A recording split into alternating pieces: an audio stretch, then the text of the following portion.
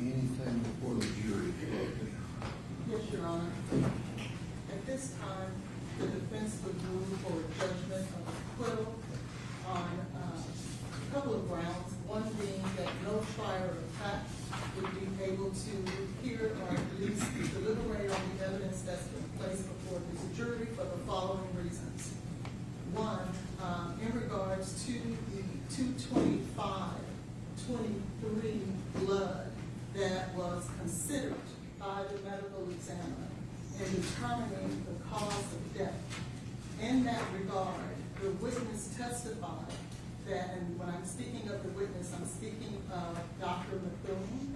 Dr. Bethune testified that there was no way that she, well, I shouldn't say that she considered and had to rely on the summaries of the individuals who performed the test for litigation packet.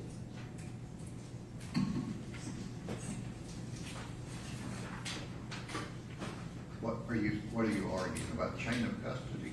No, Your Honor, the state, Smith v. Arizona, in regards, there was a surrogate witness that was placed on the stand. After her testimony, it was developed that she had to rely on the summaries of the individuals that actually performed the testing on that vial of blood for 225-23 and work order number 231-26889. That is the very vial of blood that the medical examiner relied on in determining the cause of death for Ms. Benning.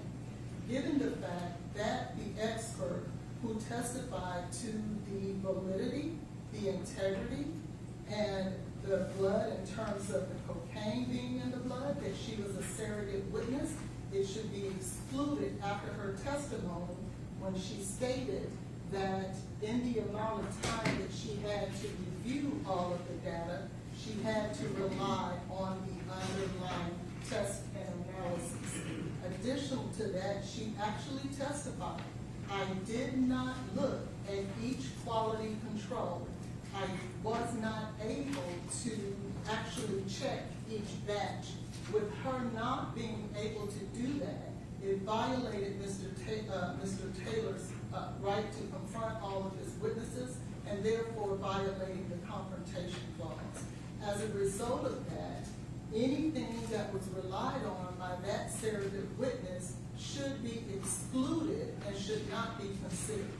Without the blood listed in work toxicology report number 231-26889, there is nothing that the ME has testified to that she relied on in order to determine the cause of death for Ms. Benning. In addition to that, there has not been one witness that has come and tied Mr. Taylor to any drug, any form of cocaine whatsoever. There has not been any evidence presented to this court that Mr. Taylor bought cocaine, researched cocaine, did anything of the sort during the time. Does there have to be?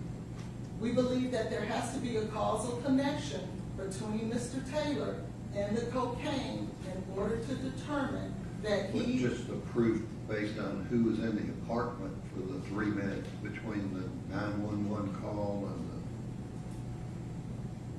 the Ms. Benning's call, isn't it?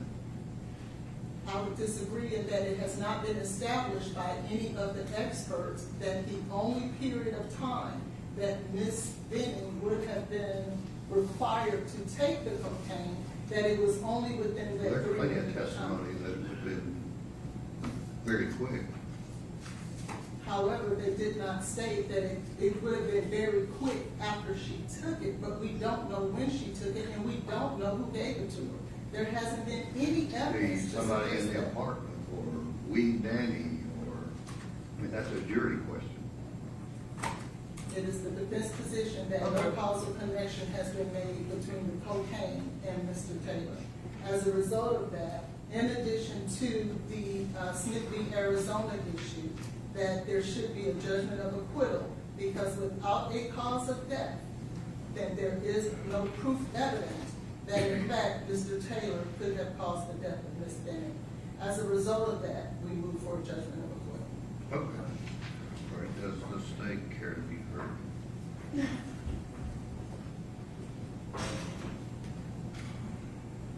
Your Honor, Dr. Mithun was very thorough in explaining that she did her own analysis. She was not a substitute witness, just reading from someone else's report. She did her own analysis. She formed her own opinion. She wrote her own report. It is not even a comparison. Her explanation about that there's no connection to Mr. Taylor and the cocaine, the state submits that there is substantial circumstantial evidence of he is the person who put the cocaine in Jade Benning's drink. Her own words were that she just didn't know what it was. Dr. Carney gave very explicit testimony about timing and that it wouldn't take long to feel the effects. She described dizziness as being something that would be possible, as well as the person might be able to walk, but not for very long after ingestion. And she said that a time frame of approximately 30 minutes until Jade Benning would be in full cardiac arrest, that was consistent with everything that she knew, and specifically consistent with the other autopsy she reviewed. That was the only one that had circumstances similar to Miss Benning's case. There is I would say proof beyond an absolute certainty that Mr. Taylor was the only one with Miss Benning in that apartment during that time frame. So the state would ask that their motion be denied. Okay.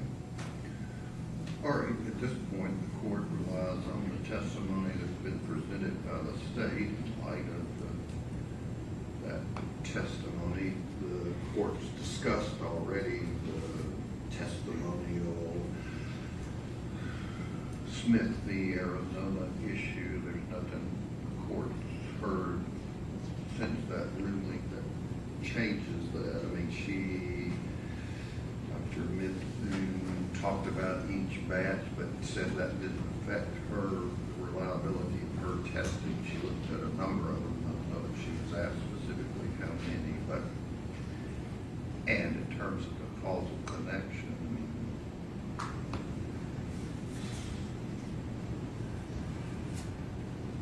something happened to Miss Benning in that apartment. There is circumstantial or direct proof that Mr. Taylor was the only one there, so that's not my role to judge credibility. If they believe Miss Jackson's statements, then the cited utterance from Miss Benning tells us who it was. So I'll overrule the motion for judgment of acquittal. And who is the defense first witness?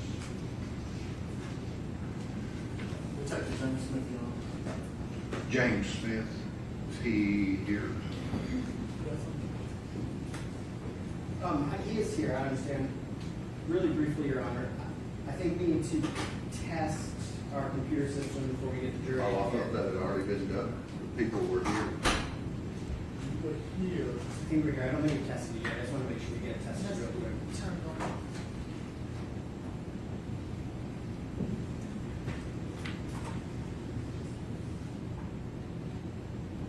Is that your computer? Yes, What's on your computer? it's a PowerPoint that's on Well, your apps are down there. yeah.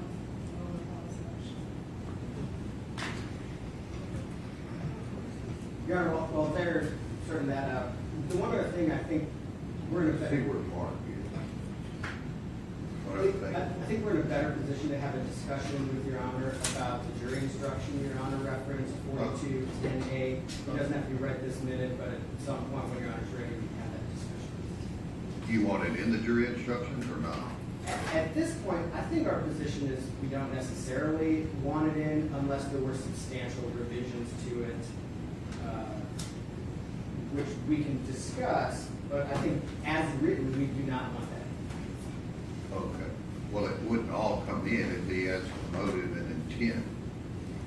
So- The other concern I will point out, Your Honor, is the language of that jury instruction uses the word crime. That's why I asked you if you wanted. It could say crime or other wrongful acts. Our position would be the word crime should be taken out entirely, because there is no proof. I don't know, that's what I said, whether the jury thinks discussing with someone else about facilitating or causing an abortion is a crime or not. I think there's specific case law that that's not. So you want it in there if it says other wrongful acts? I mean, What word do you want in there? the closest I think we would, I mean, I think that was our position on this entire form. What do you want in there? If Your Honor wanted to charge that, I think we would be comfortable with. I don't want to charge anything, it's up to you. I'm required by law to put it. We don't want it. Oh. That's our position. Thank you. What Mark from it? But he was here. Nathan, we don't need this for the first witness, so we could keep it to this. All right, get it, Detective Smith.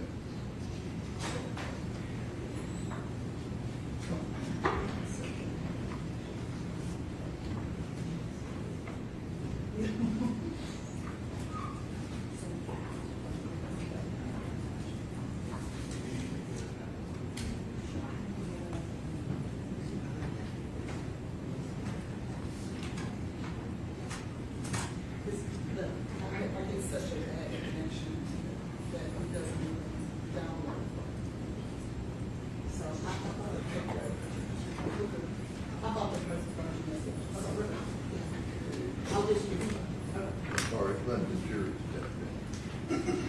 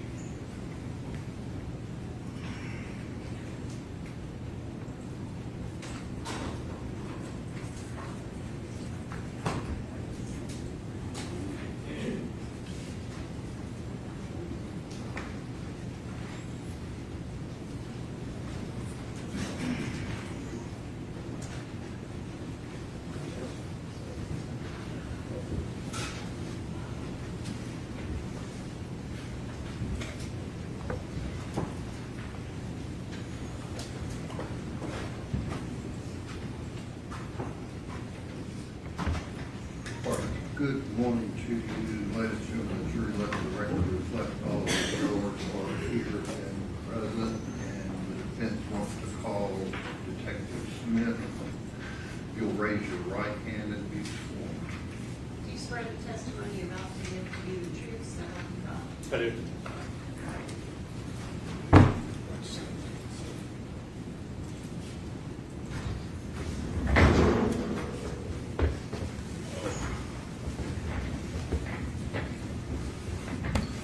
Good morning, Detective Smith. Good morning. Can you please state and spell your name for the record? It's James Smith, James Smith.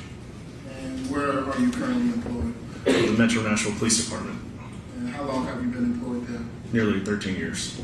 Did you ever have an occasion to get involved in this case involving Mr. Blaise Taylor?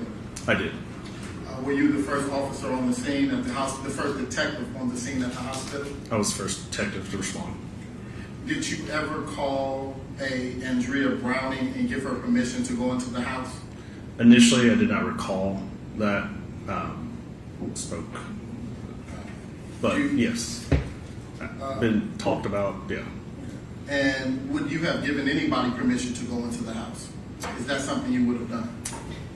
The only time that would be done is because I was not doing the search warrant, and the officer I had released, the officer, who initially was going to secure the scene or the apartment at that time, he had been released. The apartment at that time had been released, was no longer in police custody to be frozen and such. So to give permission to anybody, it would have been after that fact that I can't say they can or cannot go in there at that time.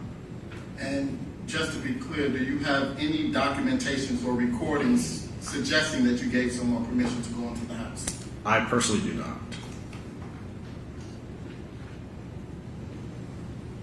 And would you have given permission for her or any friends to enter into the apartment? If given permission, it would have just been family. I would have given family. And did you give family permission in this case to go into the apartment? Based off the recollection that was given to me, it would have been either stepmom or mother. But Ms. Browning would have been the contact. Would an email that you sent refresh or aid in your memory for your testimony here on today? Yes.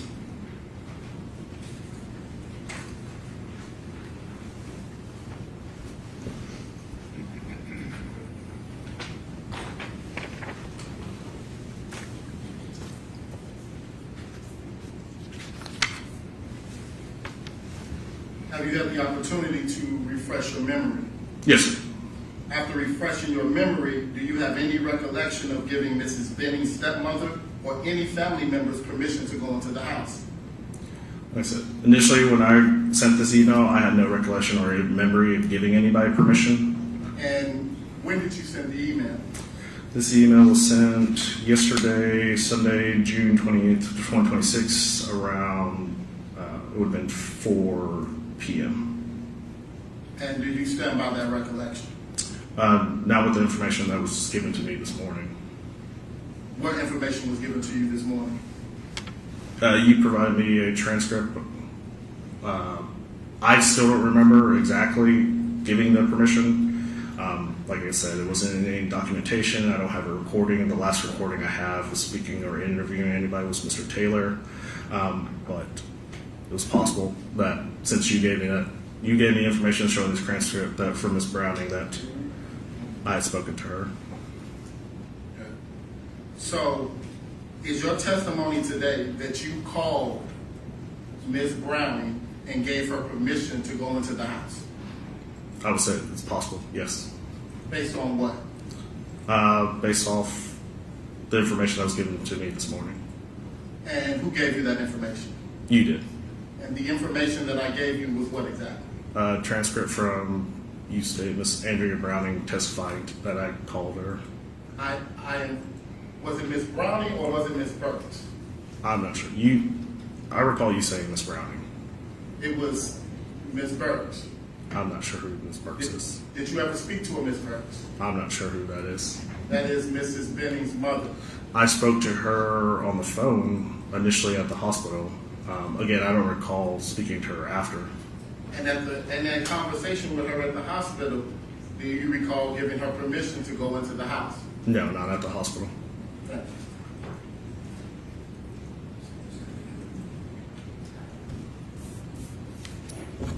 Clerk, any questions from Mr. Taylor? With Sergeant Smith, correct? Yes, sir. All right. Sergeant Smith, the other patrol, the uniformed officers had spoken to certain individuals, including Ms. Browning, before you did, correct? Yes, sir. All right. And if the timing reflects that your conversation with Ms. Browning was approximately 1:45 a.m., does that sound accurate?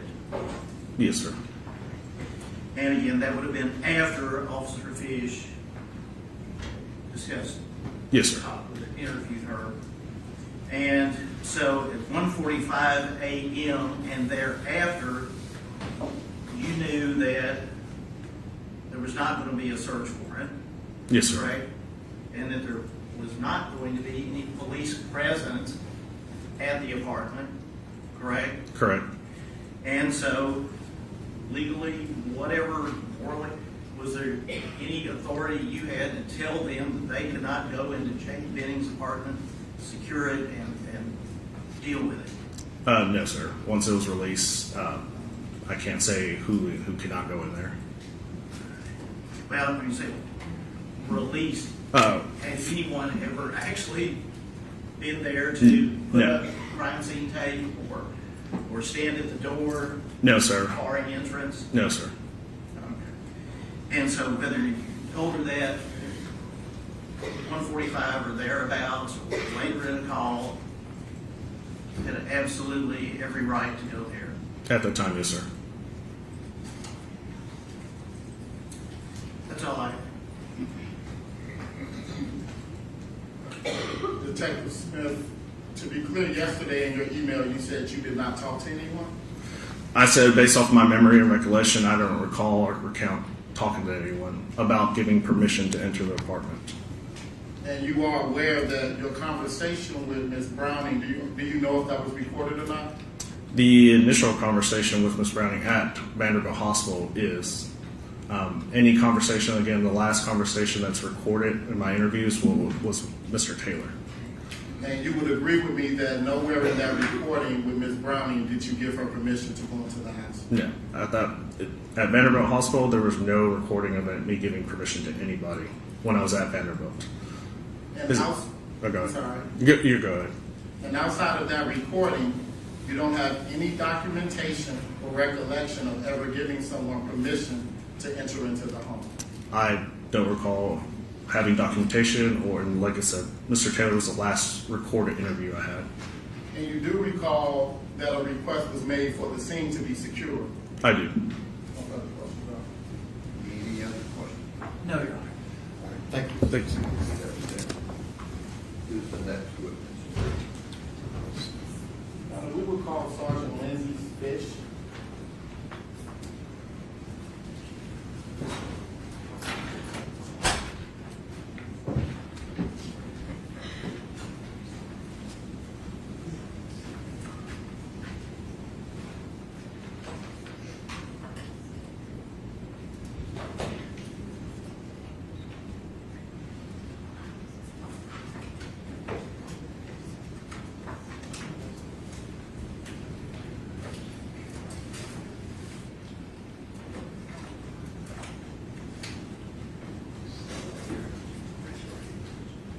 Do you swear the testimony you're about to give to be the truth, so help you God? I do.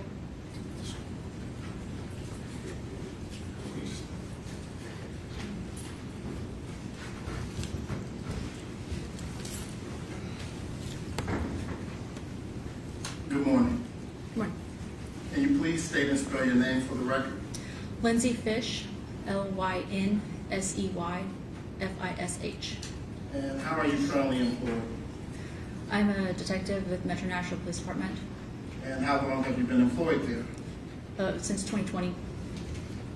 And did you ever have an occasion to make the scene in an incident involving Ms. Jade Benning at Vanderbilt Medical Center?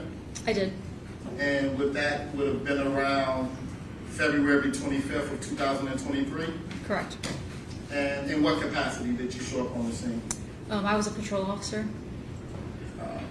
Were you wearing a body worn camera? I was. Was it activated? It was.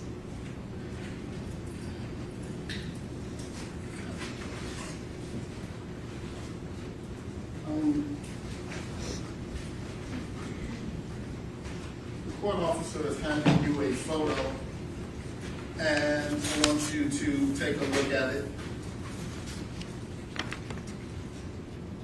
Do you recognize it? Yes. Does it purport to be a still image of your body worn camera from that night? It is. And is it a fair and accurate depiction of your body worn camera that you were wearing that night? Yes. Has it been altered in any way? It doesn't appear to be. Your Honor, at this time, I would ask that this be entered into evidence as a defense exhibit 3, I believe. Yeah, we're just putting it in that. 55, I'm sorry. Okay. Permission to publish on? Okay.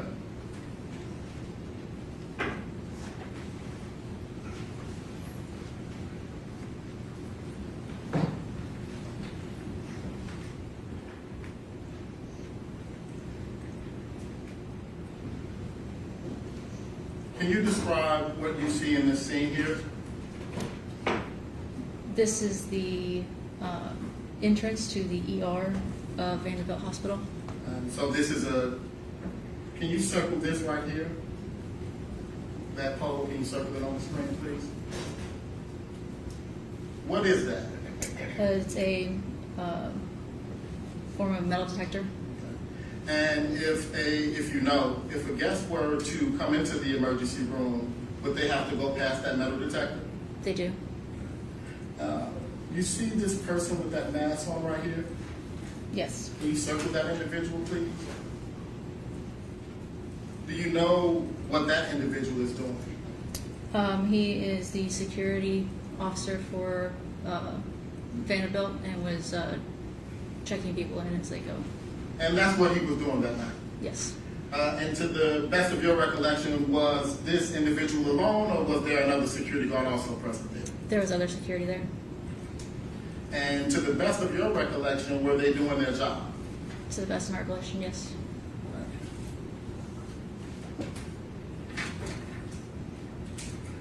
Did you ever have an opportunity to speak with a Miss Brown that night? Yes. One second, I want to go right back to exhibit number 55. Can you tell me what, if anything, that security guard is wearing on the face? The mask? Uh-huh. Is that a mask that they're wearing in this photo? Yeah. What about the individual that appears to be checking in? Is that individual also wearing a mask? Yes.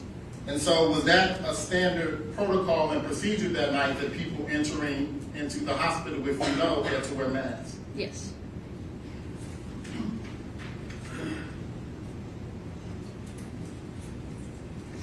Now, I just want to try to orientate the jury to, when you say you were one of the first officers on the scene that day, Correct. would that mean that you would have come before any detectives would have arrived? Yes. Did you have the opportunity to speak with a Miss Andrea Brown? I did. And do you know who that is? It was Miss Benning's stepmom. And do you Roll recall? up closer to the mic. And do you recall while speaking to her that Miss Burks got on the phone? I don't know who Miss Burke is. Miss Burks would be the mother of Mrs. Benning. But yes. She did in fact get on the phone. Yes. And you were present for that. I was. And what, if anything, did you instruct them while you were in the presence of Mrs. Browning with Mrs. Burks on the phone? I just informed them of what was going on and asked them if they had any questions. And did they inquire about whether or not there was an investigation going on? They did. And what did you tell them? I told them that there was an investigation going on. Did you inform them that detectives will be coming out? Yeah, I did. Did you tell them that the house, the apartment, should be frozen? I did. Did you tell them that in being frozen, no one in, no one out? I did. And you came before Detective Smith, correct? Correct. And again, when you gave those instructions, Ms. Browning was present Yes. and Ms. Burks was on the phone? Yes. No further questions, Your Honor. Questions from the state?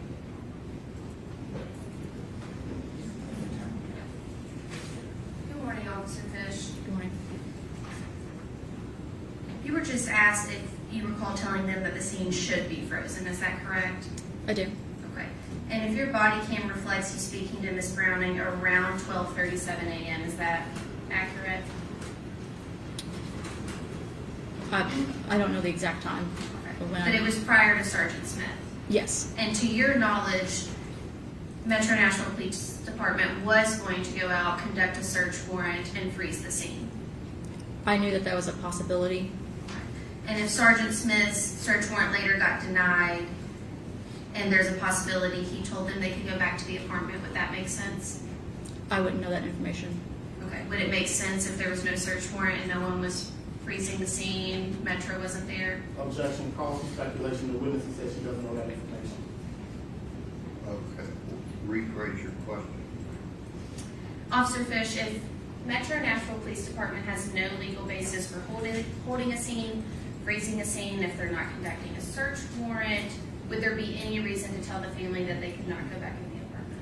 No. Okay, those were my questions. Thank you.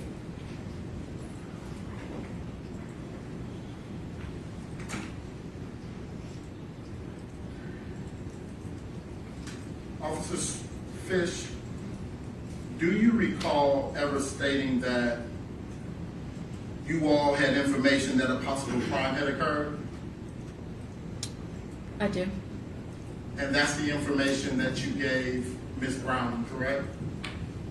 Yes. That the investigation was, why the investigation was happening. Fair enough. No further questions, Your Honor. Any other questions? Yes, sir. Thank you. You could step down and be excused. Thank you. Who's the next one? The defense calls Leah Gutierrez.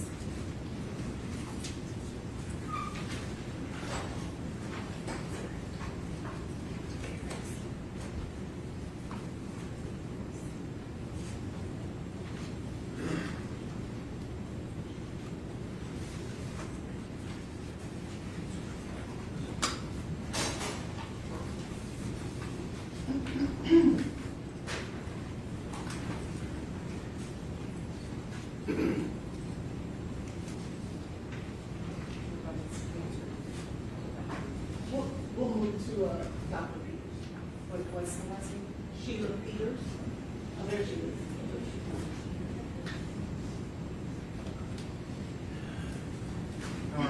May we approach before? Okay.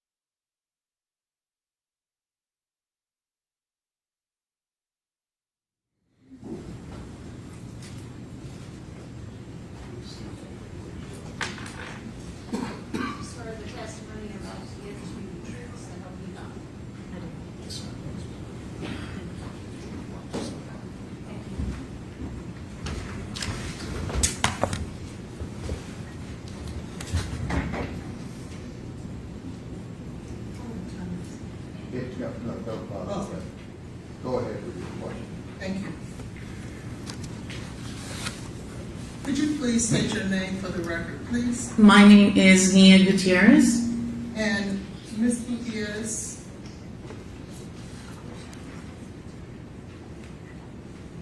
how are you employed?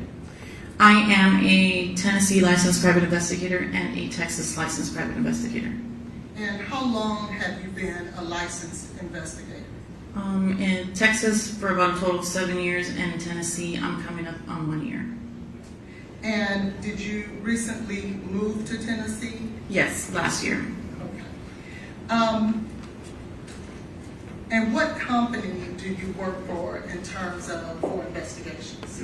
Out of Texas, I work for Willis and Associates, and out of Tennessee, it is Covert Results. And how long has Covert Results been in business? Since 2017 or 2018, I believe. Okay. Did you have an opportunity to go out to the Ontario apartment where Ms. Benning lived? Yes. And when you went out to the apartment, did you have an occasion to view the apartment where Ms. Benning lived? Yes, I did, on the exterior with the door closed.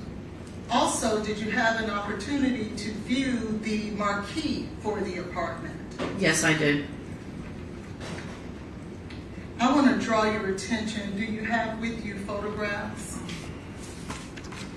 I have something else not to put photographs with me. Should I have photographs? Yeah.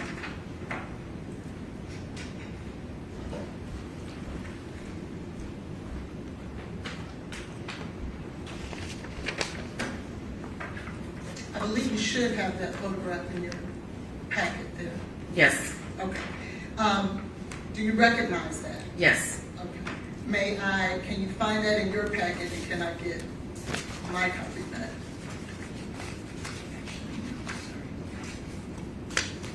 I'm sorry, this picture is not in my packet. Okay, that's fine.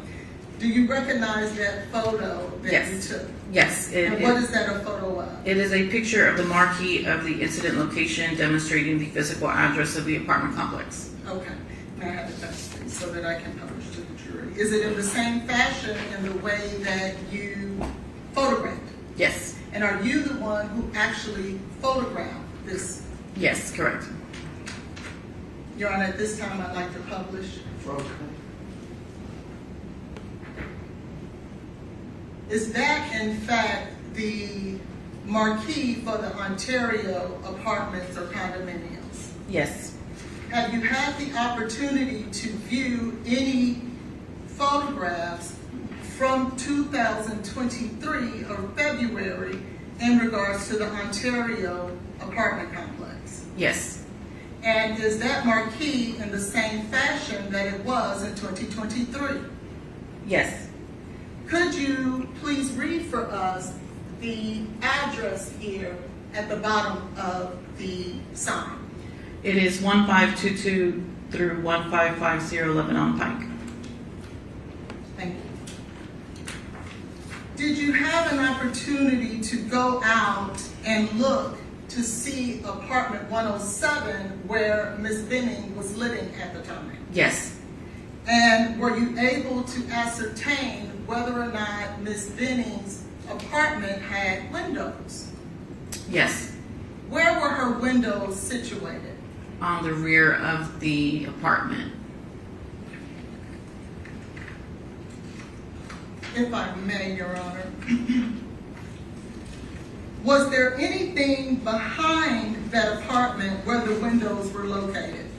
There is a trailer type business. It's a trailer service repair business at the rear of the apartment complex. It's rather large, and from my understanding, it's called TSR, and they repair trailers. I want to first show you this photograph here. Do you recognize that? Yes. And what is that? It is an angle from the rear of the apartment. And are you the person who actually took this photo? Yes. And could you, for the jury, well, let me ask that it be admitted first, Your Honor. Okay. Could you, for the jury, please point out which window belonged to Ms. Benning's apartment? It would have been, I'm not sure. Mark, I can mark on here? Sorry. It would have been this one. okay. And I want to now show you another photo. You can clear the screen. If you, Oh, sorry. okay. Got it. There you go. I want to now show you this photograph.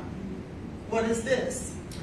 This is a picture of the rear end driveway, you could say, of the apartment complex. Coming in after you would come into the apartment complex and then turn to the left. It is a picture of the driveway alley behind the apartment. And would Miss Benning's apartment window be adjacent to that? I guess, would it be a pasture or field? It would be, you could say, parallel, yes. Okay, parallel, thank you. And if you could just orient the jury where Miss Benning's apartment window would be located. I can point? Yes. Okay. It would be this way. And did you take this photograph? Yes. At this time, we would offer specific, We'll just make it collective whenever you Thank get you, all Your of Honor. them you got. If Miss Benning was to have a camera in her window, where would that camera, if it was facing out, where would it focus on? Where would it be directed towards? Depending on the range of scope of the camera, it would have captured the entire back alley drive here, or maybe just her back patio, or to where a vehicle could be stationed back there, or all the way up into the trees. It's unsure. Were there any other windows besides those windows that you saw in apartment 107 at the Ontario? That is the only one that I recall. I want to draw your attention now to another photo, if you can clear the screen. What is this? This is an angle closer to the end of the parking where the truck repair service business is located, just below on the hill. Is that also behind Miss Benning's apartment and the view that would be out the only window in her apartment? Yes.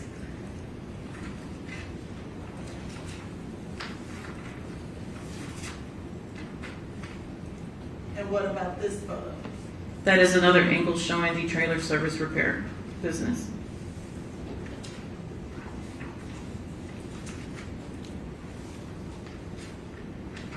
Now, did you have an opportunity at our request to do any research in regards to the son of Miss Stephanie Franklin? Yes, I did. Did you determine a name for the son of Miss Stephanie Franklin? Yes, the name is Jordan Franklin. And were you able to ascertain whether or not Mr. Jordan Franklin was in fact a police officer? Your Honor, to object to the relevance of this. Your Honor, there's been testimony that a police officer gave Ms. Franklin. Right, you asked all about it. A police officer told her to do X, Y, Z. Correct. And if I Now- may, I would like to, So what do you want to ask? did you ascertain whether or not Ms. Franklin's son was actually a police officer? Yes, so to answer the question. Object, that would be based upon hearsay. Care to be heard? Yes, it's not hearsay. She did the record search herself, Your Honor. Well, I know that, but wouldn't the information be an out-of-court statement offered for the truth? I don't believe that if you were doing, nobody told her anything. She researched to see whether or not a T-code existed So for you Ms. want to litigate whether the gentleman was or wasn't a police officer? I think that's very important for the jury to know, Your Honor.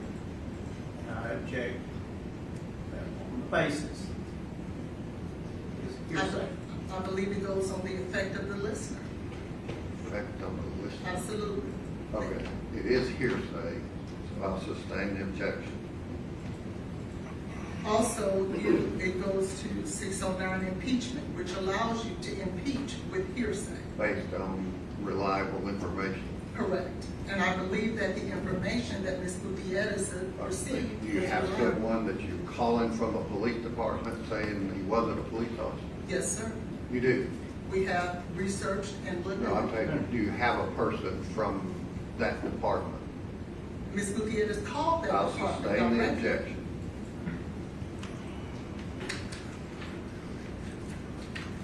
And, Your Honor, if I may, through this witness, introduce this judgment. I certainly object to that.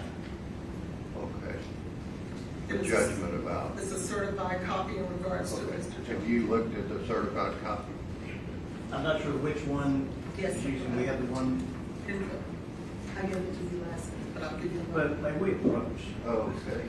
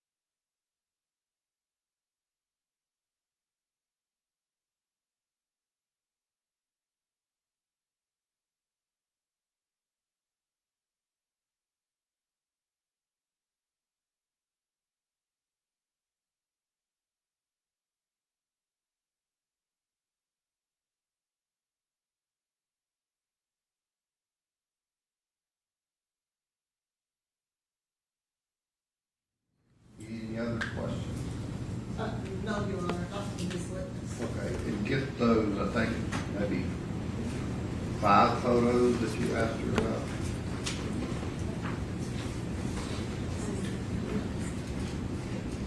Get those and we'll make them 56 collectively. Okay, any other questions? Not of this witness at this Okay. time. Any questions from the state? I would request, James, Any statements you have from this particular witness? No, Your Honor. Okay. and may I see that you exhibit, The photos? the collective exhibit? Yes, sir. Okay.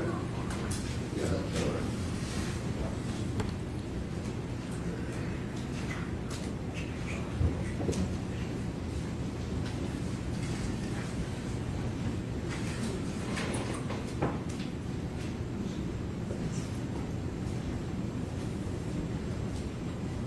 I believe you said that you were employed by covert investigations.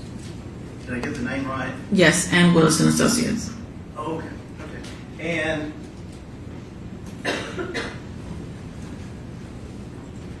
is that based in Texas with an office here, or is it totally Texas? The Willis and Associates firm is based out of Houston, Texas, and Covert is here out of Nashville, Tennessee. Okay, and so when were you retained? When were your covert or? Are you asking if I've been retained through which firm? Yes. Or, okay. Okay, well, I've been retained under Willis and Associates since before my move to Tennessee on this case. I was just trying to get the time line down. And with respect to this particular case, when were you retained? Covert Results was retained at some point on the case after Willis and Associates, but is my understanding, to my knowledge, When were you retained on this case? You start billing. I'm billing under Willis. When did you start? Early 2024. And what is early 2024? I would say probably March. Do you have records of that? Yes, according to timesheets that I turn in, correct. And do you have those with you? I do not, but I can get them if needed. Did you have any other involvement as an investigator with this case prior to, when you say early 2024? No.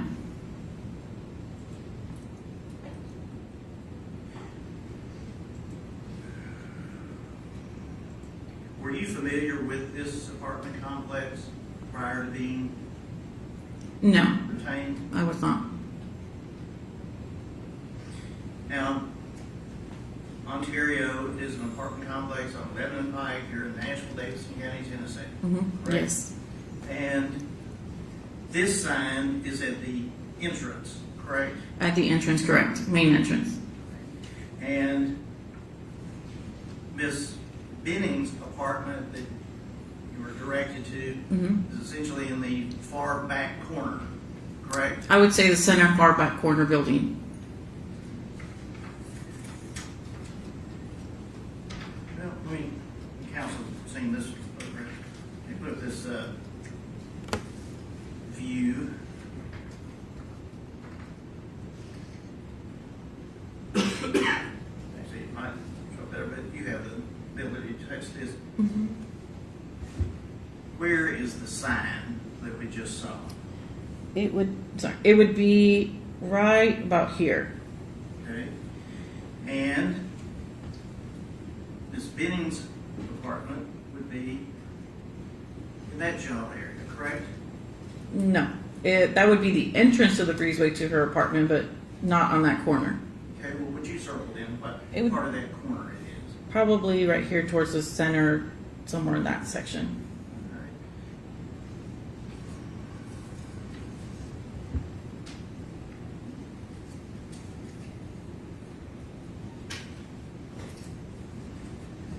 Yep, another one that's a little bit further out. And this is a larger view of the businesses in the area, correct? Yes.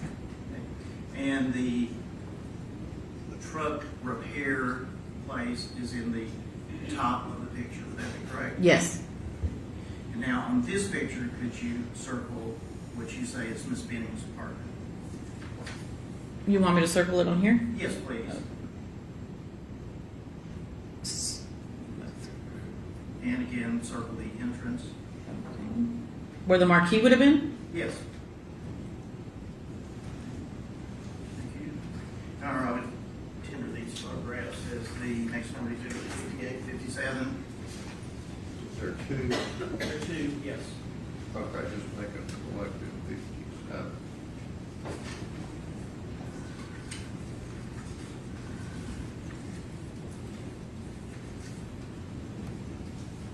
And this is part of Exhibit 56 that we've previously seen.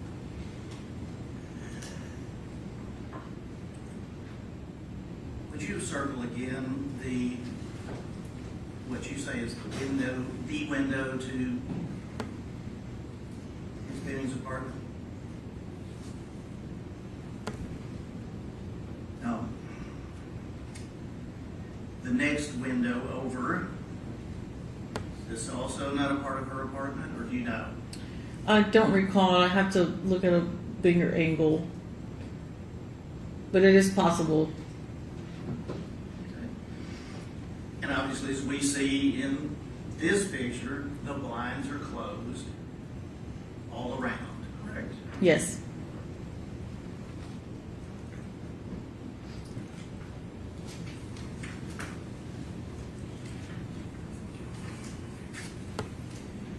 You never went in this apartment, did you? I did not.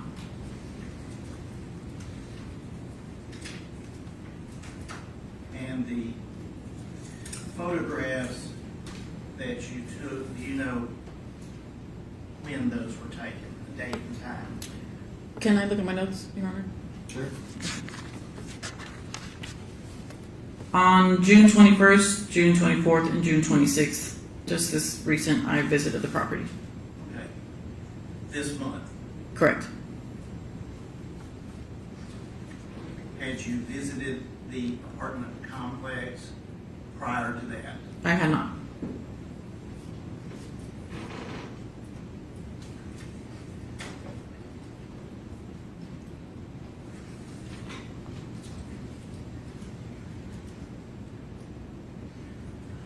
Judge, those are my questions. I'll Okay. submit these in fact. Any other questions? No, Your Honor. All right, thank you. Next. At this time, Your Honor, we would submit a judgment. Okay. The judgment for Keontae Jones for a conviction of theft on September the 1st of 2022. Okay. Mark that as 58.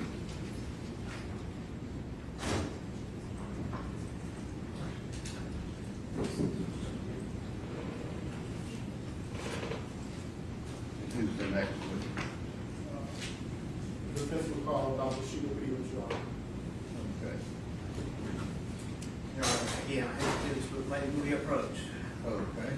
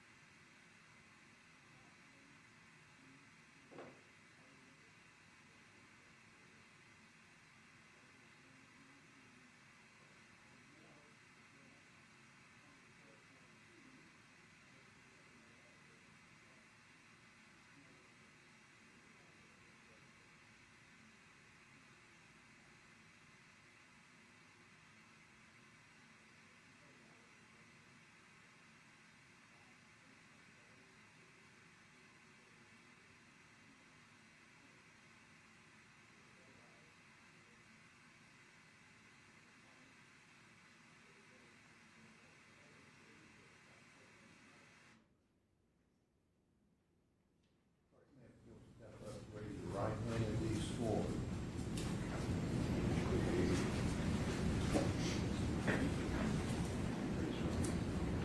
Do you swear the testimony you're about to give to be the truth, so help you God? Yes, I do.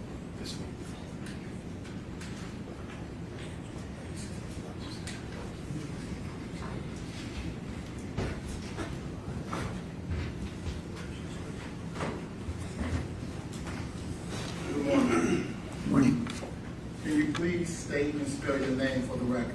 Sheila Peters, Sheila Peters.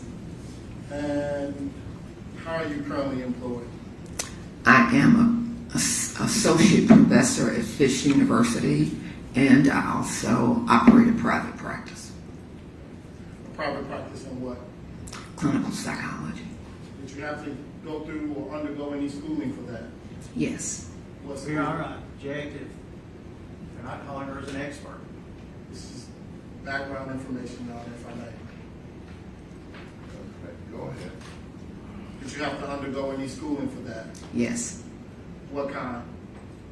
Undergraduate degree as well as a master's and a doctorate. From where? Undergraduate degrees from University of North Carolina, Chapel Hill. My master's and my PhD from Vanderbilt University. Dr. Peters, have you ever been employed with the Tennessee Titans? Yes. In what capacity? As the team clinician, And in that role, what were you expected to do? in that role, I was expected to provide support and assessment for players, coaches, and the entire organization. And when you say support, what, if any, difference is there between support and clinical work? My role was to help anyone that was experiencing any kind of distress and determine what their best treatment would be. Did you ever come to know Mr. Blaise Taylor? Yes. How? During the playing season, on average, I would attend one practice a week, and I would see him as I would see other individuals coming out to practice. And in those general interactions, what was, if any, your impression of him? Your Honor, I object to that. Impression. We're not having. They were co-workers, Your Honor. I'm just Okay, asking she her what said was that. her impression of Mr. Taylor. With a time frame. All right, I'll sustain the objection. When did you ever interact with Mr. Taylor in 2022? Just cordial hello. And did you ever interact with him in 2023? Yes. And what was your interaction with him?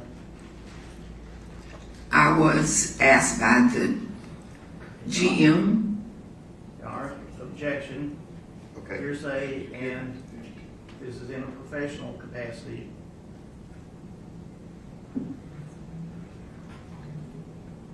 If I may, Your Honor. What is your question? My question is, did you interact with him at all in And your answer is 2023? yes or no? Yes. Okay, she did. Thank you. And what time frame did you interact with him? It was in March.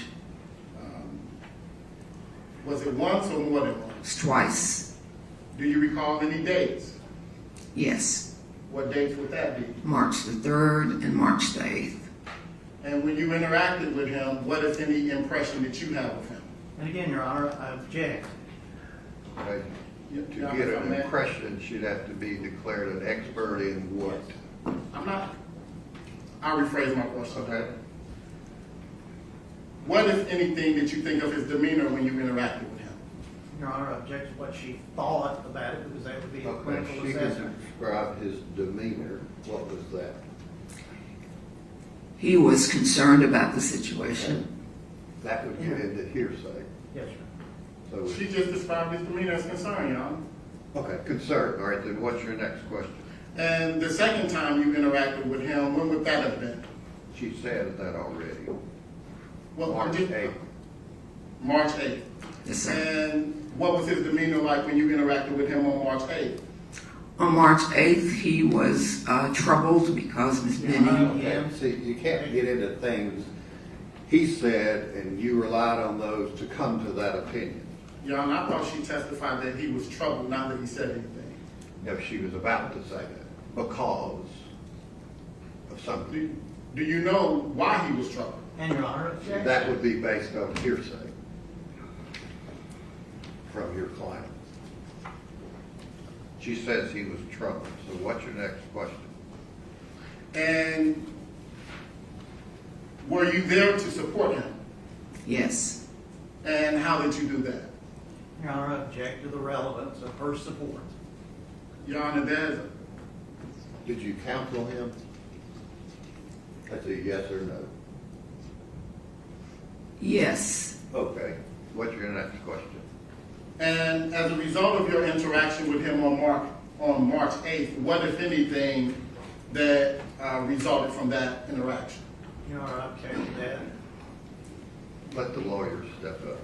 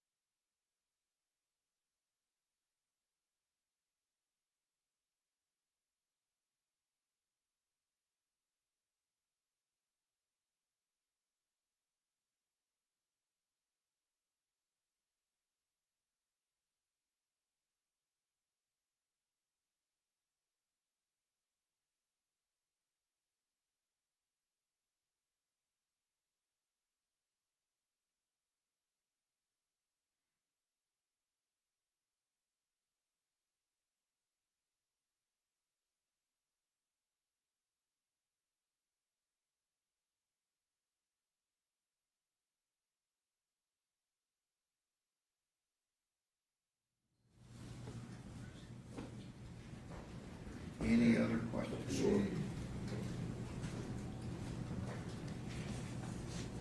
Dr. Peters, do you know if Mr. Taylor remained with the Titans after March 8th? I don't know. Do you know where did he go, if anywhere? Sometime thereafter, he went home. Do you believe that was a good decision? Well, Your Honor, whether she believes it. Okay, I'll sustain the objection.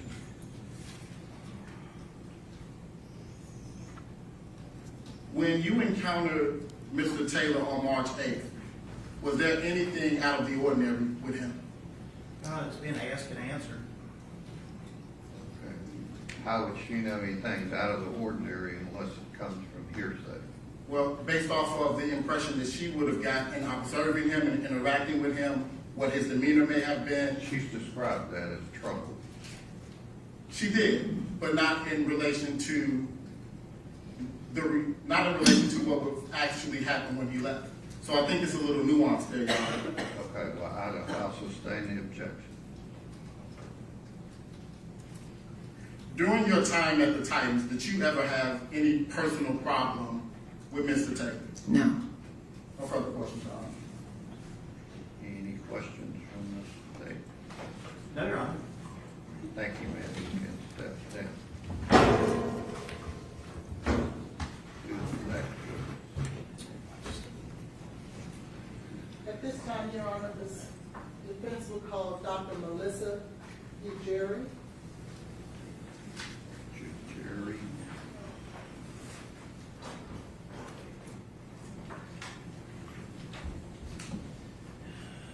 Your Honor, at this time, pursuant to previous discussions, state request to carry out, because we have no report. All right, ladies and gentlemen, the jury appeals step down the hallway just briefly.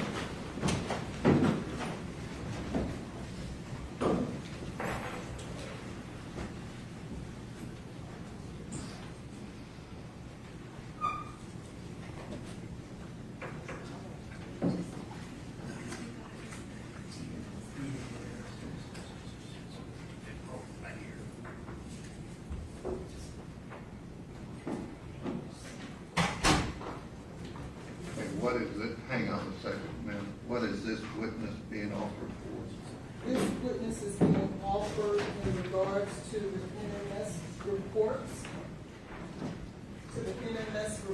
that were tendered to the defense in regards to the blood and urine of Ms. Benning, and the testing of that blood and urine that went to the cause of death in this particular case. And you're wanting her declared an expert in what field? And laboratory testing of toxicology. Is she a toxicologist? She is. Okay. And the state's objection is what?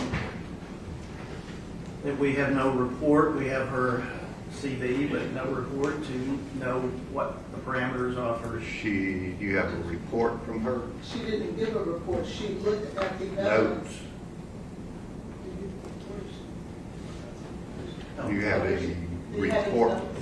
So no, I'm asking you, do you have any information from her that would be considered a statement? I don't, Your Honor. I've asked I'm her not talking questions. about you, I'm talking about your firm, your counsel.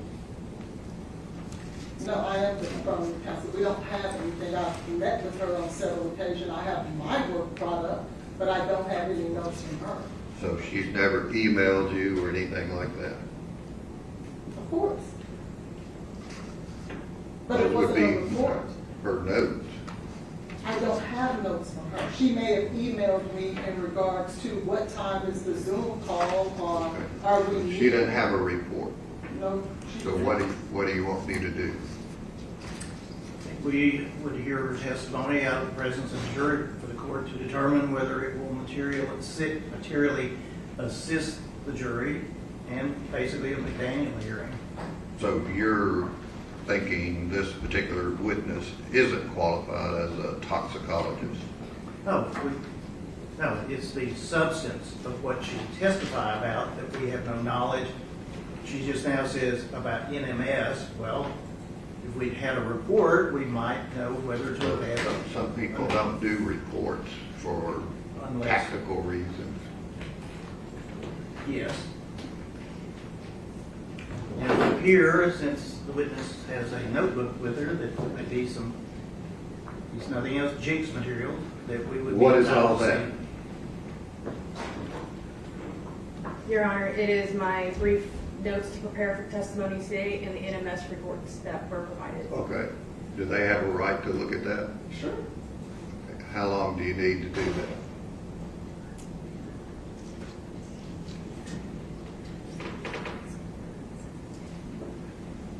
See, the jury's back there thinking, I won't say what they're thinking. Judge, prior to the last trial, when we had this come up, certainly recall that the court said witnesses would be excluded if they did not prepare a report. And here we are now without a report. I don't know if I said that. As well as counsel saying that they were only intending to call Eric Devlin. Well, I don't know who that is. I mean, this person is listed on this witness list. We have provided the state... Lena Gill. We have provided the state a full list of all of our experts and a brief summary of what they are to testify about. The rules and the statute does not require that every expert draft a report. Any notes that Dr. DeGarry may have, I don't have those notes. And they are more than willing to look at whatever notes that she's made in order to assist herself in this testimony in the same manner Dr. Laffoon had to give me notes when she turned over almost 10 pages of notes to Do me. you have all of your notes pulled out? They're right here, sir. Do you want to look at those, the state want to look at those before she testifies? Yes, Your Honor. Okay. Run copies of those, Mr. Evans. And of Dr. Bartolome, Dr. Larkin, and Dr. Lindsay. How many of those do you plan on calling? All of them. Do they have notes? I can find out. Do they have reports? They do not have reports. All of our experts, Your Honor, reviewed all of the toxicology reports in this case. There were almost 13 toxicology reports in this case that needed to be interpreted. There were litigation packets that went along with those toxicology reports that were out of the purview of counsel's knowledge. We're not scientists, so we had to actually confer with experts in order to understand the science in this case. Sure. And so we hired experts to assist us to do that. Could you have someone get from those other 3 doctors their notes that they would be using to testify? I certainly can. And get those to the state? I certainly can. All right, go ahead and do that. How long is the state meeting?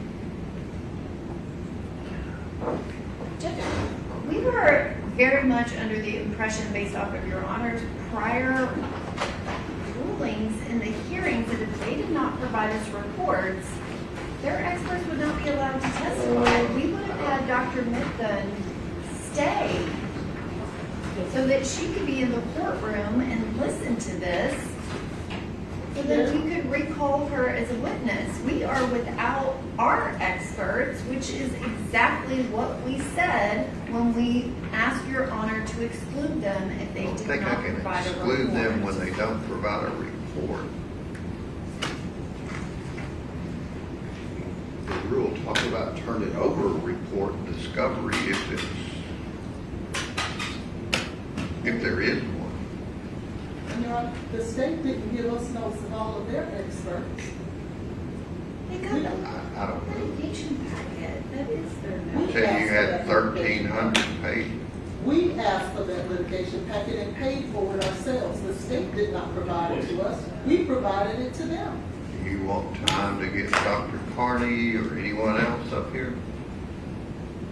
Judge, our toxicologist is in Pennsylvania. We never said we I want. didn't ask you to say anything. So what do you want me to do? Declare a mistrial? Delay it till next Monday? Would Your Honor allow us to contact Dr. Mithun and see if she is available to watch it by video so we can at least confer with her after this witness testifies? If she was present today, she would be allowed in the courtroom. Sure, she can go on, as I'm understanding it, live streaming and watch it. May I step out to get in touch with her to see Sure. if she's available to do that? All right, get those other notes. We'll be in a 15-minute recess. 15 minutes.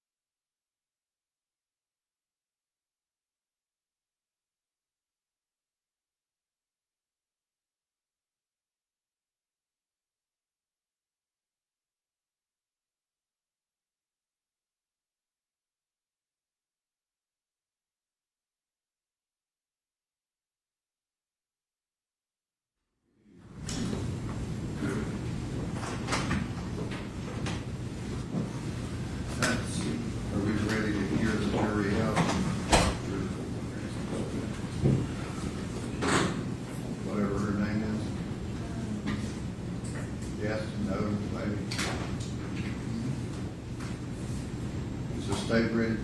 Yes, Judge, we were just, honestly, to expedite the process, we are no longer asking for the jury out. We have our toxicologist that's on the link, and we won't, if your honors are going to allow the witness, we won't object. Okay. Well, do you want to be heard on your qualifications and all, then I can do that. Not as a attorney. Okay. And then if Dr. Minton is to be recalled, I don't know. I haven't heard anything. I don't really know nothing. Which means, Your Honor, we would like notes and emails as well, please. what are you talking about? I said, if she is, so that we can get ahead of it, we would like notes and emails as well, please. Notes, emails about what? Her testimony and her notes that she made. She would be, as you said, offered as rebuttal. And I would like it. Raise your right hand, we'll just bring the jury down there.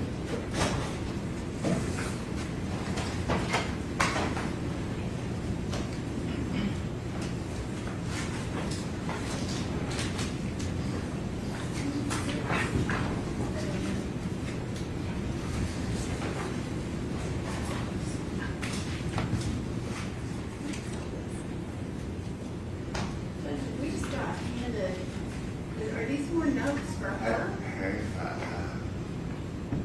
Shut the door there.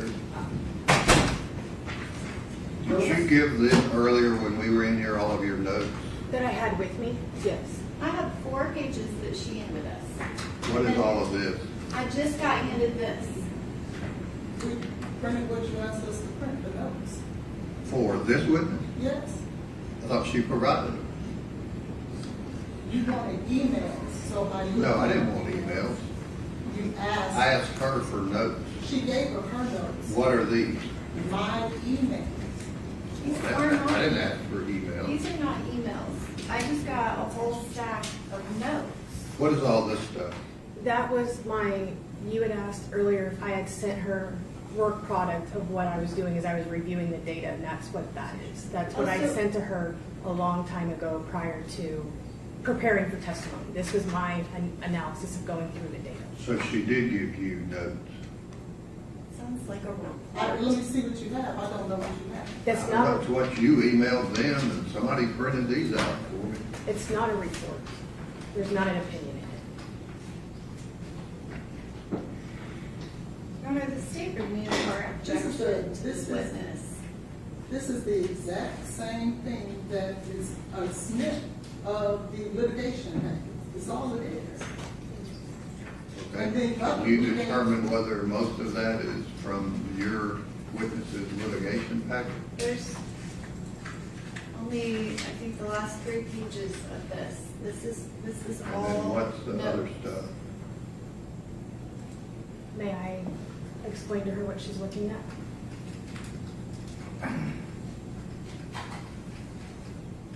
I'm asking counsel. Okay. If you look, all of this are snippets of the litigation package.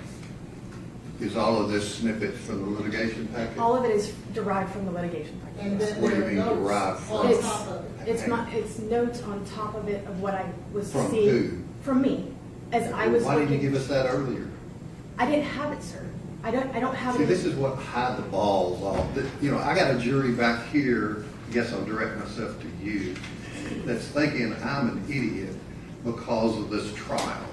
The procedure, the logistics, and they're back there wondering what in the heck we're doing. That's why, you know, the intent of Rule 16 is not hide things. I'm getting the notes in the same number that they gave Why to did they me give when them? Dr. I'm not worried about how they Nichols gave them to you. I'm dealing with how you gave them to them. Well, Do you think, Mr. Brand, Rule 16 doesn't include providing these notes pre-trial? No, he did, and so. No, he didn't. Y'all didn't. I'm asking him, do you think Rule 16 would include, when it says copy photographs, documents, reports, and provide the other side, if you've requested discovery? Did that include this stuff? No, Your Honor, How so? because I think this is probably Jake's material, under 26.2. But they're reports from what you're proposing to be an expert. I don't think that's a report. I think it's her working notes as she's reviewing the material, which could be Jake's material, but is not a Rule 16 report. See, that's the problem with efficiency, which I hate inefficiency. I appreciate that. So, do you need additional time now? Yes, I would like for my expert to be able to have this. I just got handed it as she was. Can you email that to your expert? Completely disorganized. Judge, I submit that what she has provided is a report that she provided to the defense, and she just said it was a while ago, and the defense did not provide it. We filed a motion to exclude and asked Your Honor to exclude any witnesses that had not provided us with a report pre-trial. Okay. They're saying that's not a report.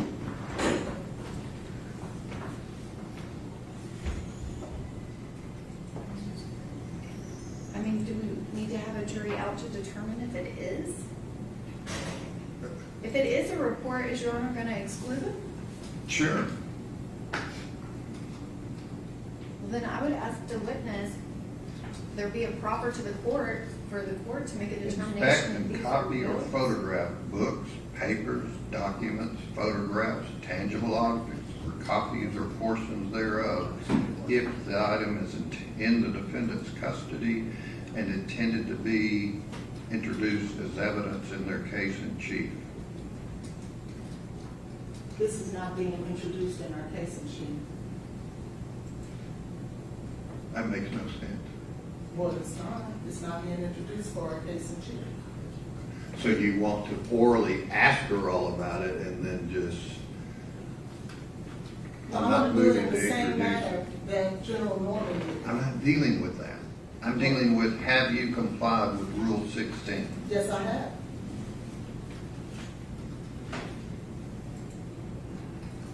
So you're not going to ask this witness to introduce anything? No, I'm not. So what do you want, General Norman? Well, honestly, I gave somebody my paperwork to go copy it and send it to our expert. I thought you got an email with that in it. I haven't even had a chance to look at it, but what the little I looked at, it looks like she typed up a report It's to not a them. report. Where is that?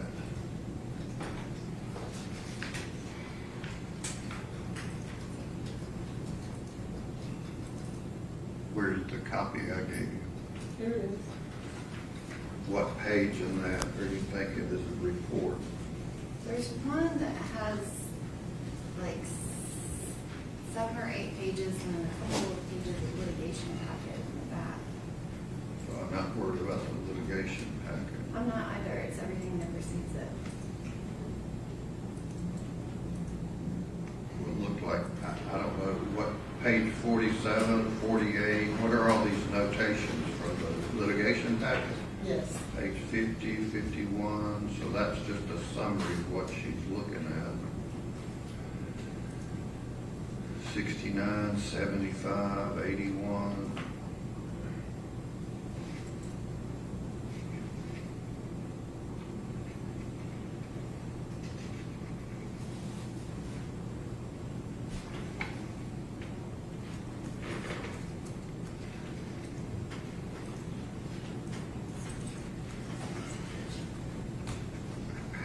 How, Ms. Holland, is this not a report telling you what she's finding in the medical records?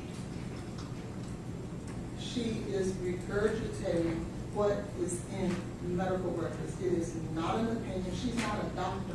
So then she can't give an opinion on a medical record. Well, it's saying here, And neither are we planning on introducing it.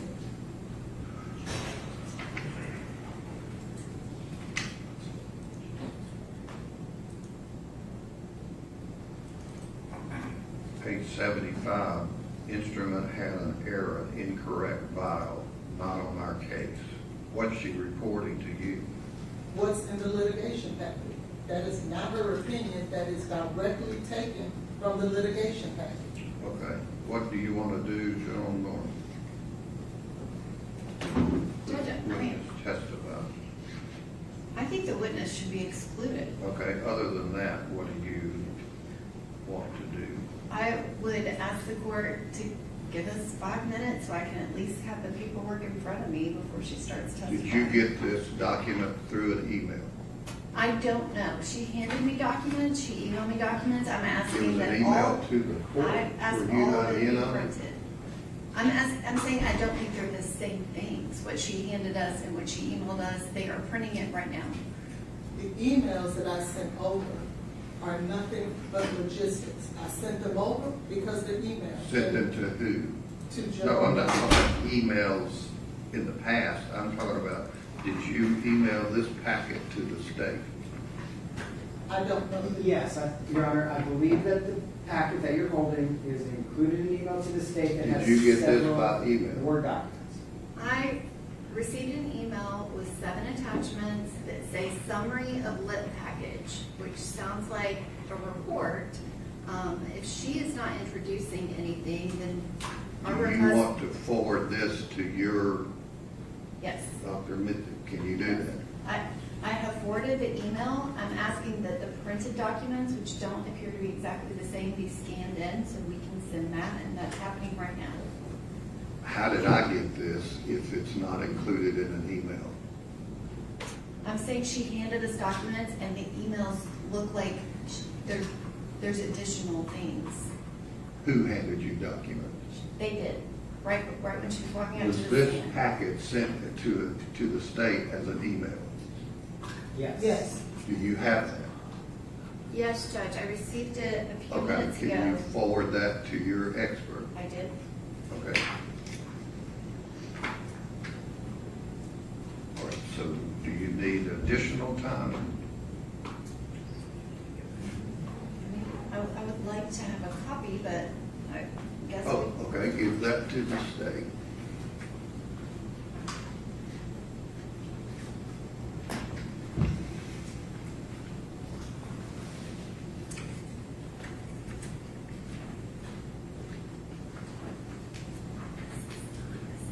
So do you want additional time?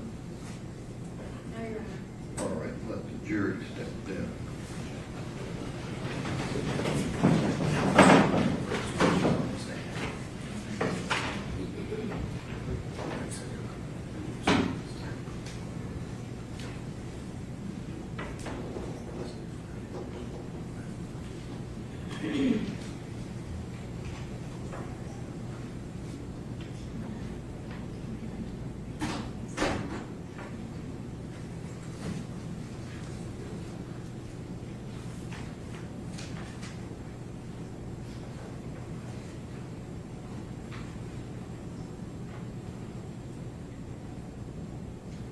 Judge, just before they get out here, the state is going to object to her testifying to anything related to any report that was not introduced as evidence in the state's case in chief. She cannot introduce NMS reports that have not been introduced. Okay. And so, These two binders? no, those are the medical records. Okay. So NMS did more testing than what was introduced in our case in chief, and I'm objecting to her testifying to any reports that were not testified to by Dr. Mitten and entered as evidence because it's irrelevant to this proceeding to talk about other tests that were not presented to the jury. Okay. Do you agree with that, Ms. Holland? I do, because we're only Okay. talking about the two. Good, then we don't that have a we problem. testified to.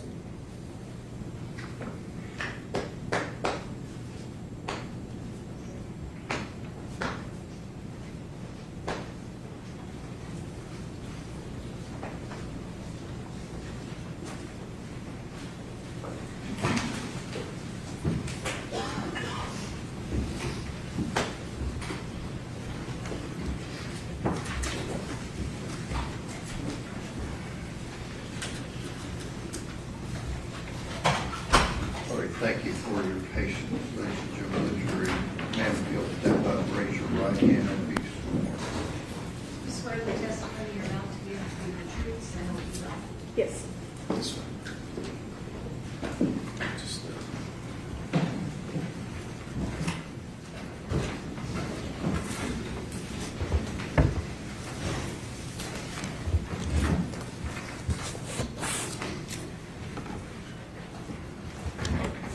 All right. Okay.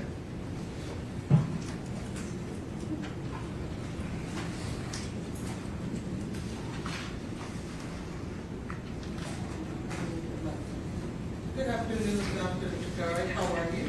Good, how are you? I'm good, thank you. Could you please state and spell your name for the record, please? Dr. Melissa Jagger, Melissa Giguere.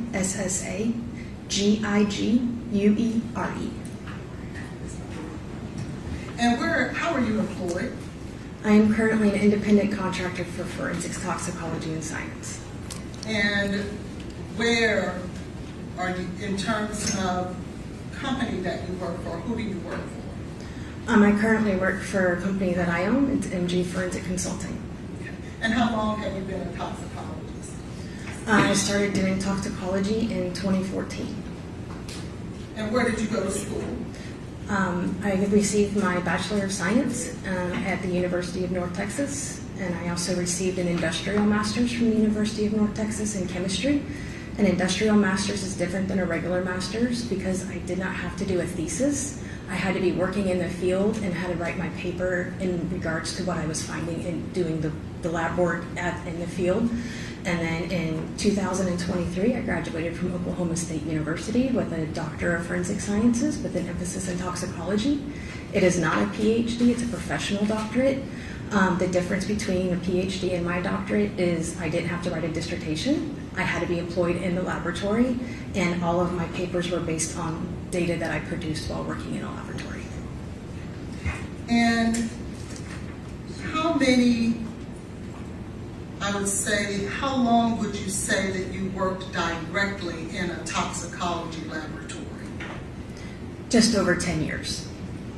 And have you been peer reviewed with your work? And have you also peer reviewed others and their work? Are you referring to peer reviewed and just releasing my data and someone reviewing my work prior for release? Yes. Yes, I've done both ways. At this time, we would tender Dr. Jagari as an expert in laboratory toxicology. Any questions on that request from the state? All right. Liz, of the jury would still have to give an expert opinion in her field. Like I told you before, you could place such weight on it as you choose. And do you have a curriculum vitae in regards to your training, experience, and education? Yes, I do. At this time, Your Honor, I would tender Dr. Jagari's CV. All right. You want her to see it? No, I just tender. Okay, just give it to the clerk for 15 minutes. Dr. Jagari, have you had the opportunity to work in labs that are accredited by the ANAB? Yes, I have. I did my full 10 years working with an ISO ANAB accredited laboratory. And what exactly is ANAB? So ISO 17025 is it's an international standard that people who do qualitative, quantitative results have to follow this standard. It is, if you look up pharmaceutical companies, petroleum companies, they follow it as well. So then you have ANAB, which is a subsidiary more for forensics that you have to follow. And so it gives a little more guidelines to be more for science versus petroleum or some other company that could have ISO. But then it goes a little further and it goes into ASV, which is an American Standards Board, and they produce guidelines and standards specifically for forensic toxicology. So you have a blanket overview and then you kind of narrow down into a funnel from there. And can you tell us some of the things that are required in order to be accredited, such as chain of custody, such as keeping things stored at proper temperatures and things of that nature? Sure. So the accreditation is very, the ANAB standard itself is very bottom line. It's very minimum, and it says you have to maintain a chain of custody. You have to monitor your refrigerators, and it should be kept between this temperature to this temperature. But you get those more finite details in the American Standards Board standards, those ASB standards. ANAB is more of a general. It's you have to do this, but you should try and go better. It's the bottom line of what it is. And so you have to maintain chain of custody. You have to document all kinds of everything in a forensic laboratory.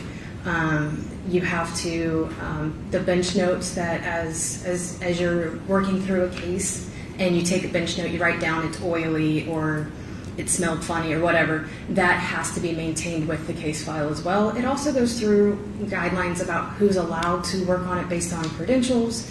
It goes through who has access to certain areas. It restricts that. It doesn't restrict it, let me clarify that. It dictates how you should document who has access. It's more of a documentation aspect from ANAB versus the recipe on how to do things. And why is that important? Forensics is the way I look at it, has three pillars. You have integrity, you have chain of custody, and then you have unbiased opinions. And you have that as a three pole and a stool. If you lose one of those, then you kind of wobble and you kind of can lose the reliability of the forensic analysis that you have. And so those guidelines between ASB, ANAB, and ISO all help to make sure that stool is good and stable and it can be reliable and accurate at the end of the day. So I want to draw your attention to the NMS lab report number 231-26889. Are you familiar with that toxicology report? Yes, ma'am. Do you have a copy of that report with you? Yes, ma'am. How many reports were issued under that work order?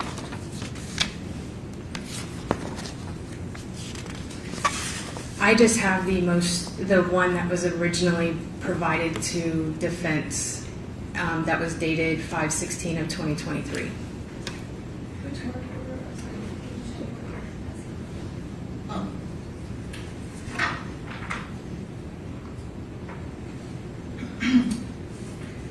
And have you recently been made aware that there was a new report issued on June the 10th of 2026 in regards to litigation packet 231-26889? Yes, you informed me of that.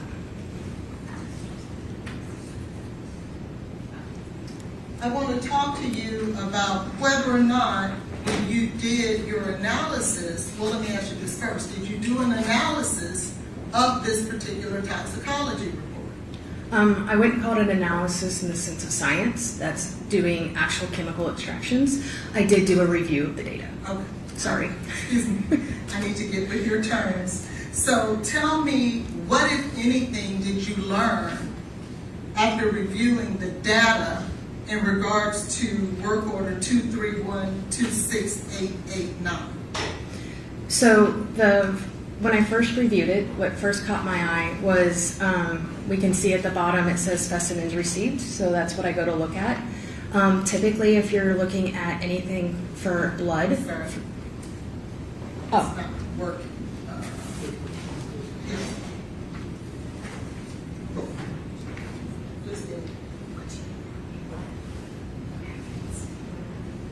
Don't worry, I can use this. My computer doesn't like that. Can I switch? We're going to end up having a problem with it, so don't worry about it.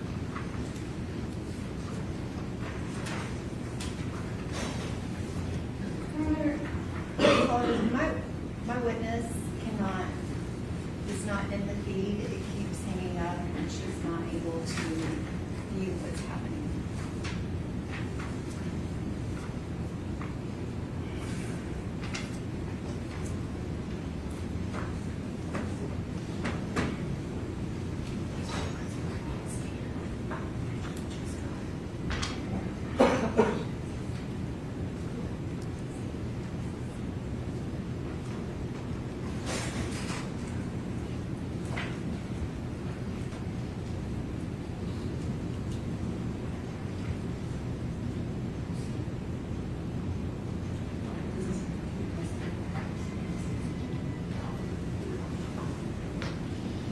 some of the witnesses in that he can hear.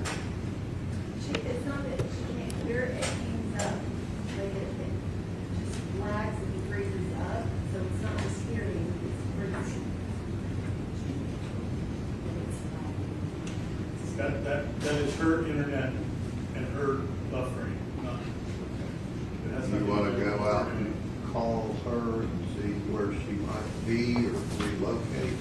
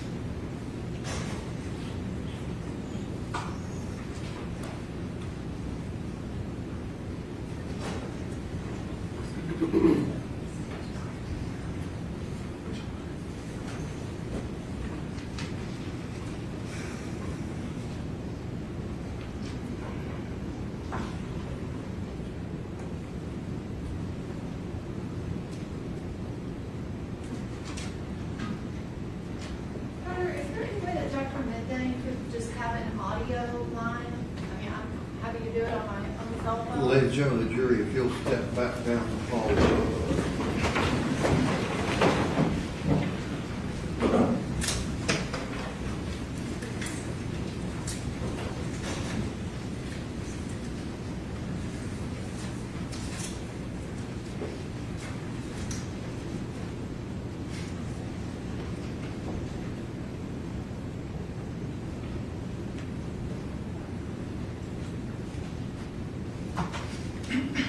I don't know of any way to do a Zoom link and do additionally what we're talking about doing in this trial. Is she somewhere that she could relocate or get better internet service?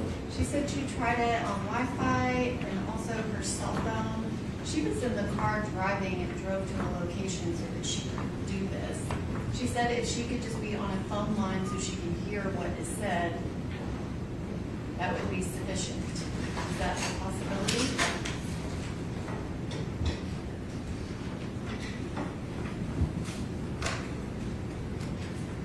I don't know how well she'll be able to hear, but we call her from that phone right there.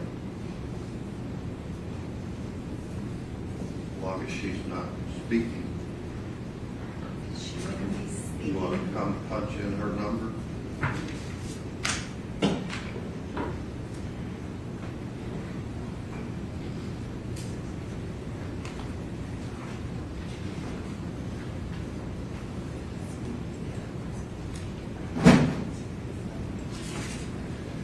Yeah, hit speaker.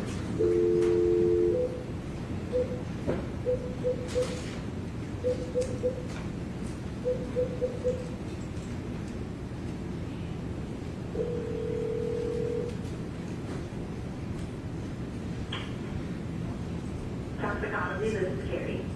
Dr. Mazin, this is Jean Norman. Can you hear me? I can, yes. So I have you on the phone at the court.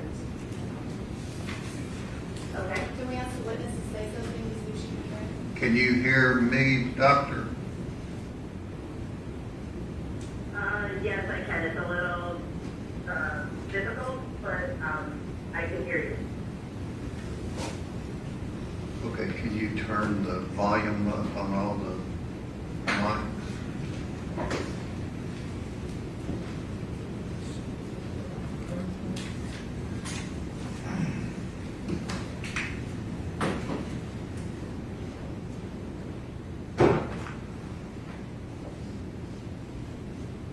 All right, can you state, can you state your name, please, ma'am, for the record? Melissa Jaguar. You'll have to speak up into that mic. Melissa Jaguar. Can you hear that? Yes, that's much better. Thank you. All right, bring the jury back then.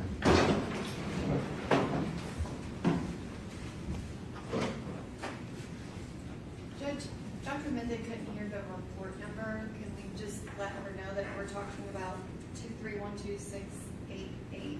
231 26889. 26889. Okay.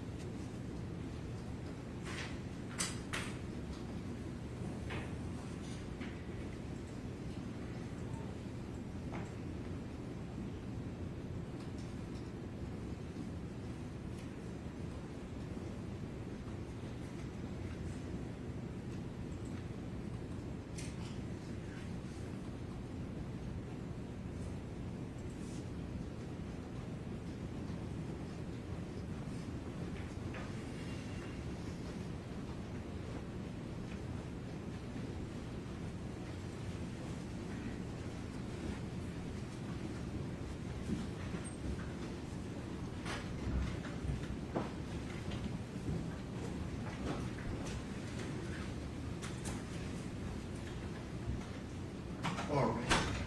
Go ahead, Ms. Hopkins. Dr. Jageri, we were talking about litigation packet toxicology order 231-26889 from NMS. Can you tell the jury what sample of specimen is this referring to? You'll have to speak into the mic. It's referring to the clear plastic top tube with 1.75 mils that was collected on 2/25/23 at 22:31 or 10:31 p.m. labeled hospital blood. And it also includes a clear top plastic tube, 8 grams, collected on 3/7/2023 at 13:34 or 1:34 of liver tissue. Now, we see there on this report that number 1 is a clear plastic tube, which is self-explanatory. But could you tell the jury what is ID 003, homogeneous container? So as you heard from Dr. Methune, that's where you take it and you blend it essentially and make it so you can, in analytical chemistry, you have a thing, it's called an Eppendorf pipette, and you have to draw up a specific certain amount for the test to be accurate and based on validation. And so you have to make it to where you're able to draw a liquid into this little tip to be able to start the extraction. So the laboratory took, I don't know how much, usually it's documented, but you take a portion of that, you weigh it on an analytical balance, and then you mix it, in my experience, we've mixed it with water, and we put it through a blender, better way to think of it, and you hit go and it blends up the tissue to make it to where it is more pipettable for the equipment. And we see that on item 2 and 3, it notates liver tissue. Do you know whose liver that this report is referring to? I do not, because the labeled as number is the same. So I would think that I interpreted this when I was first reviewing that the liver was from the same person with the hospital blood. And whose hospital blood does that belong to? Based on the review of the medical record, that it was tied to a Jade Benning. Have you since learned who the liver tissue belongs to? Yes, it was discussed that it was belonging to the fetus of Ms. Benning. Have you, well, in preparation for litigation, is there something that NMS will provide to attorneys if the attorney requests that? It's called the NMS litigation packet. You've heard about talking about litigation packets. The answer would be either yes or no. Did you get that? Yes. And can you tell the jury exactly what a litigation packet is? Sure. So a litigation packet is a copy of the report, followed by a copy of their receiving data, where they start their chain of custody. It also includes the summary of who would have touched the sample along the way. It also includes the if there's a disposal, there's a communication log, anytime that there's a communication regarding to that particular case. Sometimes there's also emails that are included in it that are not in the communication log, just within their own departments. Also included in that are all the testing that was completed for that case. So in this case, I believe it was around 1,900 pages to review. You have every test that was ran on it. You have all of their standards, which are the calibrators, which allow you to put a quantitation number to something. It also includes the quality controls, and it includes this case specifics data. And did you have an opportunity to review the litigation packet for toxicology report 231226889? I did. What, if anything, did you find as a result of reviewing that report?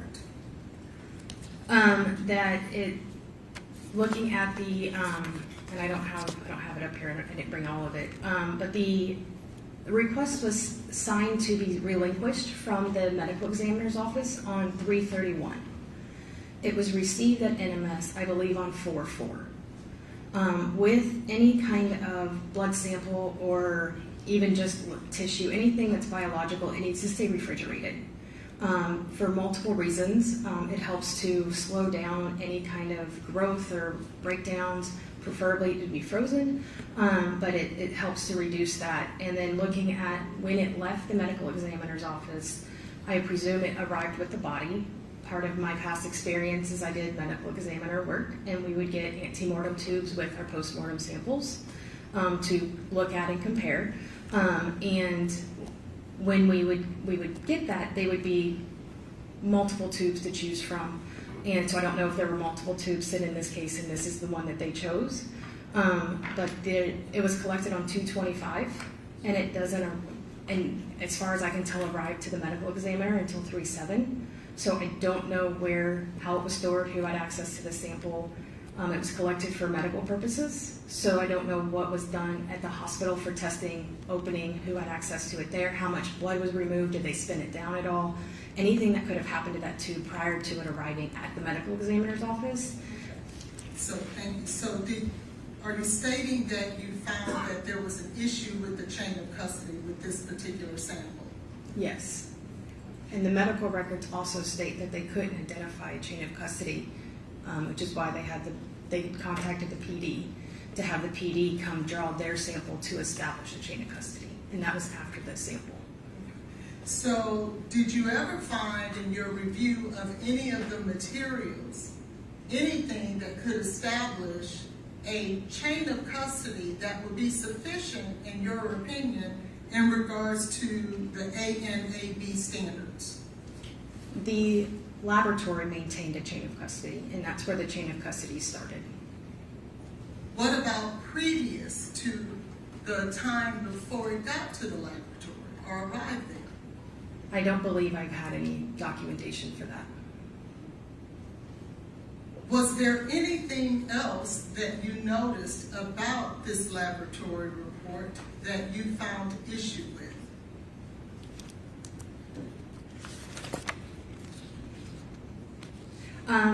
I notated that there was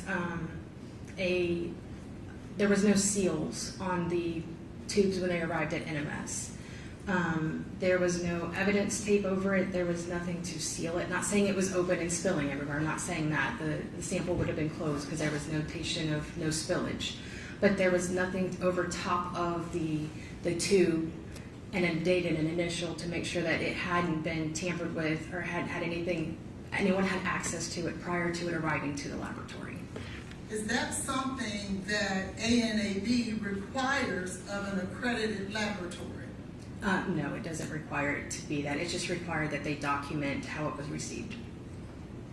what do you find is best practice when you're dealing with these types of forensic toxicology tests, especially in criminal cases?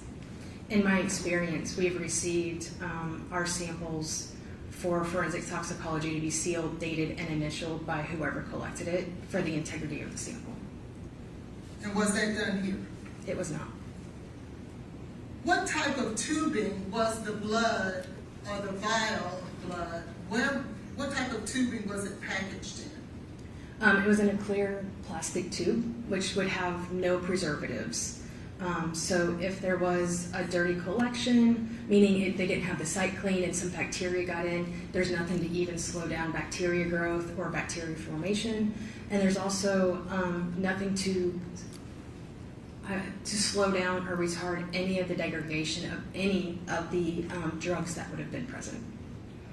Are there, if you could educate the jury, and we've all had our blood taken before, are there different types of tubes that are utilized to preserve whatever the sample is, whether it's blood, urine, whatever that is? Are there different type of tubes for that purpose? Yes, there's different color top tubes.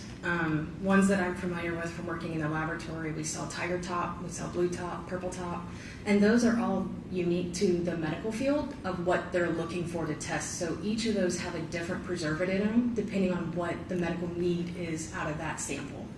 The most common one used in forensic toxicology is the gray top tube because it has potassium fluoride or potassium oxalate and sodium fluoride, and both of those help to slow down or retard the formation of bacteria, as well as help to preserve the blood specimen as best that it can.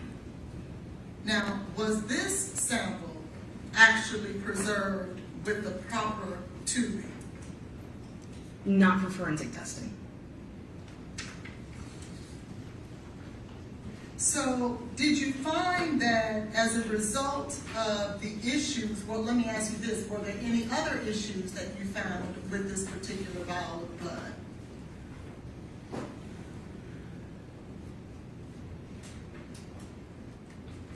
I think that those are the main ones that I found.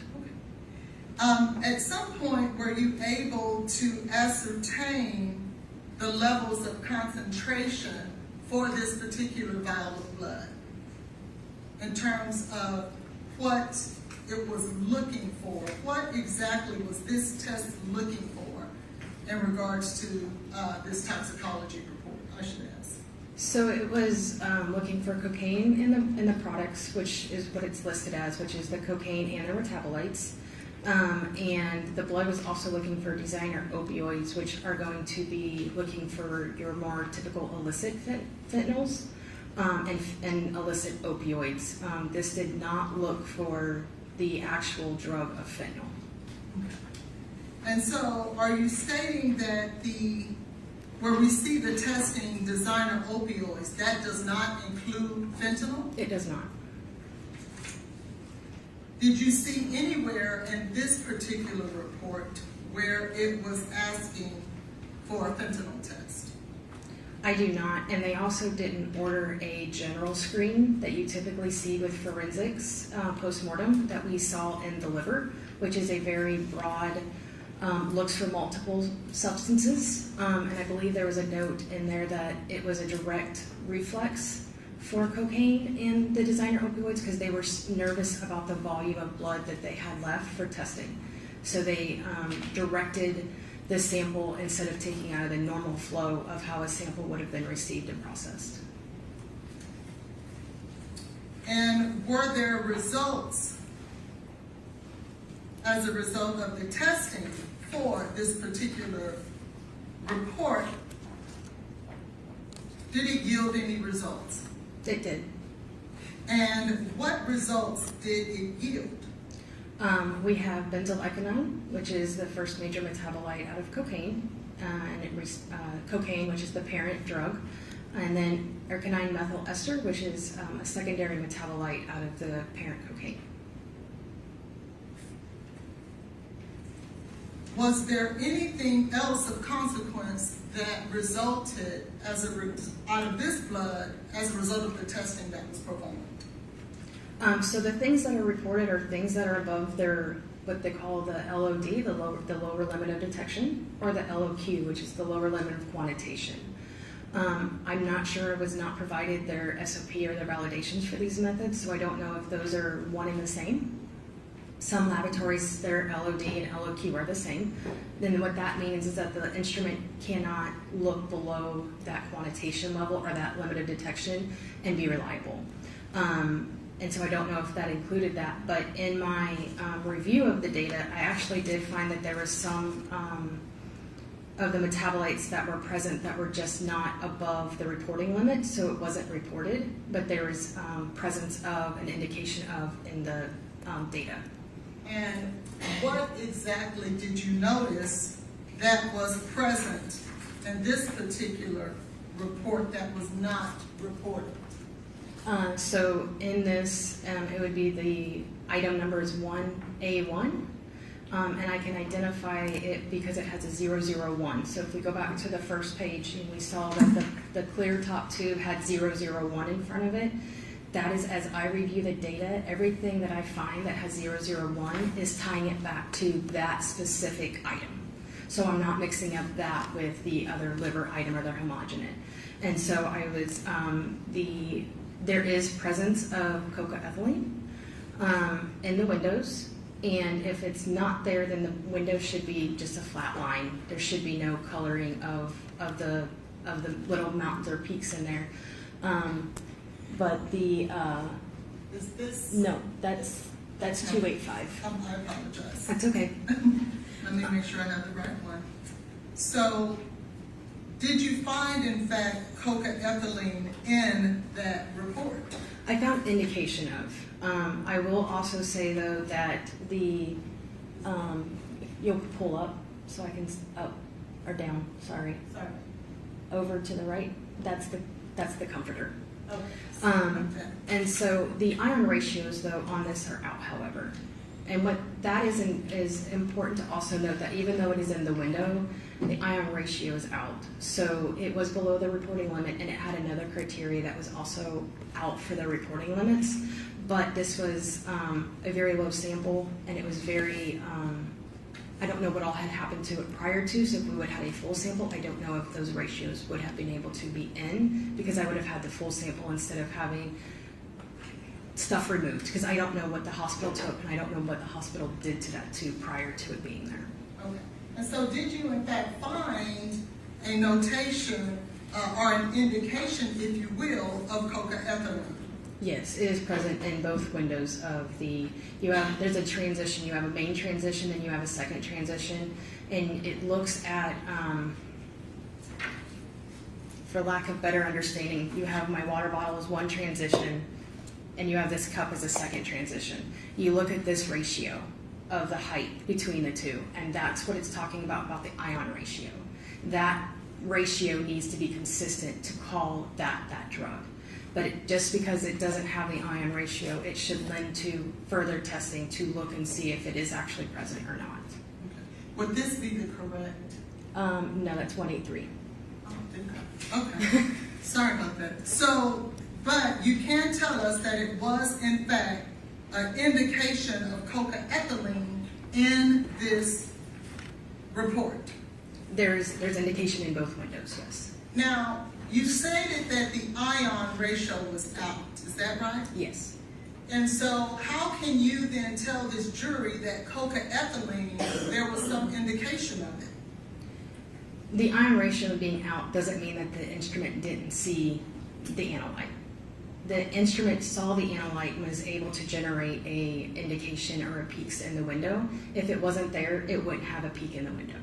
Okay. And did you in fact see a peak in the window in this particular testing? I saw indications of yes. Okay. What does that tell you in regard to whether or not coca-ethylene was present in the blood of Ms. Jade Benning? As I said, it would just draw me to do further testing.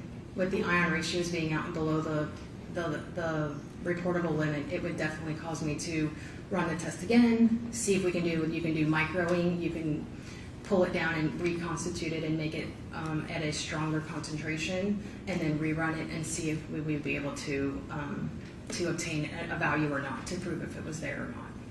So if I draw your attention here at the bottom of page 3 of 4 of this report, do you see where it states cocaethylene here? Yes. And is this a confirmation test? Well, we're looking at the liver. You need to move up a little bit. Sorry about that. Okay, yeah. Okay. So this would be a confirmation because we can see that it's the liquid chromatography tandem mass spec, and that's where we're able to get the 2 different windows to see the transitions based on the instrumentation selected here. If this was a screen, it would have been an ELISA or an immunoassay type test. So before they move to a confirmation test, what type of test do they perform first? Typically, you would do a screening test, but in this case, I believe it went straight to confirmation. So they skipped the screening test and went straight to this test to look for the drugs. Thank you. Are you familiar with cocaethylene or the metabolite cocaethylene? Yes. What is that? It's a metabolite that is made only in the presence of ethyl alcohol and cocaine at the same time, and it's made in the liver. And is there any other way, to your knowledge, that cocaethylene can be formed in anyone's blood or urine or any matrix that you know of? No, and that's what makes it unique about cocaethylene, is the only way it is produced is with mixing cocaine and ethyl alcohol, or what we would call alcohol in our normal language, and it has to be at the liver at the same time. And there was indication that here. Yes. Did you find that there were indications, and just so that we're clear, at what time was the blood sample taken for toxicology report number 231-26889? 2/25/23/22:31 military time, or 10:31 p.m. And did you have an opportunity to review the medical records in this case? I did. And did you find in the medical records in this case an actual urine drug screen that matched the date and time in this toxicology report? A urine drug screen? Yes, well, urine was taken from Ms. Benning. Did you find that in the medical records? Yes, I saw urine was taken. I don't have it in front of me. I don't know the time, but I know it was taken on 2/25. Did you find that it was consistent with what you saw here? This was a blood. In terms of this report? So this was a blood sample. I'm sorry, not urine, blood, yes. So I did see in the medical records that there was blood taken. There were several orders of blood being ordered at the 22:31 in the ER medical records. Yes, that's my apologies for speaking that. Now let's go now. You were talking earlier that I had showed you the comforter. Do you remember that? Yes, ma'am. And that would be toxicology report 231-29285. Do you remember that? Yes, ma'am. I want to show you now what would be considered the data from that report. Would that be consistent with that? Let me show you. Yes, this is a summary page of the cocaethylene. And the comforter in this case, would that be the comforter that was recovered from Miss Jade Benning's home? According to the documentation provided in the literature packet, yes. And did you learn that on that comforter that Miss Benning had vomited on that comforter, according to what was told in the facts of this case? Yes. And as a result of that, did NMS perform testing on that vomit? Yes. And is this a result of the testing that was performed on that vomit? It's one of them. And did they find in that vomit cocaethylene or an indication thereof? So yes, if I can, just to help the jury to see what you're looking at besides just a bunch of numbers. Sorry, you could switch the other way. This Sorry. way? Yes. Okay. If you look at line item number 43 and 44, and Of the jury here. what I'm looking at to identify this is the 007 number. And if you would show the cover page so that the jury can see where that Yes. number comes from. You can go ahead, Molly. Okay, so they extracted at the same time controls. So the low control is labeled 003. The case blank, so that would have been based on documentation. It was taken from an area completely away from where the vomit stain was, but of the same material in which they were extracting for this case to look at the vomit, and that was listed as 004. And then you have a high control, and that's listed as 005.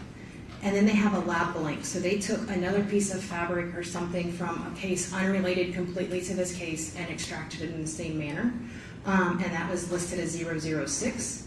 And then 007 is the case sample. So that would be where the vomit would be taken from the stain of where the vomit is to believed. And so that is how I then correlate looking at the data where we see the 007 1G1. The 1G1, all that is showing is the extraction vial that had been labeled so they can go back to their reports and such. And then the 1+99 is the 100 times dilution. And then the one below it, the 1+9, is the ×10 dilution from the original extracted liquid that they pulled off of a material. And then if you look under where it says nanograms per mil, where you see the 2.8, 2.6, we see that there's actually some values there. And if we scroll all the way to the far right, this one actually has the ion ratios in. And if we at the top, it'll say ion ratios out. Yes means that they're out, and then if it says no, it means that they're in. So do you see that there? yes. So if we down a little bit, up. And then we want to look at the 1.9. Let me scroll. Yes, there we go. You can just see all the no's on the side. Okay. So And you said the 1.9? the 1+9, so vial item 43, go up a little bit. Up.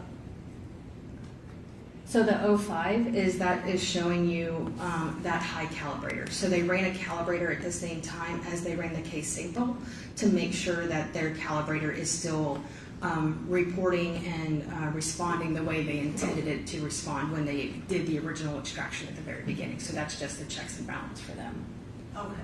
And so is the ion ratio that we talked about before, is that present in this particular test? Yes. Okay. And what does that tell you that is different than what the other test told you? That this one would have been reported had it been above that LOQ or LOD. This is a reportable value. And this was in fact found in the vomit of Miss Benning on the evening of 2/25/23. It was found on the comforter. Thank you. Was there anything else of value that was found on the comforter from Miss Benning? That was found on the comforter?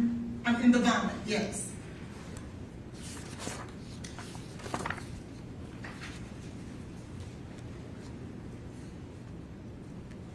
No, I think that was it. That it was there, but it's below the reportable limit, and so it wasn't reported. And what exactly would that have been that was there but was not above the reportable limit? And that would the fentanyl as well. And so Is the this the, you're looking at the number here? yeah. So 007, so that indicates us that that is the case sample. We're not looking at a blank. We're not looking at a QC. And the 1+1 is a dilution of some sort that they're doing. I'm not sure what the dilution is, other than because they had to extract it from a solid material, probably into a water with some steps that they did. And then if you see the two windows on the top where it says fentanyl quant, the one on the two on the left is the deuterated internal standard. So that is something that was put there to know that the instrument is responding correctly and is doing what it's supposed to. The two on the right under fentanyl quant is the sample of the unknown. So if you look at the one that's below it, it's hard to read because it's blurry. It says norfentanyl quant. That second one, how it just has a squiggly line and there's no actual peak there, then that's not there. But if you can give us a minute to see if we can fix it so that it can.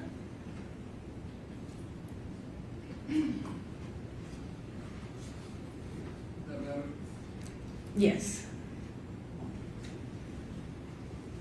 But that's, you just need to see that those peaks are there. That's what the indication is. If it's not there and it's not indicated, then you would have what you look like there at the norfentanyl. You have to have both transitions for it to say that it is an indication that there is something there. Okay. And so did you find that there was an indication of fentanyl in the vomit of Ms. Benning? Yes, and I believe the concentration was very low. Now, speaking of concentration, as a result of the type of testing that was performed on the vomit, are you able to quantify that vomit? No. And why is that? The method that was used was a detective method, so you can't have the validation that needs to go through to do any kind of method extraction and method development for the instrument. It's a two-part, but they kind of go into one. A validation is at least 16 experiments. It looks at precision, it looks at bias, it looks at extraction recovery, and all of that has to go into how they are able to report at the end of the day based on the reliability and such of the sample. And so if you have a qualitative assay, it is just that. It's present or it's not. You cannot assert any kind of number to it. And in this particular case, you really can't because the curve failed. Meaning you can't take, a curve is created with known concentrations to make a linear line. I like to kind of help you guys have an idea. If you remember, have kiddos that have elementary school and you were given an X and Y and you had two of them you had to find and you had to count across on your X and up to the Y or either way to find it. Think of that line as the calibration curve, and then the unknown is that X or Y that you're trying to track over to it. So if that curve is not successful and does not pass, then anything on that cannot be reliable. And so then you switch it to qualitative, and qualitative is just there. Quantitative is a number. And so it's present or it's not. You cannot put any kind of faith into the numbers that are produced from that report. And so are you telling the jury that when it comes to the vomit, there was on Ms. Benning's comforter, that there was in fact an indication of fentanyl, and there was in fact an indication of cocaethylene? Quantitatively, yes. Now, the blood that was taken, as we were discussing previously, in regards to the litigation report 231268889, I asked you whether or not there was a corresponding date and time of blood collection for Ms. Benning. Do you remember that? Yes, ma'am. And that was in fact at the hospital for 225 at 2231. Is that correct? Yes, ma'am. Did you have an opportunity to look in the medical records to determine whether or not Ms. Benning had been given fentanyl at the hospital prior to that time? There is notations in the medical records. It says that it was pulled, and then it says it was wasted, and so I'm not clear if it was given or not.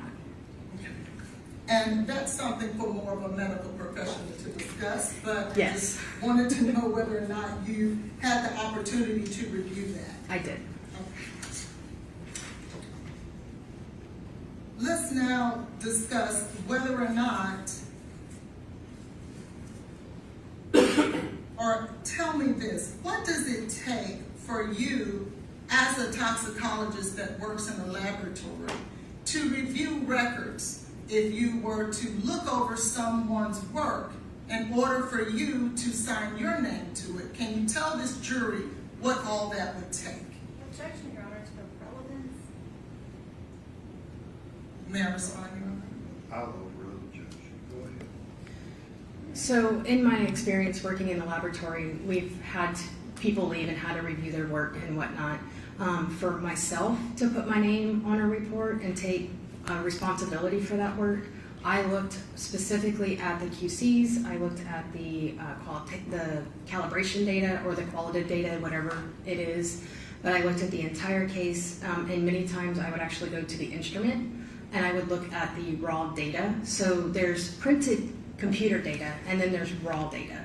Raw data is what is done in the software. That's well above my knowledge as it comes off the instrument and it computes it into the computer. The reason I specifically would want to go look at that raw data is an analyst can manipulate that data, and then it will print, and you don't know in many cases if that data was manipulated or not. So if I'm going to be putting my name on that paper, I want to make sure that that data is true as it is on the computer. I want to look and make sure that the entire batch had consistent results. So when you look at the lit packet does include the calibration and the controls, but we're only getting a snapshot of just this case. In many of these samples, there was hundreds of cases ran at the same time. So if you take a 35 millimeter film strip and you take out one picture, but what happened before or what happened after it, if I'm putting my name to sign out that case, I want to know that everything was before it, there was no problems with the instrument, there was no delays, there was no other issues, and correspondingly after it as well. And so it takes time to go through that data. Even doing this for 10 years, it still takes some time to review all of that. And did you have an opportunity to look at the litigation packet as it relates to the litigation packet we were speaking of that ended in 889? I did. Do you remember how many pages of documents was that litigation packet? I believe this one was around 1,900 pages. 1,912. Do you remember that specifically? Yes. Okay. And in your opinion, in order for an analyst to be able to review 1,912 pages of data, how long would you say that would take? Just to review the lit packet and not look at the entire batch would take a significant amount of time. Okay. What would be a significant amount of time? To tell you, it took me almost an entire day just to go through just the lit packet myself and to look at everything and look at the controls, look at the responses, look and see if there's indications in the windows, and look at the entirety of just the lit packet. That's not looking at the entire batch. And would you believe that you would be able to look at 1,912 pages in a fashion that you could sign off on it as having reviewed it in its entirety in less than 55 minutes? Me personally, absolutely not. Do you know of any situation in your experience as a laboratory toxicologist, with all that you know that it requires, any situation where that could be done based on your opinion? It would be difficult to do a thorough review before putting a name on the bottom of it and taking true ownership of that data. Now, let's say that there was another packet that you needed to review, and that packet was over 2,600 pages. Given the same example and having to review both of those packets in less than an hour, would you believe that that would be possible? Not to review the entire litigation packet and to do a thorough review of it. Can you tell this jury exactly how many people actually have to perform testing in order for a toxicology report, let's say for 231-26889, the one that's 1,912 pages, how many people perform tests in that litigation packet? For NMS specifically, because every laboratory is different, NMS specifically, there was, I believe, 4 to 5 people who handled something in the preparatory of that sample. So from my understanding, I don't work at NMS, but from doing review and talking to colleagues that work there, it starts off with one person who receives the package, and then it goes to another person who does an aliquot. So it's a big science word. An aliquot is a sample of the whole. So if you think of a piece of pie and you take your slice of pie out, you've taken an aliquot of pie. And then they then put the rest of it aside, and I'm guessing so it's easier to maintain and move through. Doing 130 samples in one batch is significant, a number of tubes you would be having. And then it goes to another person who preps the sample, and then it goes to another person who does the extraction for the sample, and then someone puts it on the instrument, and then someone reviews it coming off the instrument, and then it goes to the review person after that, and then it appears with Dr. Methune to release the report to the customer at the end. So it goes through multiple hands along the way. I want to show you an example of both of those packets that I just discussed with you about the review of those packets. Can you see these packets here, or do I need to move them over there? I can see them. Okay. And so,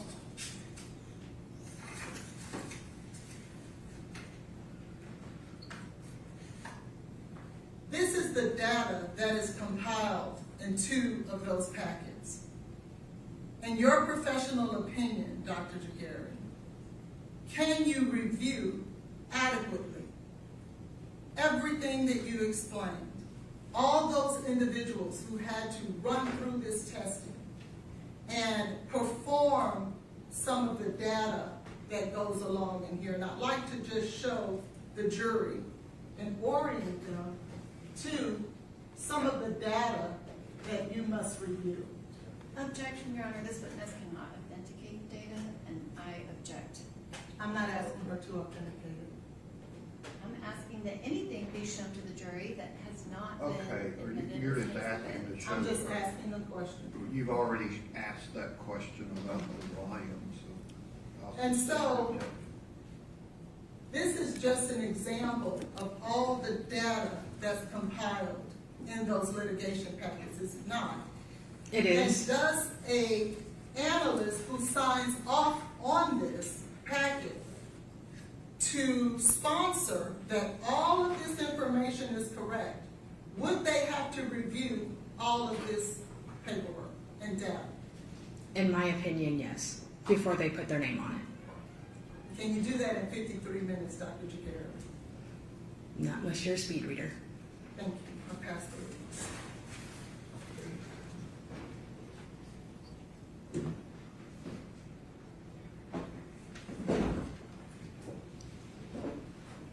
Questions from the state?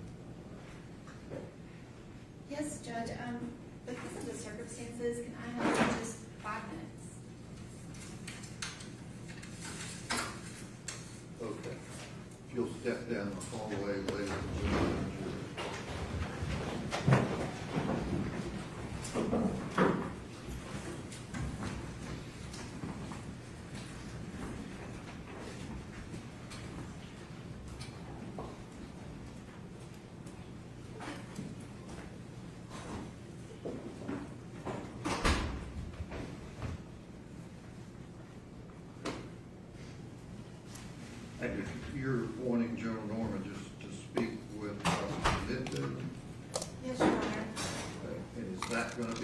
case, is she gonna need to listen to Dr. Mario Bartolome, Dr. Kelly Larkin, and Dr. Lindsay?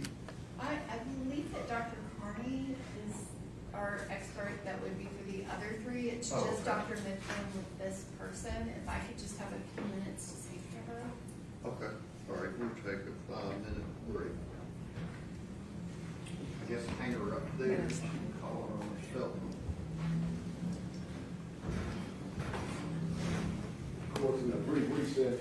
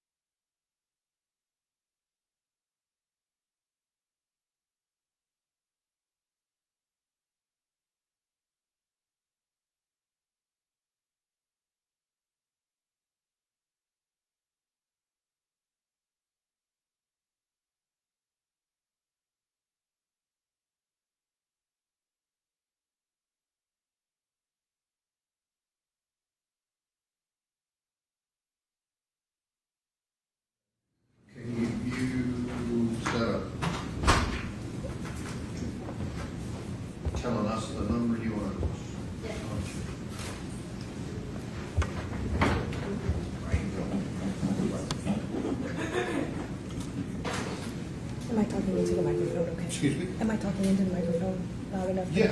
Okay, As far as we know. okay.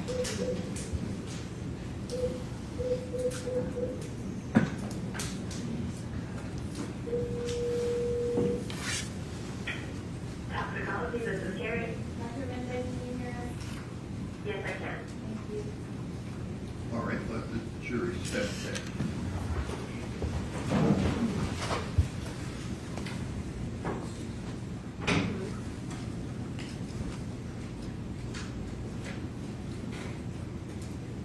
Ms. Collins, let's see those couple of lab paperwork that you showed her when she was testifying.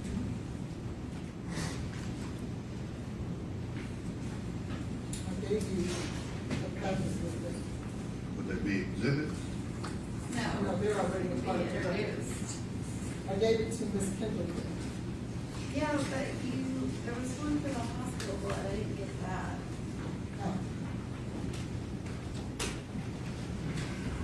That one was actually the hospital urine, not the blood. Okay.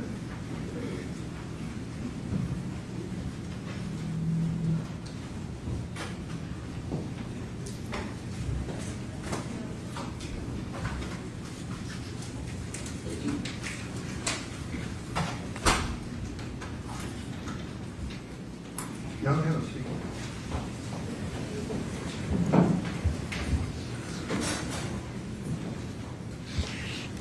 This is the, I didn't show them this. This is the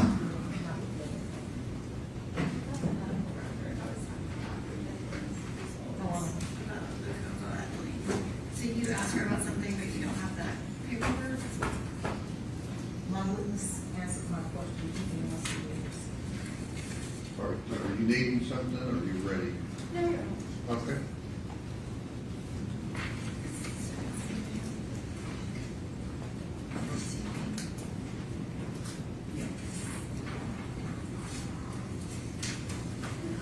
Sorry, how do you pronounce your name? Dr. Gier. Dr. Gier. Okay, Dr. Gier, do you actually do any lab assessments? What do you mean by lab assessments? You know, do you go to other labs and do you perform an assessment of the lab? When I worked at the laboratory, I did the internal auditing of our own laboratory. So yes, I did do assessments. I don't do external assessments. Okay, so you are not trained in assessing and reviewing another laboratory's standards and processes? If you're asking if I am been through the ANAB assessor training, I have not. You have not been through the ANAB assessor training. I have not. But you are here testifying about the processes of NMS labs. I'm testifying to their data, yes. Okay, but you are not trained as an ANAB lab assessor, correct? Correct. Okay, and did you know that Dr. Mithun is trained as an ANAB lab assessor? No, that's great. So she actually goes to other labs outside of her own lab and she audits them for their standards and accreditation. And she has been trained in that. Did you know that? No, I didn't. Okay. You referenced that you reviewed the first hospital blood and you were talking about some seals.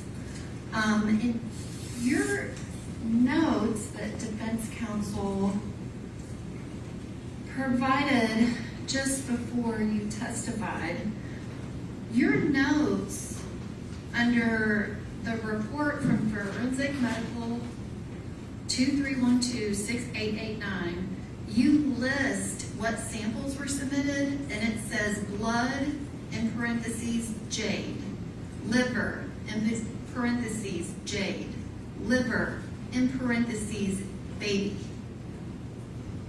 These are your notes. Can I see that? Because I don't have a copy of that. Sure.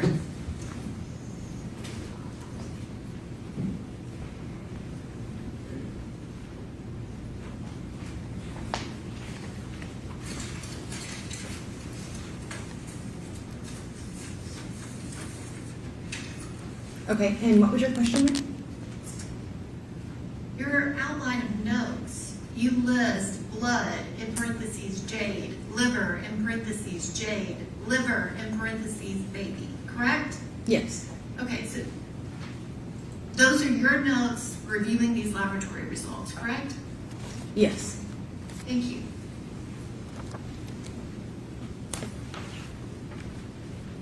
So apparently you are not aware that Jade's liver tissue was not submitted for testing, correct?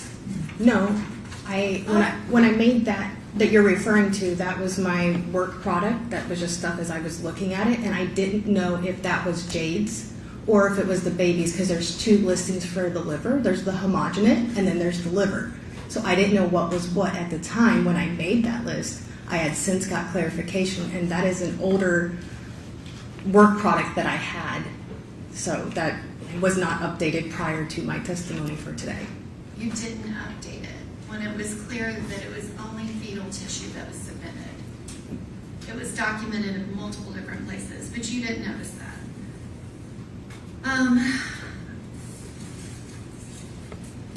Going on to your comforter testimony, which again, you are not trained in any type of assessment for another lab, but would you at least agree with Dr. Mithun that reviewing data from your own lab is a different process than reviewing data from an outside lab?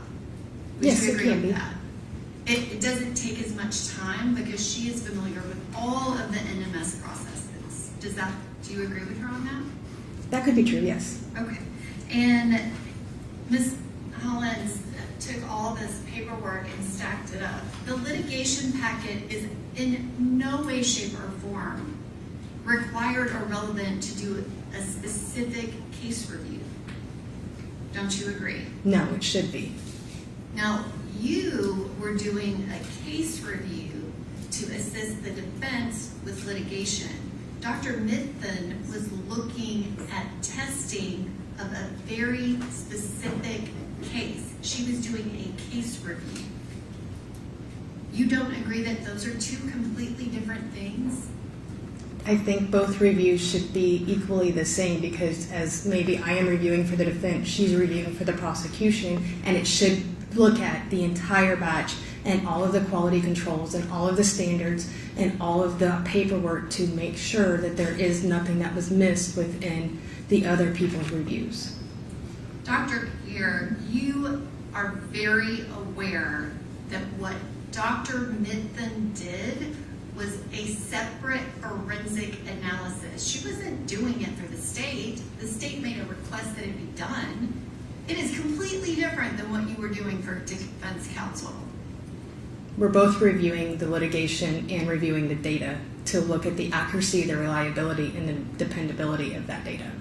Were you in the courtroom when Dr. Mithun testified? I was. Okay, and so her explanation for why she did not need to review the litigation packet, you think that's insufficient because you would do it? Her testimony was she only looked at the case data and she looked at the summary pages. She did not look at the controls, she did not look at the calibration, and she did not look at any of the case blanks that was within that run to assess if there was any carryover issues or any other instrumentation issues. She did look at a very specific part instead of looking at the completeness of the run. So you must have missed the part where she testified that she had been reviewing the data in the casework for all of the reports since at least October of 2025. I'm going to judge the argument, Your Honor. Okay, she's asking, do you recall that? I recall her testifying to that, yes.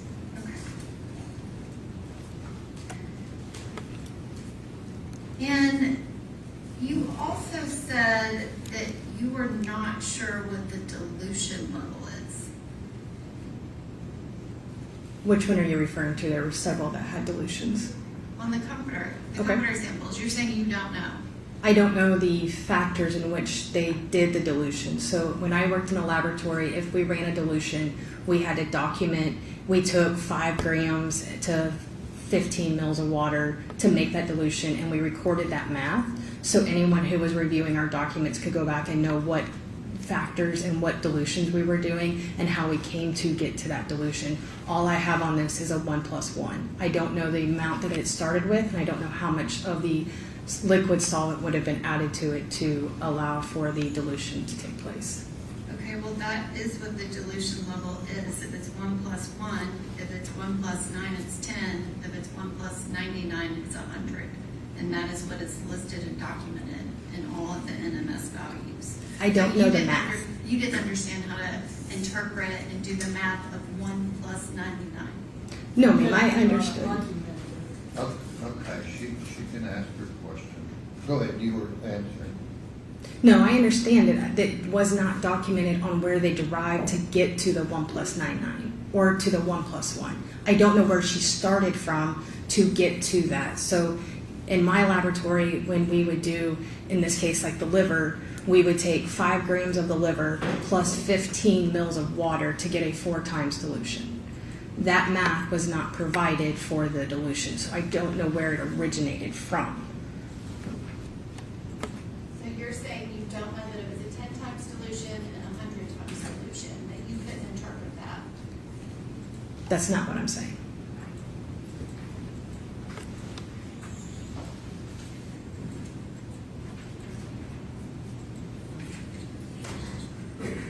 I don't have anything else. Just briefly. Brief, okay. Very good.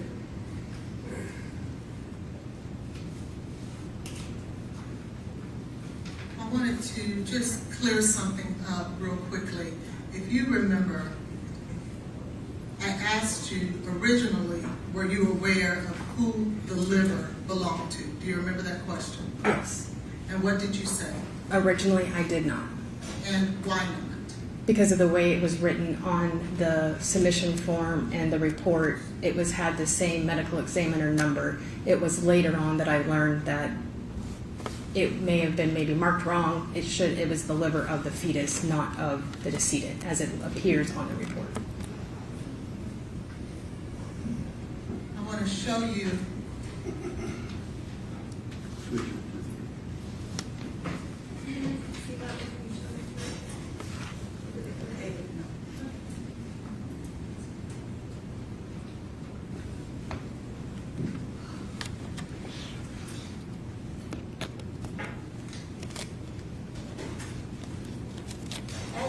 as it is listed here.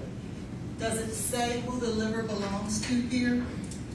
It does not. In my previous experience working in a medical examiner office, if they come with the same labeled as number, it's from the same person, versus if it would have been a fetus in the laboratory I was in, it would have been given a daughter number or a separate number so that the testing could be separated.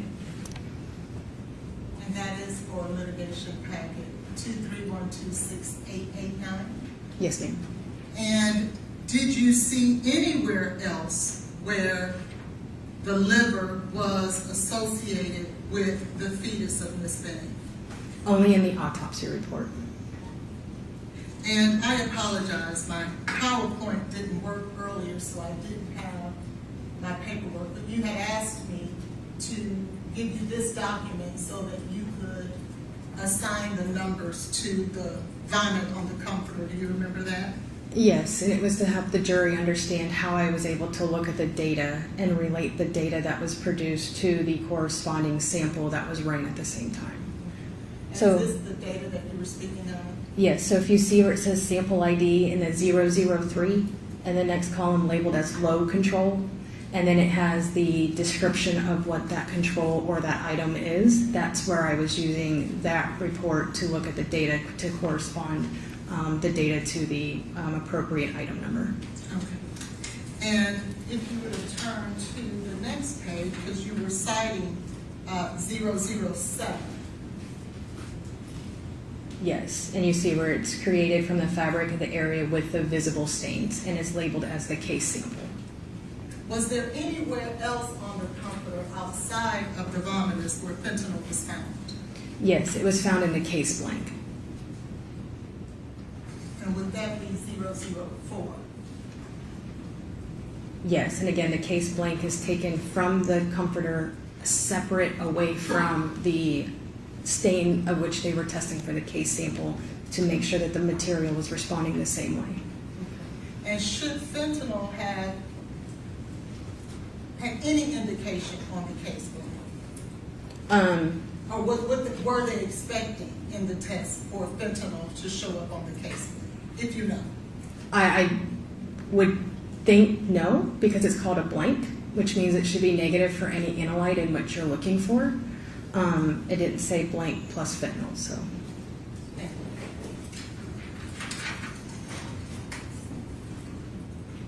Any other questions? Just briefly. Okay. Again, Doctor, you were here when Dr. Midthen testified, correct? Yes, ma'am. And she testified about fentanyl being found in a very low number across the fabric, and she talked about the fact that that was kind of noise an issue, and it did not mean anything. The level was so low. Do you recall that? Actually, I think her testimony was that it was present and that it wasn't the noise because she saw both of the peaks in both windows and the ion ratio was in. And she said there was absolutely none of it in the vomit, but it was something that showed up across the entirety of the fabric. Do you recall that? I don't. I believe her testimony was that it was My question was, do you recall that? So you're saying No. you don't recall that that was her testimony? Not that that was her testimony. So she already testified about this, but you do agree that when you are looking at any of these levels, and you've talked about different levels without giving a ton of specific information, but it is a multi-point inspection. It is not just saying one value, one peak. You have to look at multiple variables that have to be present before it can be reported out. That's the entirety of the standardization and accreditation process. Object to counsel testifying, is there a question? I asked her if she agreed with that statement. Go ahead. Do you understand the question? No. You don't understand that when you are looking at lab values or a peak, that it is a multi-point inspection. You are looking at multiple variables and you have to have multiple things present before you can report out that it is a substance that you are finding. That is part of the standards and the accreditation process. If you report it when you don't have multiple variables, that would not be standard process and your lab would not be accredited. Do you agree with that? I agree that there are multiple facets that need to be met for a analyte to be reported, and that's what the validation process covers. But there are also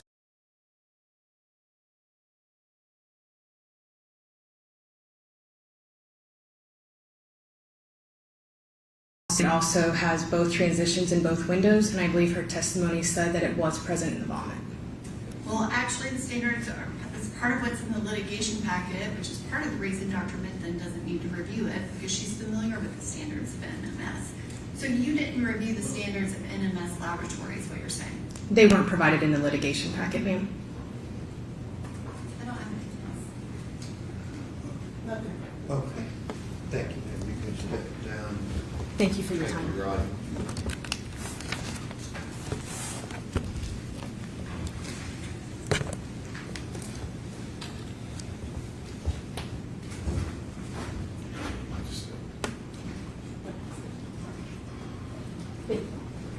All right, ladies and gentlemen of the jury, we're going to break for lunch. Just remember what I've said about not discussing the case, forming any opinion, looking things up, all of those admonitions. We'll get back here at 1:50.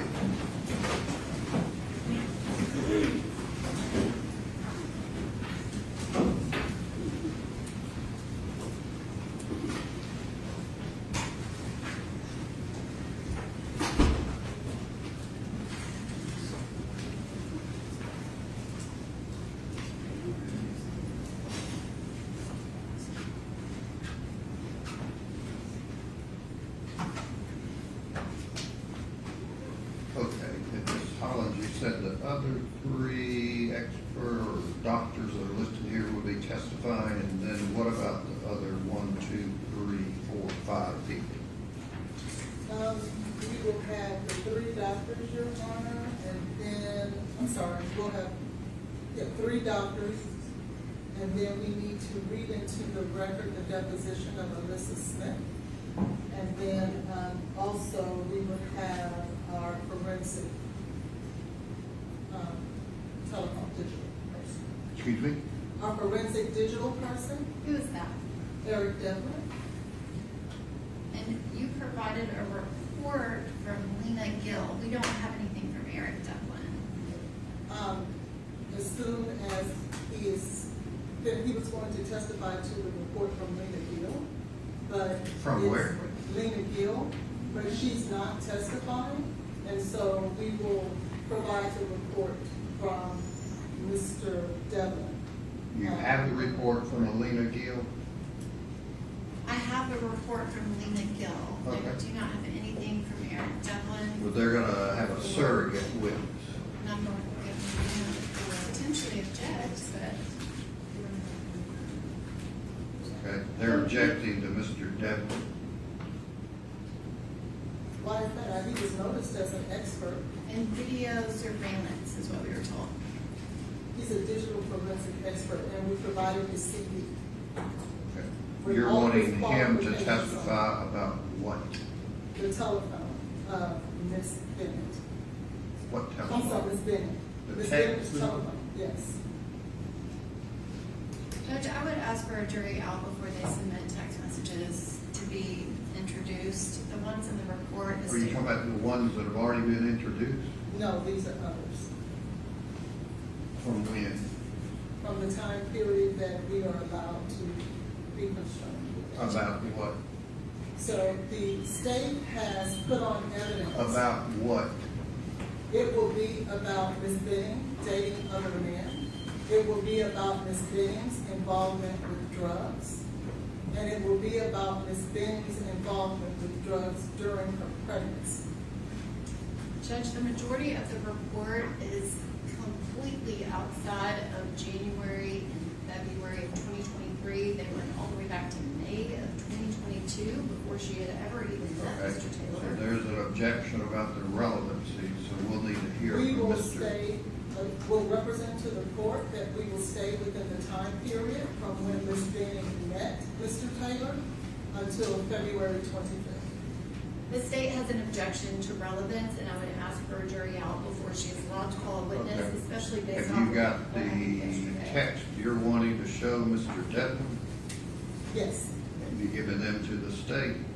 We're adding a few, so based on the state's presentation of evidence and their case in chief, we are adding. So they've got everything but the few you're adding. Exactly. Okay, Just and how do like- you define few? I'm not sure, I'll check and see where we are in a few minutes. I mean, 2 or 50? It will probably be more like 30 to 40, I'm sure, because they provided us with 30, and then when we got to trial, it was over 100. Judge, I provided them updates. Mr. Brandon, I communicated, I sent him information. Okay, you better get them printed out real quickly. So you have the 3 doctors and then Mr. Devlin, is that it? And the deposition of Alyssa Smith. And who is Alyssa Smith? She was the EMT that worked at Oh. Vanderbilt when Ms. Benning arrived at the hospital. She And is is the that- one. Okay, I got it. Is that not the video? Okay, you said read it to the record.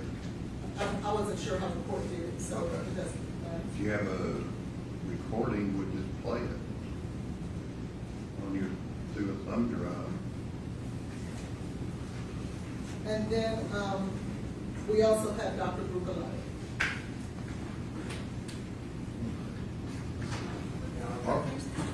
Judge, before you break, the other doctors, are there any notes?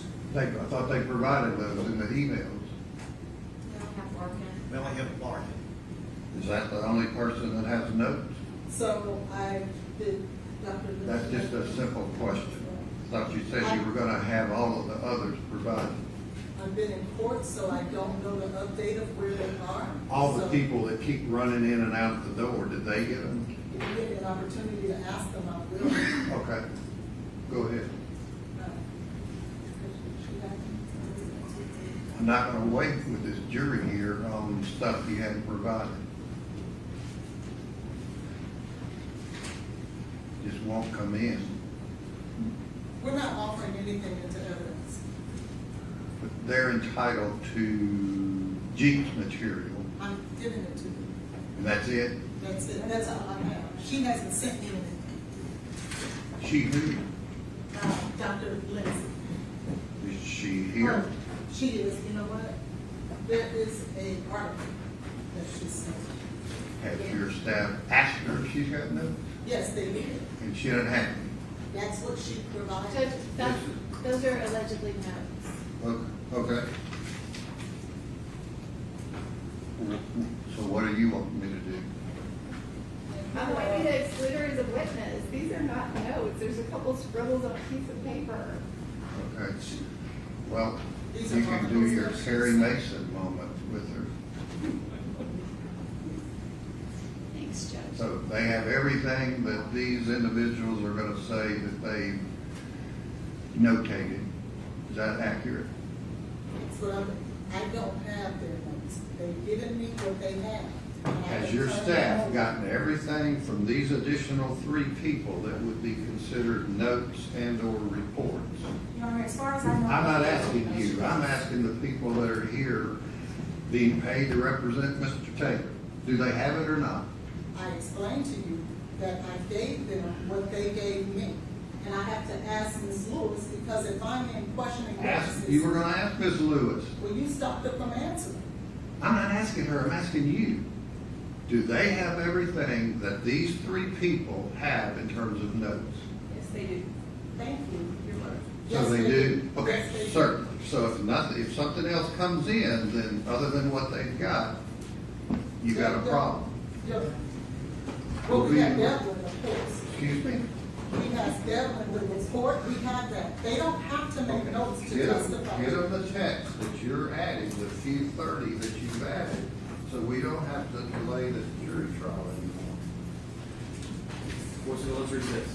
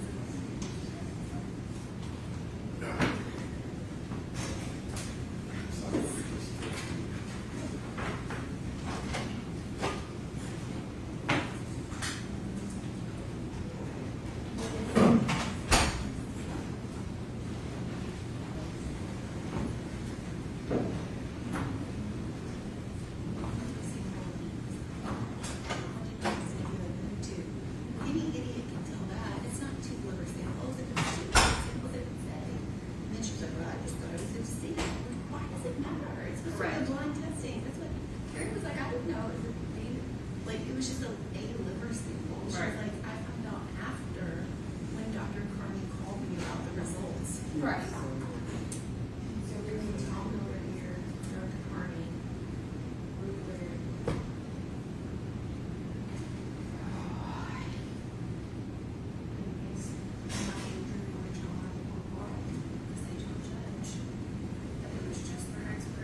Are you sure that they don't need just their experts today because they're running on this tomorrow and Wednesday? That's with my interpretation.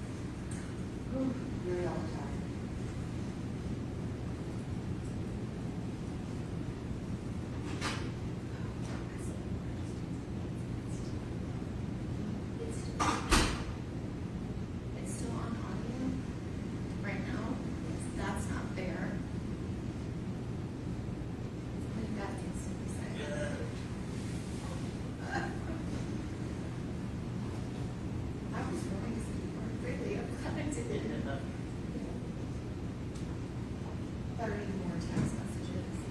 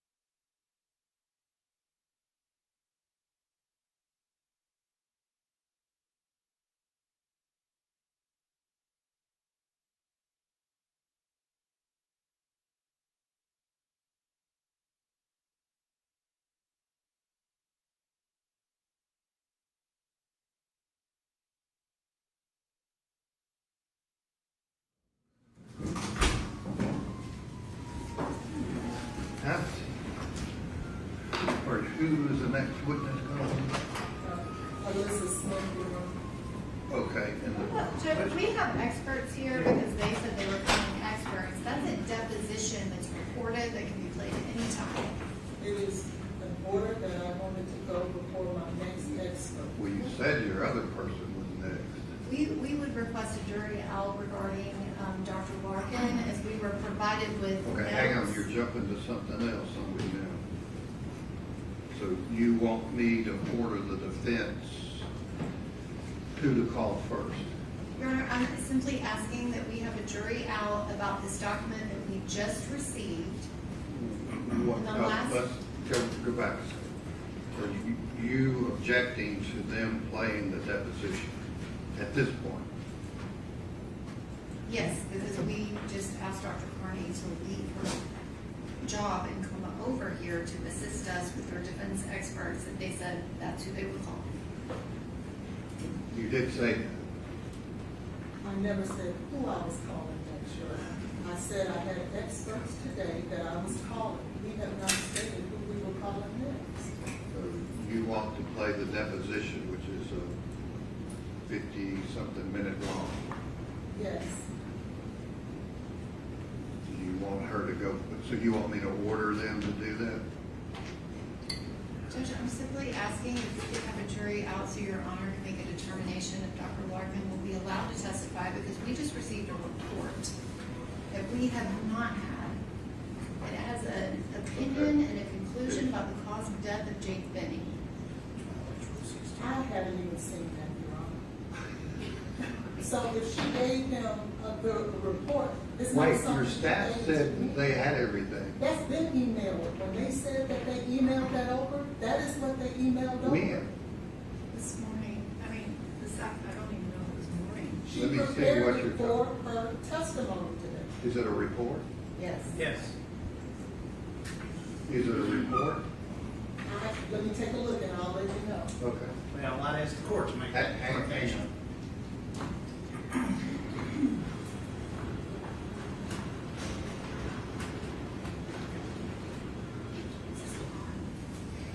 Judge, we received it. I'm sorry.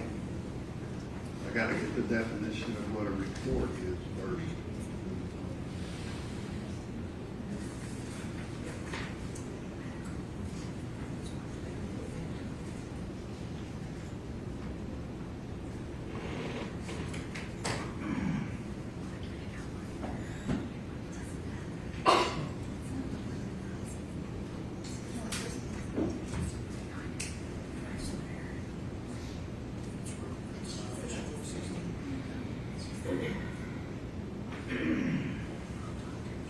It is definitely her opinion, so, but this is not something that we've had in the past. This is something that she formulated for her testimony. When? I'm assuming, I would have to ask, probably yesterday. Letter, is it a sheet? Yes, I'm Letter sure it's to- yesterday. See if Dr. Kelly Larkin is out there. No, she's not here yet. She is my last witness. So I was under the assumption that I could call my witnesses in the order that I wanted to. That's normally the case. I was just Okay, trying so- to help do this jury out here while Dr. Carney was here. She's not here yet. So let me have that, make a copy of that. Can Dr. Carney come back? Who is Janice Lindsay? She is a toxicologist. And who is Dr. Mario Bartolome? He is a toxicologist medical review officer. And they're gonna be testifying about, someone said the cause of death? In regards to Dr. Larkin, yes. And Dr. Kelly Larkin is what? She is an ER doctor, a medical doctor. Not a forensic pathologist. No. And you wanna ask her what, you just found that out, what her opinion is today, so what are you wanting to ask her? I want to ask. What is her opinion? Her opinion is that this was more in line with a fentanyl overdose and what she's seen in the ER as opposed to a cocaine overdose.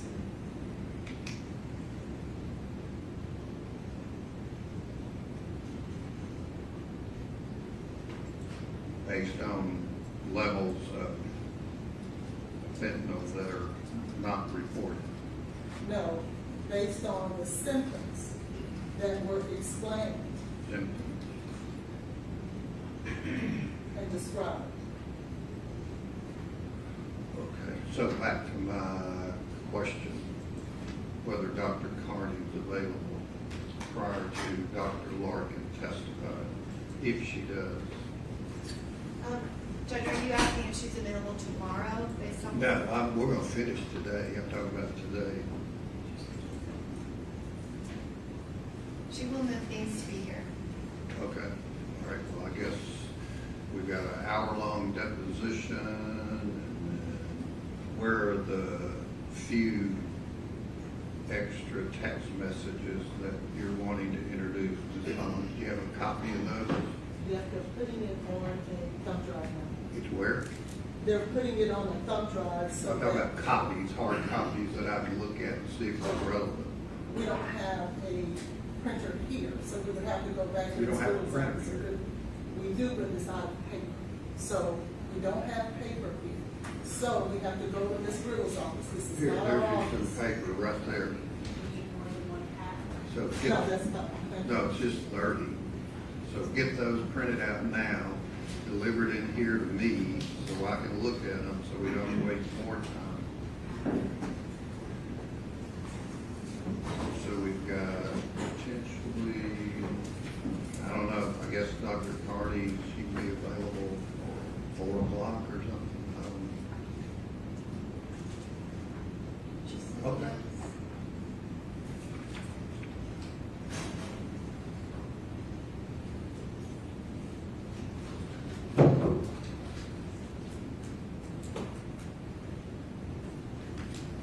And on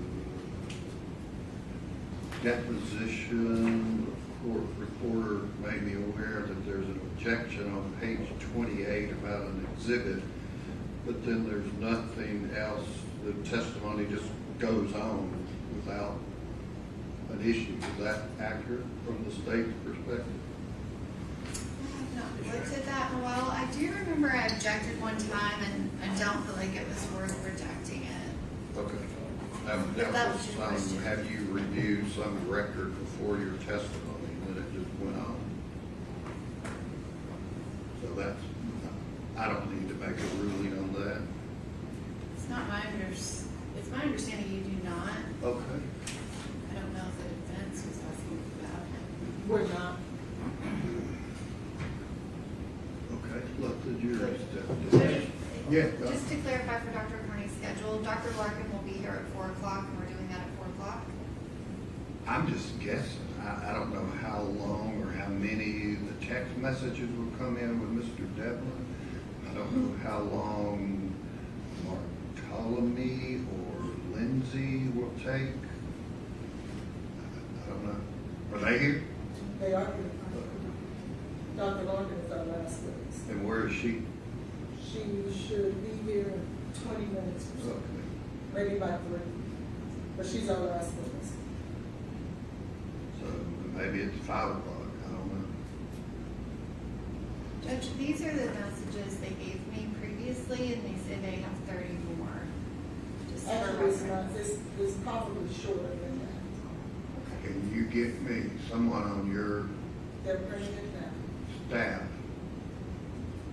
to give me what you're trying to introduce through Mr. Devlin? Can they get that? They're getting it now. Okay. Judge, before the jury comes in with respect to the witness, Dr. San Bartolome, this morning, we discussed notes, anything, information, like we were advised, I believe in the court's hearing, that everything had been sent, and at 1:52 this afternoon, we received yet another packet notice. So, Of San Staff Bartholomew. wrong? once we were finished, yes, they Was were your wrong, staff they were wrong? wrong. Let And me once see we were what he's finished, got there. I went and I spoke with all of my experts, and out of abundance of caution, I asked them to turn over everything they had. I was following what the state had been doing, so I We're didn't not know worried that this about what was the something. state's been doing. We're here to what you're doing. Well, I have to follow the leader over here, so. if No, you have to they're follow doing the that to- rules. They do too, Your Honor. It should Well, not then be let me know one-sided. if you think they haven't.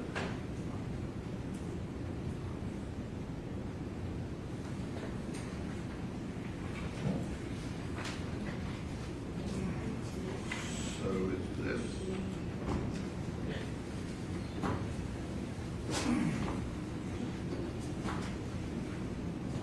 I'm sure the court would know that her team had it apparently at 10:03 a.m.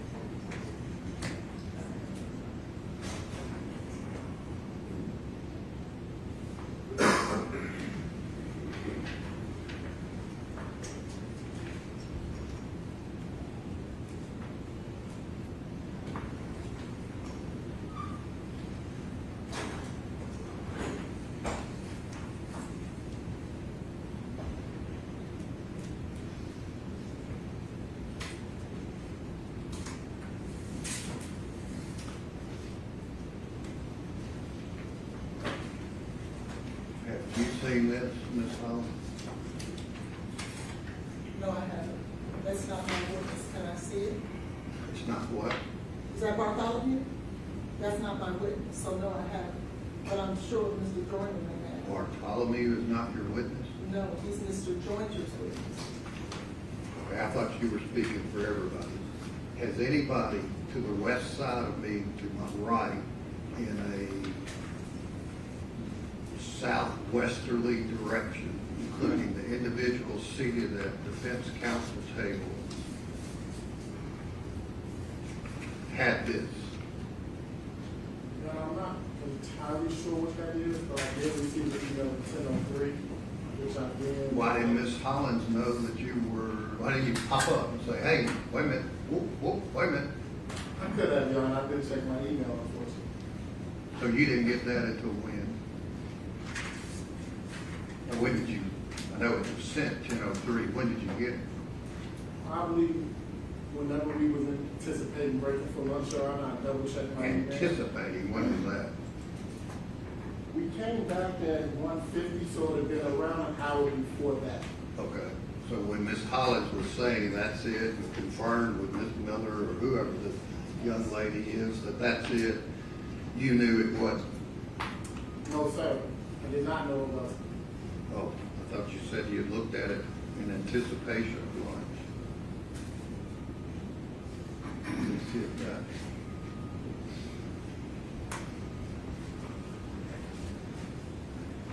Is the defense anticipating getting into information in this document? What information specifically are you referencing, Your Honor? The sensitivity of identifying a woman with a substance abuse use problem is 80 to 88%, and sensitivity is 35 to 37%. I have no idea what that means, but that's what I'm asking about.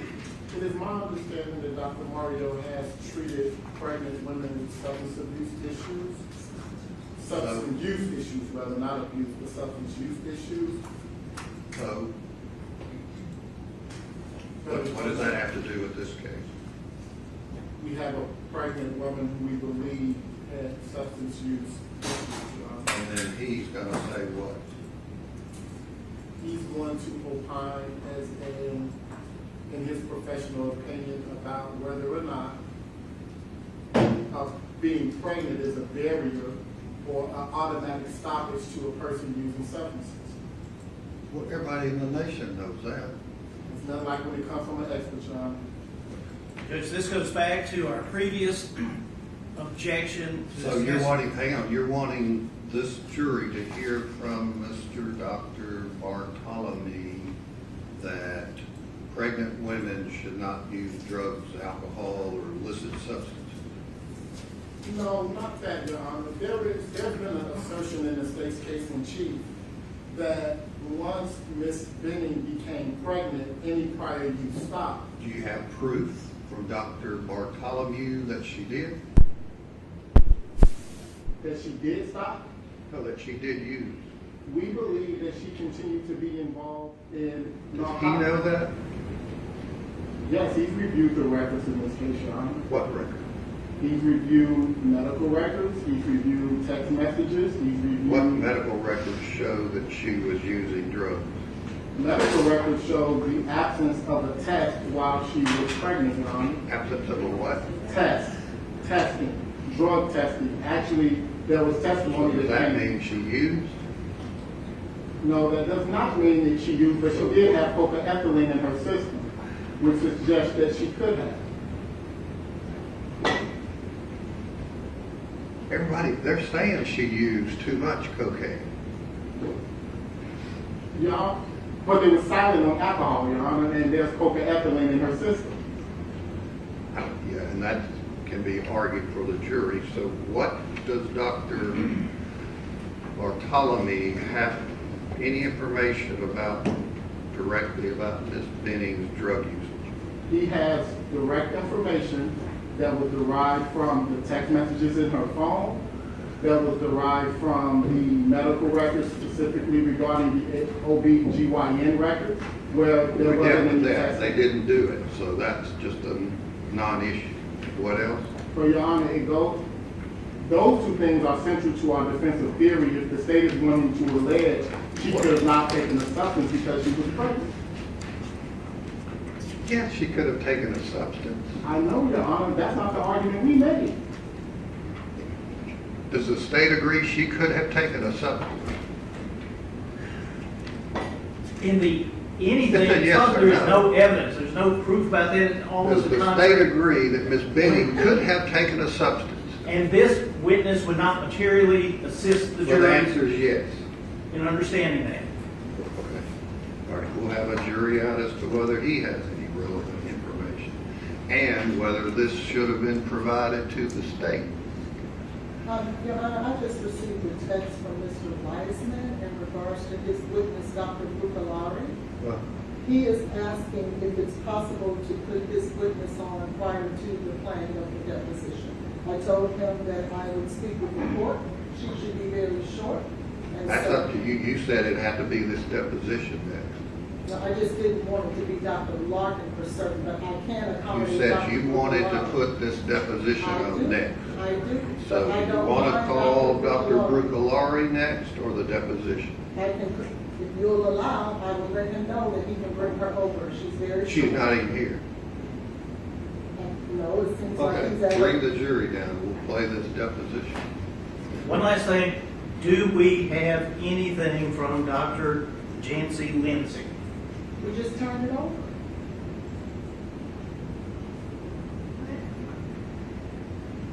Is that the notes that you were throwing around? Those are not even notes. Those are articles that she relies on. It's not jinx material.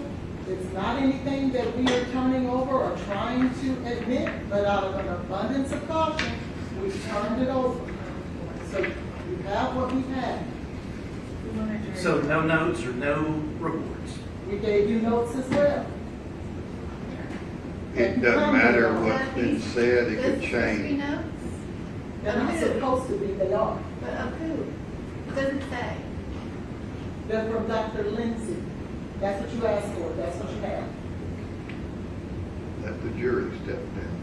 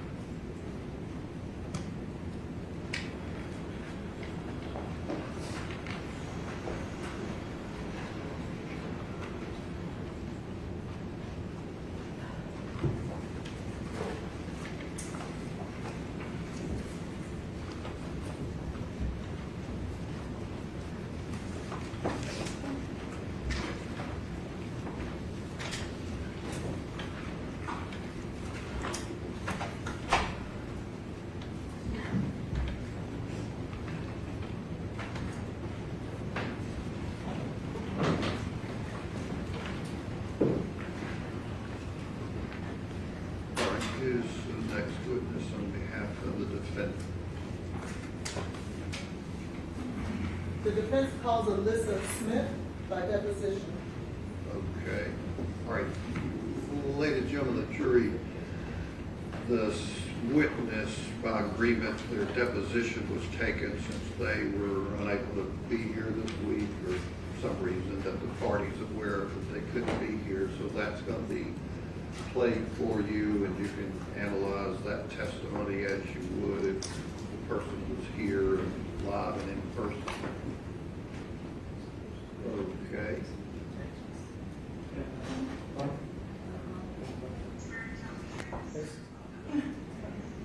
Judge, I'm sorry, we had a recording done of this witness. I don't know. I think this is the What did you say? That's not how we had the deposition recorded, but if it, I don't know. That's the court reporter's recording. Correct. We had somebody from our office that came and videotaped it. Is this not, okay? I don't know. I haven't seen this, but I'm sure it'll be fine. Oh, right. Just for the record, this is the deposition of Alyssa Smith related to State versus Blaise Taylor on Friday, April 17th, 2026. Ms. Smith, could you please state your full name for the record? Yep, Alyssa Smith. And could you spell your first name for the court reporter? ALYSSA. Ms. Smith, where are you employed? Vanderbilt Lifeline. And you said Vanderbilt Lifeline, is that correct? Can you explain what is Vanderbilt Lifeline? We provide pre-hospital care across a bunch of different service lines, from events to flight to ground transports. And what is your position? I'm a critical care paramedic. Can you explain what the critical care paramedic does? We provide life-saving interventions in pre-hospital setting. And that pre-hospital setting, can you describe, are you on an ambulance or some type of vehicle, or where are you normally physically working? In my current role, I could be positioned on an ambulance, or I can just be in a venue. It just kind of depends on my assignment. And would you ever sometimes be at Vanderbilt University Medical Center? Working currently, no. We're not working at the hospital. And how long have you been in that position at Vanderbilt? In my current role since fall of 2023. And prior to fall of 2023, what did you do? I was working in the ER at Vanderbilt Adult. And what was your position in Vanderbilt's emergency department? Paramedic. And can you describe what was your role in patient care when you were a paramedic in the Vanderbilt emergency department? We were mostly support for the nurses. Anything that they would need, IVs, medications, we would work traumas, anything that would come in. We were just kind of support for the doctors and nurses there. Okay. And that position is an EMT position, but it's a position at Vanderbilt Hospital. Is that correct? Yeah, it's a paramedic position. And so there are other paramedics that would work for Nashville Fire Department with ambulance services. Is that correct? Mm-hmm. Okay. And specifically, were you working as in that position as an EMT at Vanderbilt Emergency Department in February of 2023? Yeah, I was working as a paramedic. And were you working specifically on the night of February 25th, 2023 into the early morning of February 26th? I was. And while you were working, were you involved in providing any patient care to patient Jade Benning? I don't remember. In preparation for testifying today, did you review records to verify whether or not you were involved in any patient care related to Jade Benning? Yes.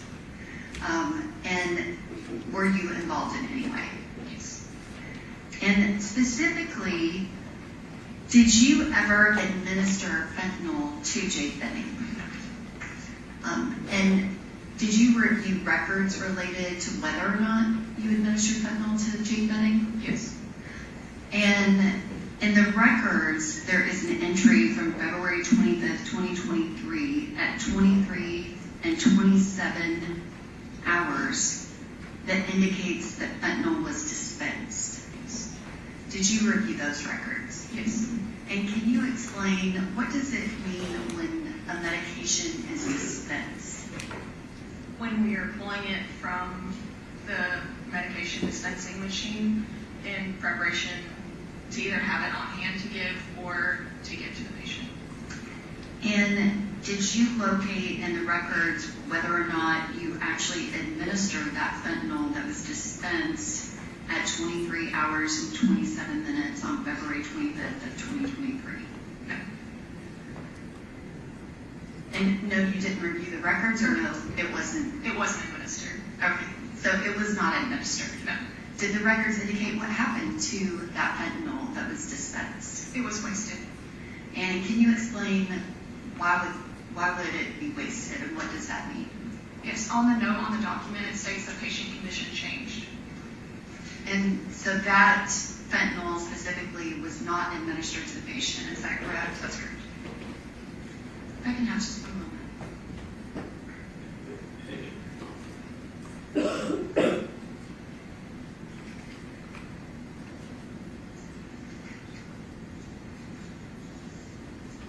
Thank you, Ms. Smith. I don't have any other questions.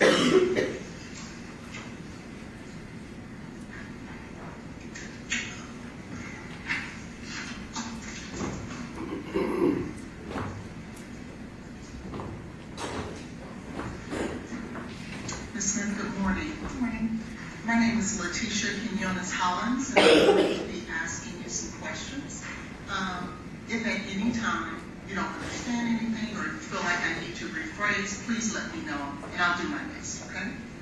I want to talk to you a little bit about your background. Are you from Nashville?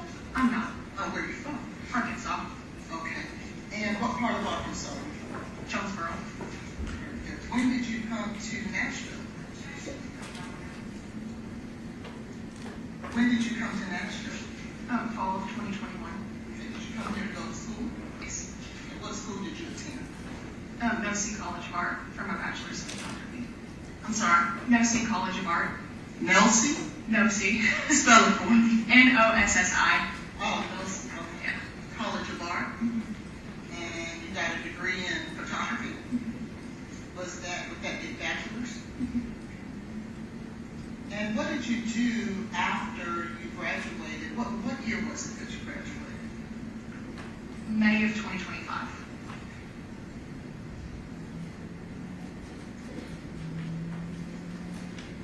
So just last year. Congratulations. How old are you? Thank you. 26. And so then if we go back to 2023, were you in school then? You have to speak out loud so she can see. Sorry. That's okay. Yes. Okay. And what year were you then? What age was I? No, what year of college were you? Okay. I started in fall of 2021. Okay. And went straight through. Okay.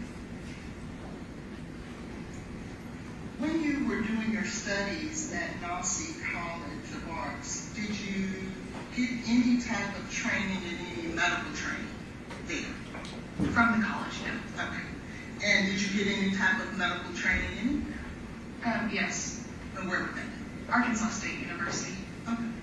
So I'm assuming before you came to Nashville, you were also in school in Jonesboro. Yes. At Arkansas State. Yes. And what were you studying there? That's where I obtained my EMT basic and my paramedic license. How long does it take to get EMT and paramedic license? EMT is typically a semester, paramedic is typically 12 months straight through. Does the semester that you take for the EMT go towards the year to become a paramedic as well? So they're separate and apart? Yes. And so then that would be a year and a half that you studied in order to become an EMT and a certified paramedic as well? Yes. What is the difference between an EMT and a paramedic? Scope of practice. Scope of practice? What is the difference in the scopes? A paramedic is able to treat and do more, interpret 12 leads, start IVs, administer medications. things of that nature. Yes. And an EMT is only able to do what? They're typically the driver, and they're there to support their medic and, anything they can help them do during treatment. Okay, fair enough. They are not allowed to administer medication? Tennessee is different with advanced EMTs. I was a basic in Arkansas, so I know they're allowed to do some here. I don't know because I was never an advanced. Okay, sounds good. So as a paramedic, though, you were able to administer medications? Yes. What year did you receive your paramedic certification? 2021. So right before you came to Nashville to start at Nashville? Yes. And when you came to Nashville to start at school, I'm assuming you started as a freshman or you had credit already? I had transfer credits. Okay. Were you still a freshman? Yes. And were you working during that time? Yes. Okay. And would that be 2021? Mm-hmm. And where were you working? When I first started school, I was at Emerson Ambulance back home, and then I started working at Hobby Lobby for a little bit to take a break. One of my favorite places. Okay. And what about when you came to Nashville? That Hobby Lobby was here in Nashville. Oh, okay. Yeah.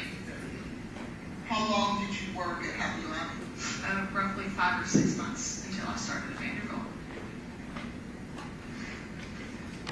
When did you, so did you have any employment between Hobby Lobby and Vanderbilt? When did you start at Vanderbilt? March of 2022.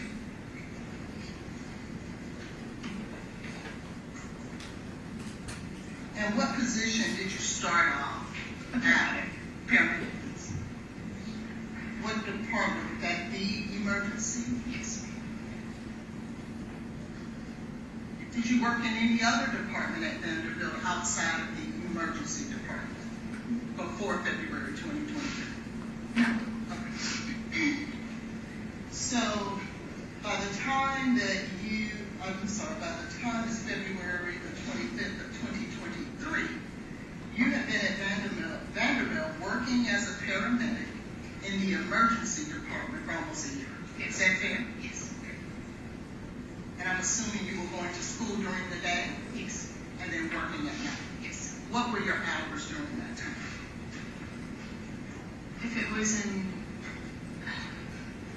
I started on night shift from 7P to 7A, and I moved to a mid shift from 3P to 3A at some point. I think I was working mid shift by then.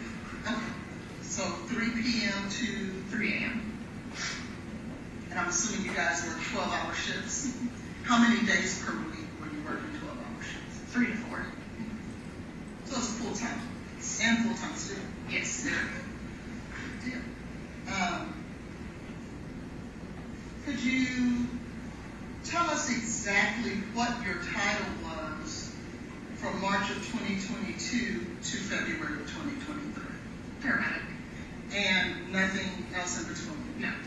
Did you hold any supervisory roles or anything of that nature? The last 2 months that I was employed in the ER, I became a paramedic lead. Okay. That's it.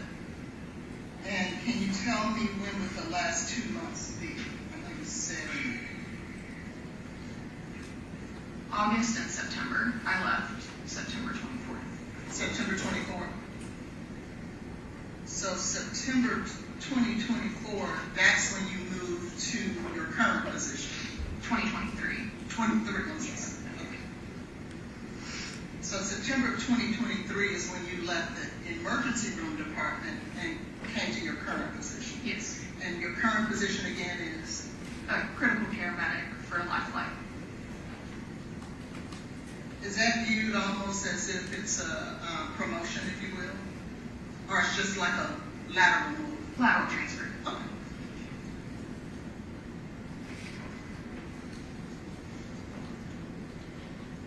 In your position as a paramedic in the emergency department back in 2023, February, tell us exactly what your daily, average day responsibilities would be. So I would come to work, clock in, check off all of our equipment throughout the department, look at the board, see what patients we had, get offgoing shift report from offgoing paramedics, and just help wherever the nurses need me and whatever I was told to do. When you say check equipment, what type of equipment are we talking about? Our crash carts, our trauma equipment, all of our cabinets, all of our carts, make sure everything's stocked for the ship. Okay. And is medication in any of these cabinets or no? So what would be in your carts and cabinets and things of that nature? IV supplies, I'm trying to think, like bandaging things, basic things. Almost like support supplies for the nurses and things of that nature. Okay. So you will come to work, you check the equipment, see what patients are there in the emergency room, and then I'm assuming you then wait for someone to give you instruction as to where they would need your support. Yes. Who would primarily be the people who would come to you and ask you for support? Would it be the nurses, doctors? Yes. Both? Yes. Okay. Was there a particular doctor and or nurse that anyone was assigned to? No. It could be anyone. Yes. How many, if you know, how many nurses would you say would be on duty at any given time at Vanderbilt's emergency back then? I do not know. You don't? Okay. Do you know how many patients the emergency room department, in terms of rooms, how many rooms of patients do you guys take there? I don't have an exact number. I know we go up to 38, like physical rooms. 38? But it could be more. Not 100%. Yeah, I've seen sometimes where they have patients in hallways because they're running like rooms. Who would have been your supervisor back then? As our paramedic supervisor, it would have been Eric Frank. Eric Frank? Yes. Did you guys have more than one supervisor? For paramedics, no. He was our overall paramedic lead.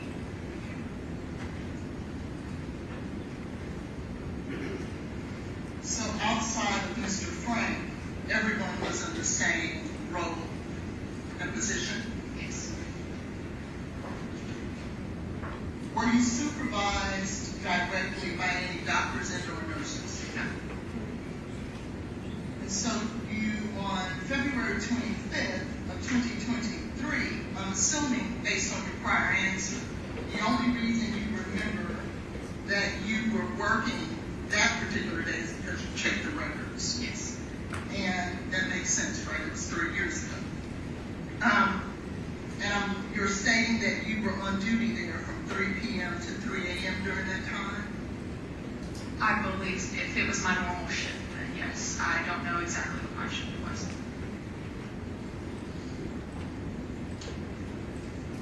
And do you remember at all Ms. Benning coming to the emergency department on that evening? I do not. Do you remember which nurse and or doctor that you were working with on that day? I do not.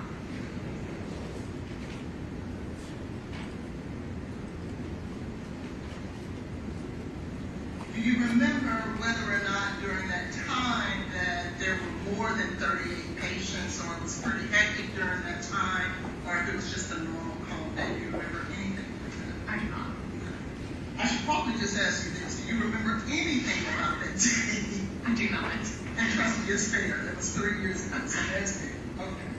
During your position and your daily duties at the emergency department, do you ever have interaction with family members or things of that nature? Yes.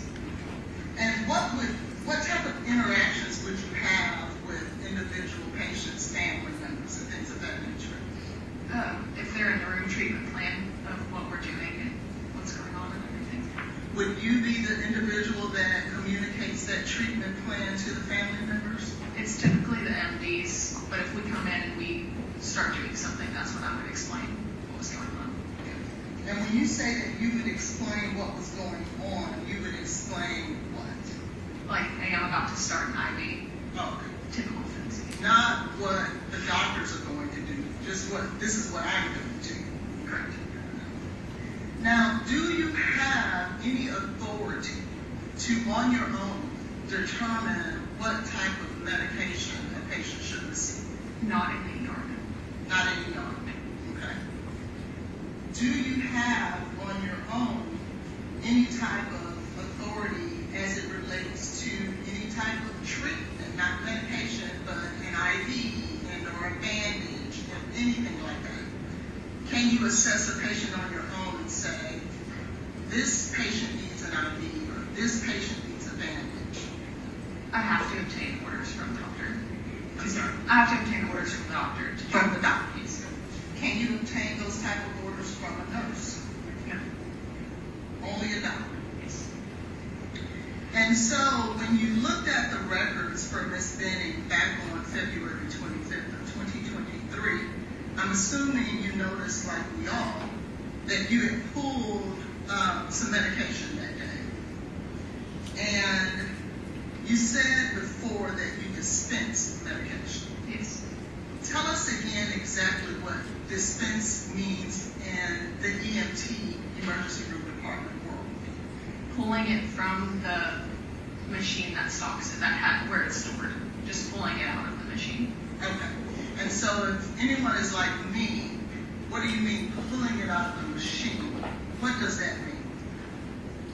We go in, type in the patient's name, type what medicine we need, and pull it out of the machine, and we have the medication now. Okay. So I'm assuming then there is some type of machine that houses medications. Yes. And that machine, does it house all medications or only controlled substances or things of that nature?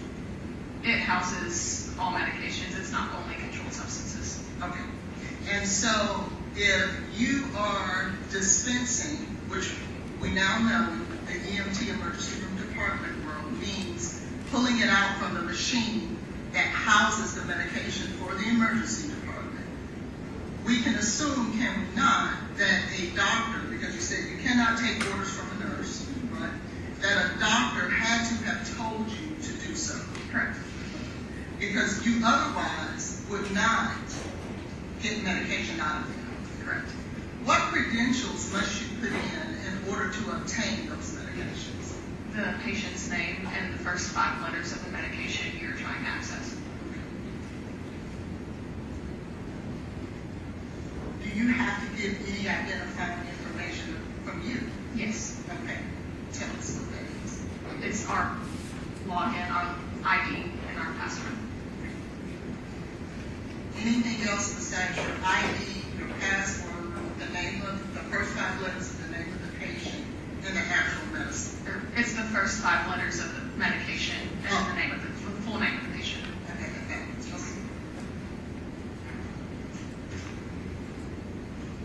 Do you have to give the patient's date of birth? No. Do you have to put anything in there as it relates to the doctor who gave you the authority? And so we see that on February 25th of 2023 at 23:27, which is 11:27 p.m. Yes. That you first pulled midazolam. Yes. What is midazolam? Another name for it is Versed, and it's just a sedative. A sedative, and it means that it does what to a patient? It calms them down. We give it for seizures a lot. It just kind of relaxes their muscles. Okay. Does it put them to sleep? Patient dependent. Okay, so it can make you drowsy, but it's not an agent that puts you under. It can't. It depends on the patient. Everyone handles meds differently. Okay. So it depends on the patient. Well, let me ask you this. If someone wanted to cause someone to go into an unconscious state, would they use midazolam in that type of arena to make that happen? Yes. And then we also saw that you also pulled fentanyl. Yes. What is fentanyl? It is a pain medication. Is it also used as a sedative? No. It is solely for pain. Yes.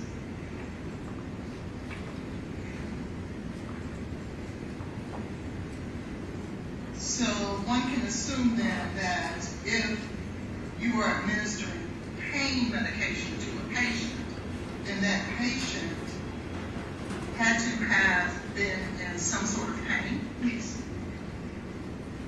And how would you know a patient is in pain? They'll tell us.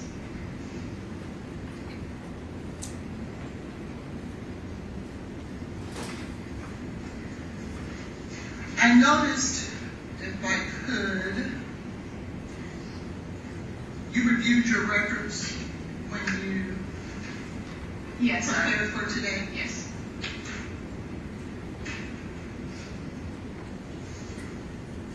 I want to show you what I'm going to mark as the latest exhibit.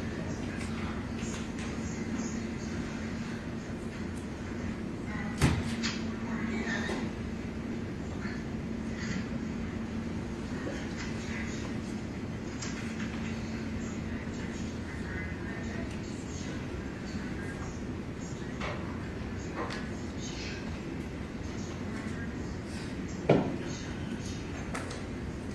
Okay, can she tell me? Since she's a witness. I'm gonna mark it once they get, that's appendix exhibit 1.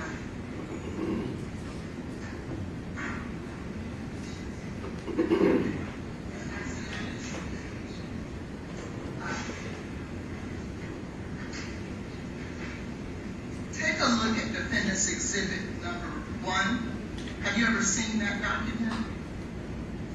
Yes. Okay. When did you see that document? A strip of only what I had done under my name was emailed to me. Okay. Who was it emailed to you by? That I do not know. Okay. Do you, what email would they have emailed it to you? My work email. Your parent work email? Yes. Are you able to go back and take a look and see who emailed that document to you? I don't have the ability on my phone. Not now, but at some point. Yes. Okay.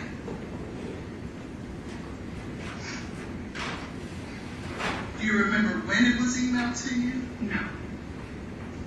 Was it this year? Yes.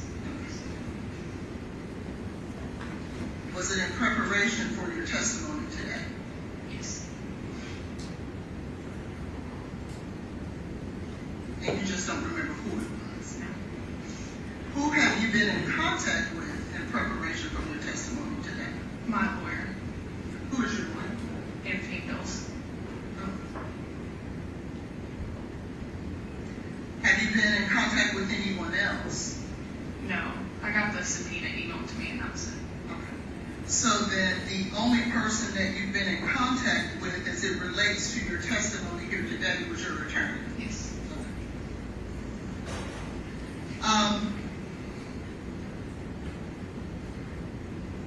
In these records, you notice that your name was present. Yes. Do you also notice where it states ABS override pool? Yes. What does that mean? It means if we have a patient coming in or a patient that needs emergency medication right in that moment, we can go in and override and just pull the medication that we need as told by a doctor. Okay. Why would you need to override it? Because they don't have time to go in and put the orders in the computer. Because it's an emergent situation and something's happening that we need those medications. Okay, so is there another protocol for or dispensing, medication outside of this ABS override that would not require an override? No. So in every instance that you want medication, you have to do an ABS override? Oh, no. Okay. So what would you do if it wasn't an override, I should say? The orders would be put in by the physician and we would go in and be able to pull them. Okay, so then what you're saying is that the normal protocol is that a doctor would put in orders for medication. Yes. And it is because of those orders that you can then go to the machine that houses the medication. Does that machine have a name, by the way? The Omnicell. Omnicell? O-M-N-I? S or C-E-L-S? Yes. So in a normal procedure or protocol, doctors put in orders into a system. That system somehow communicates to the Omni cell. Yes. And allows for you to go in and then put in the patient's name, the first 5 letters of the medication, your ID and password, and the medication is dispensed. Yes.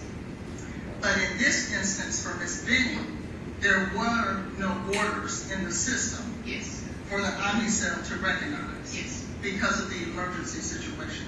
Yes. And so because of that, you implemented the ABS override pool. Yes. Okay. And what exactly is the override pool? What do you have to do there? We hit, it's a button, medication override, and the reason, emergency, whatever the reason is for needing it overridden, so that it's all documented. In that situation, what would the reason have been, if you know?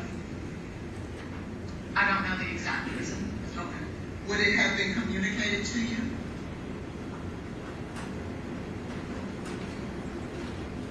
Yes. Okay.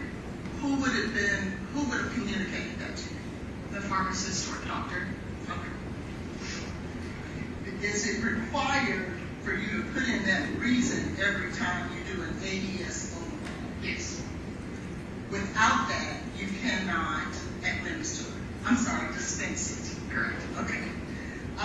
And so then we can assume that when you did this ADS override pool, there was a reason stated as to why you were able to do that. Yes.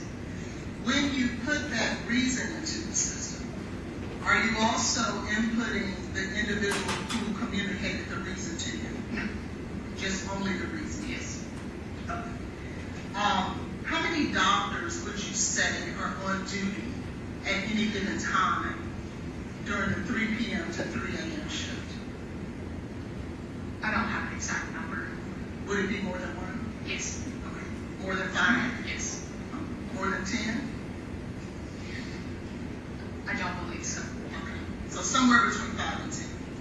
Fair enough.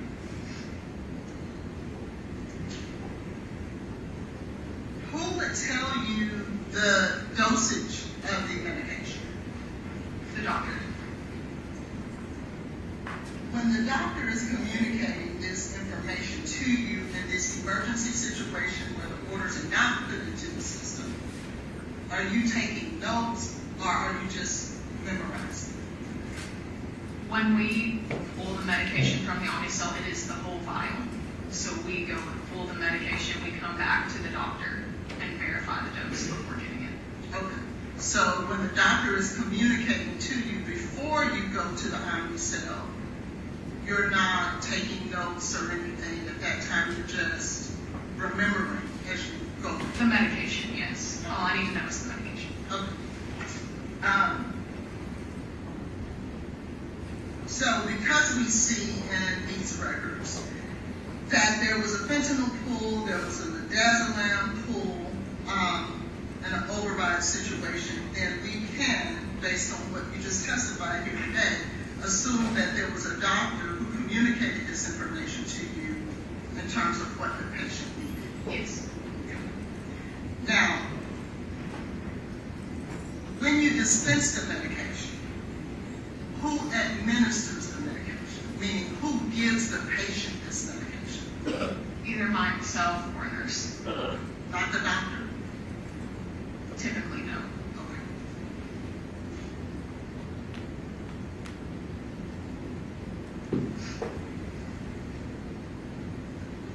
And how is fentanyl and midazolam administered to a patient? Through an IV. And just so that we're clear for the sake of the jury, when we're dispensing medication in this setting, that means you're taking it from the Omnicell. When you're administering medication in this setting, you're actually giving it to the patient. That's correct. Okay. And so, at some point, based on your testimony, it was determined that this medication would not be given to this patient, correct? Correct. Okay. Now, who would have told you that? So someone had to have told you to get the medication, dispense it. Who would have told you not to administer it? The doctor. The same person? Yes. Is there anyone else who could have given you the authority not to administer that medication? Yes. Another doctor. Okay, but it had to be a doctor? Yes. Okay. Not the RN? No. Or a nurse practitioner? No. And again, as these doctors are communicating to you, you're not taking notes or anything. You're just on the spot. You're moving. Yes. So,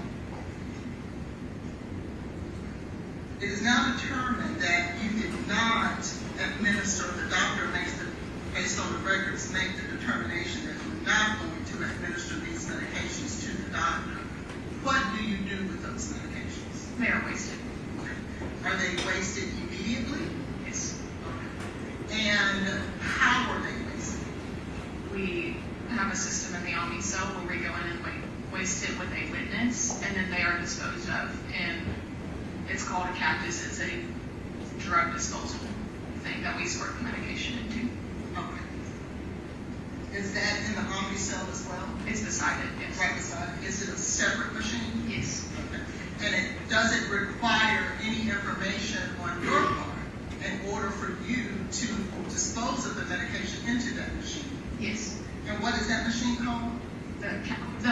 It's a non-machine. It's just a waste receptacle. Oh, it's just a waste receptacle. Yes. Is that those red things you see with the danger? A little different. Okay. Okay. And you said, I'm sorry, I didn't catch the answer. Are there things you have to put in there? No, it's just, you're putting it in. Correct. It's documented in the Omni cell. Okay. So first you document the fact that we are going to waste this medication in the Omni cell. Correct. You then go to the receptacle, for lack of a better word, and you actually squirt that medication from the syringe into the receptacle. Yes. What do you do with the syringes? Throw them away. In the trash or something. Is there a special place for you to dispose of the syringes? Yes, we have trash cans and biohazard trash. Okay.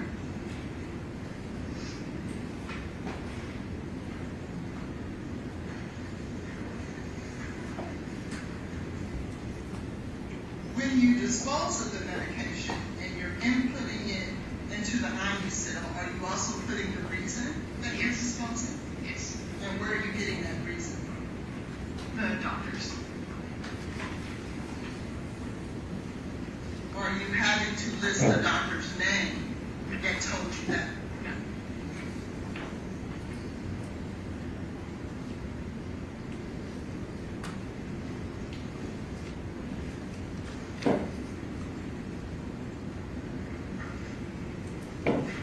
And you stated, I think you said something about the patient changed, and that's how you knew that you disposed of it. How did you know that you disposed of that medication? For Ms. Benning particularly? Yes, in the report it states that I wasted it, and under the reason it states patient condition changed. Okay. And what report are you speaking to in that regard? It's a continuation of this report. Okay. A continuation, you mean medical records? No, it's all of it's in the medication report. Okay. On the document Defendant's Exhibit 1 that's in front of you, is that information on this sheet? So there's another document somewhere that states that? Yes. But it's not a UMC medical record? Yes, it is. Okay. Would your name be attached to that as well? Yes.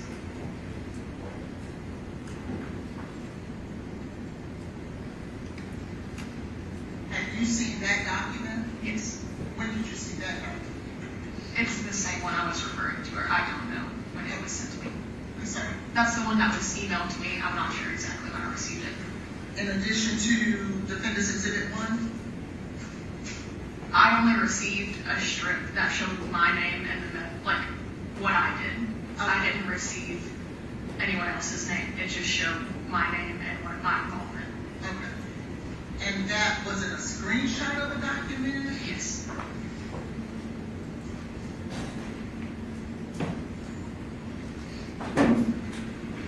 So then it would have been attached to an email. Yes. Not the email itself. And what I mean by that is, you know, sometimes you'll receive an email and there's a screenshot within the email. Yes. As opposed to an actual document that you have to click on and download to review. Yes, I believe it was just in the email. In the email itself.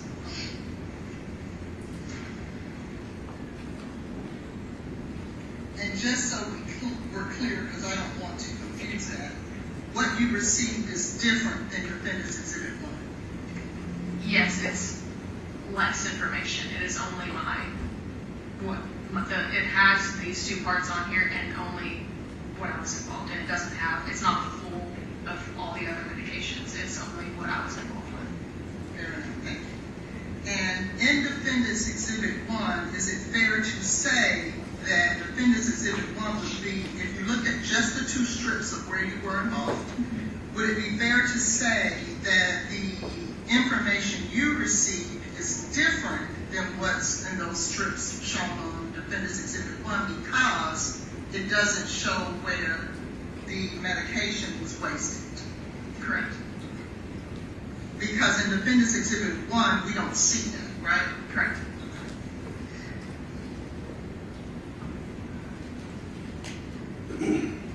When we see the statement, "Do not to must always be secured," what does that mean? If you know. Oh, is that on here? Yes, ma'am. For the record, what she says is that on here, she's looking at Defendant's Exhibit 1.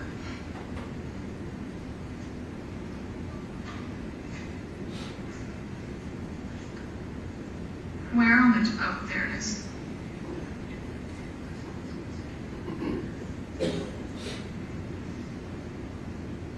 I believe it's referring to not, you can't send it through the tube system in the hospital like we send labs, because it's a controlled substance, so we can't just send it through the hospital. If we were, we would never have a reason to do that, but that's all that means. Okay. Is do not put it in the tube system. Right. Let's keep those separate and secure. Yes. When we see the status as active, what does that mean? On the right-hand side.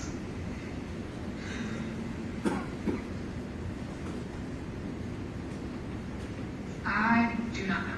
Okay. When you look at it, it says ordering mode standard. What does that mean? I also do not know. You see there where it says at the bottom package, and then it gives a number.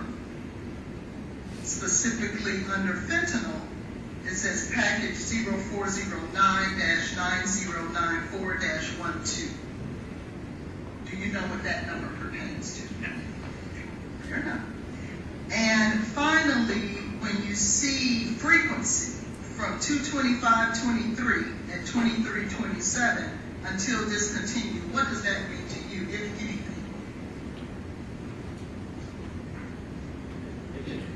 I guess to me that's until they decide that we don't need it anymore, or until they discontinue the order. Okay. And when you say they, you're speaking about the doctors? Correct. Okay.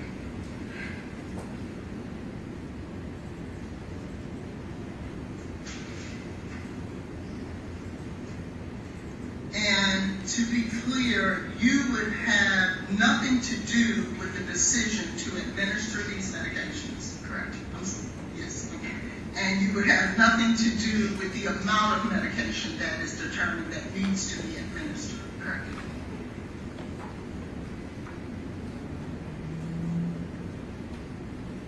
When you, and if you know the answer to this question, you can answer it if you don't.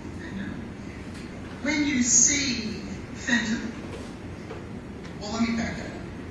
If someone was coming in for a potential overdose for any type of drug, would you expect to see fentanyl administered?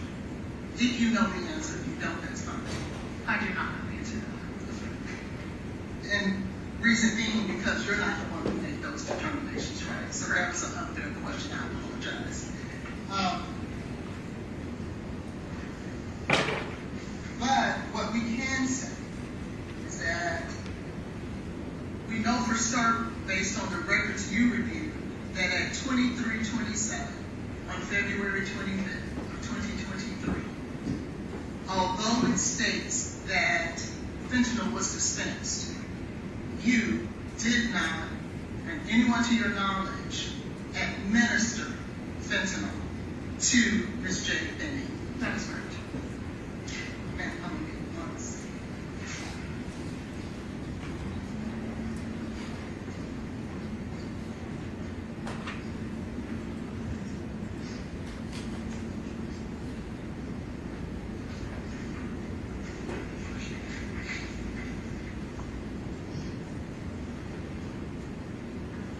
So, Ms. Smith, we're going to, I'm done at this time, but, and this is beyond your purview, but I want to say it on the record. We would like for you to grab that document, that medical record, where it states that you actually disposed of it, so that we could at some point talk to you again about it.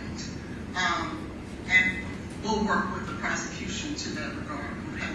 But we do want you to look. Okay. All right, at this time, I'm passing this.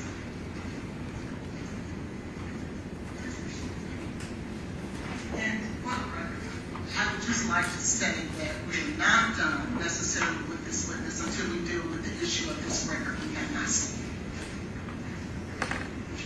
Okay, here's Jay. Who's the next witness? Dr. Bruckelari.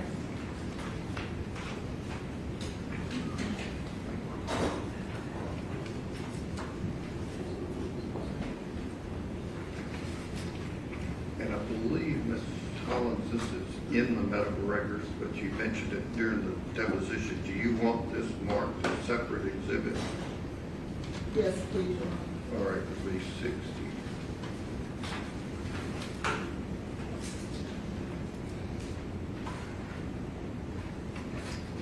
Your Honor, I would just renew my request that Dr.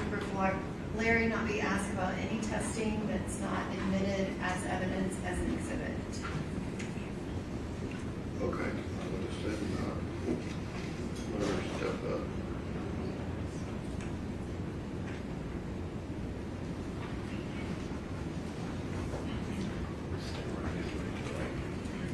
Do you swear the testimony you're about to give to be the truth, so help you God?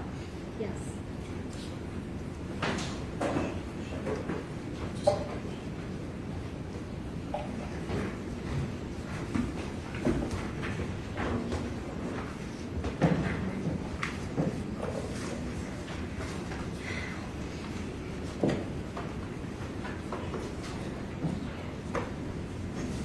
Okay. Good afternoon, Dr. Bruckelari. How are you? I'm doing all right. Bruckelari, I'm sorry. Can you please state your name and spell it for the record? Sure, it's Dr. Rebecca Bruckelari, REBECCA, BRUCCOLERI. And how are you employed, Dr. Bruckelari?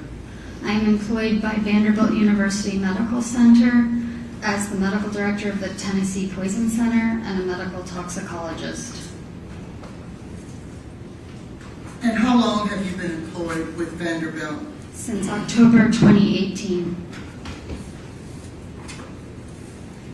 And I want to ask you a question in regards to the treatment of Jade Benning. Are you familiar with the patient at Vanderbilt by the name of Jade Benning? Yes. And do you remember about the time that she was being treated at Vanderbilt? Yes.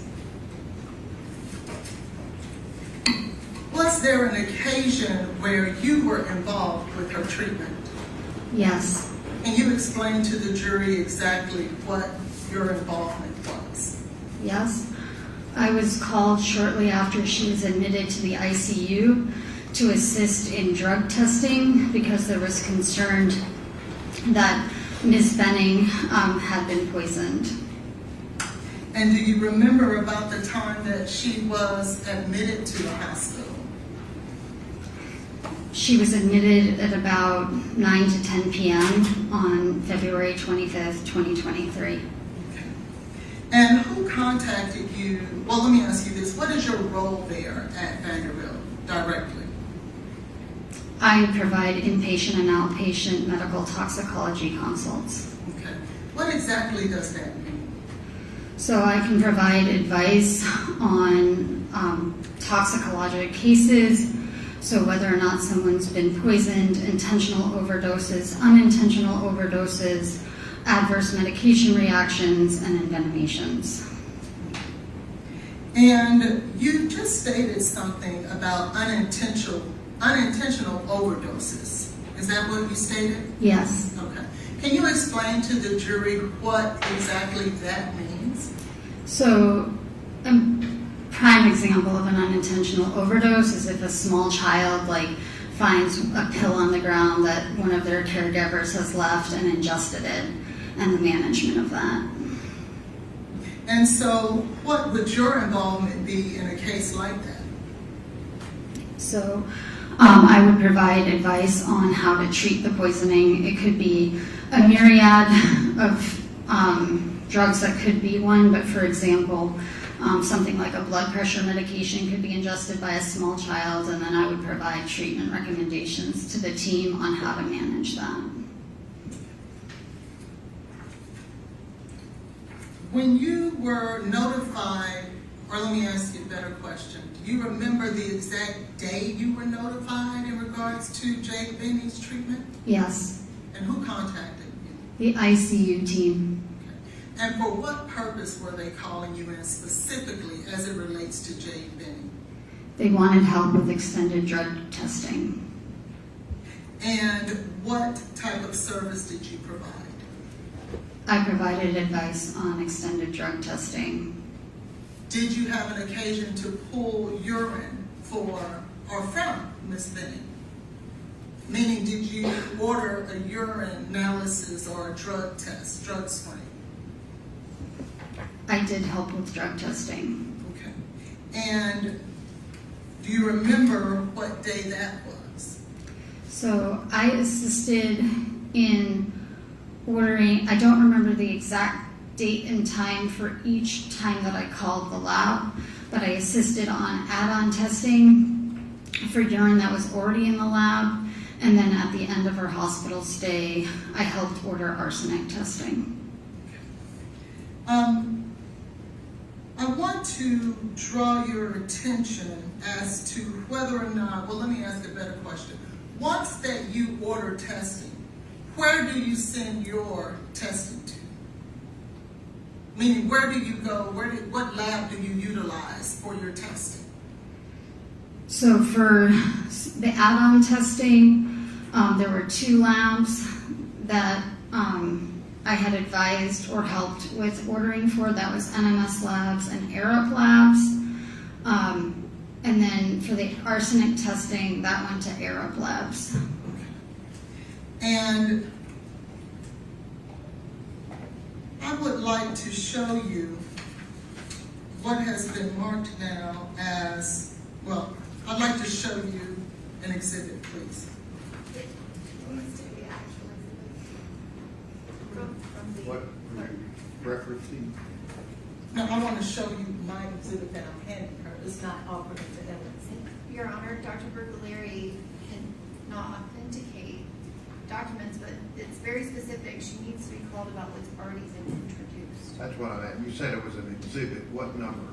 No, it's not an exhibit that's already been introduced. She's a witness. I don't understand why I can't give her a document, and if she can authenticate it, why am I not allowed to enter it into evidence?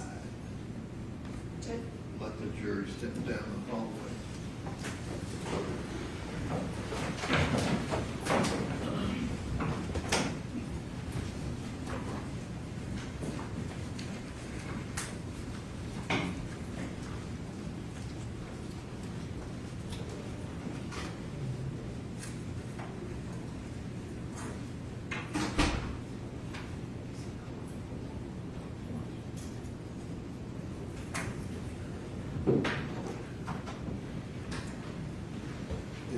something General Norman you referenced before this witness was called? Yes, Your Honor, it's exactly what I referenced before this witness was called. And what, I don't know, what tests are you talking about that haven't been made exhibits?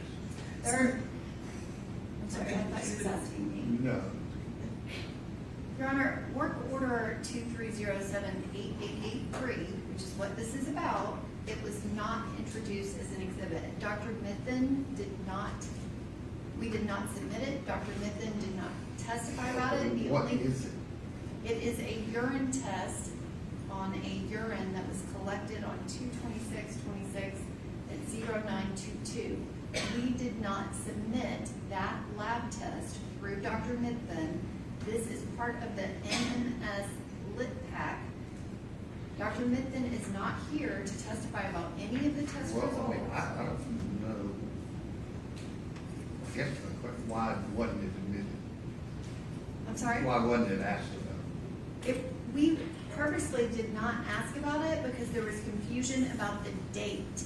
And that was the limited testimony of Dr. Mithen, is that we showed that the work order was not the same as the one before, that there was one urine sample from that 2/25/23 at 22:59. It was a completely different sample, and that is what was sent to CFSRE. We have had no testimony And this about. one deals with what? Which one? Deals with, that's the thing, it's not in evidence. It's a Which? secondary urine sample. 2/26/1335 or 2/27/23 at 4 o'clock? No, it's neither, I'm saying it's not either one of those. This has not been That's only submitted. 3 I've seen or heard reference to in the medical. Correct. There has not been testimony related to this, other than to point out that the work order was different, and she knew for certain that the sample transferred to CFSRE was from 2/25/23 at 22:59. What are you wanting to ask this witness, Ms. Thomas? Specifically, I would like to address two things with this witness. There is in fact an email between this witness and Dr. Methune in regards to a sample, a designer opioid screen from 2/25/23 at 22:59. In this email. That's been testified about. I'm sorry? There have been references to that. Yes, and there's been an issue as to whether or not that urine screen was in fact on 2/26 or 2/25. I have an email in front of me from Dr. Brucaleri where she references a sample from 2/25/23 at 22:59.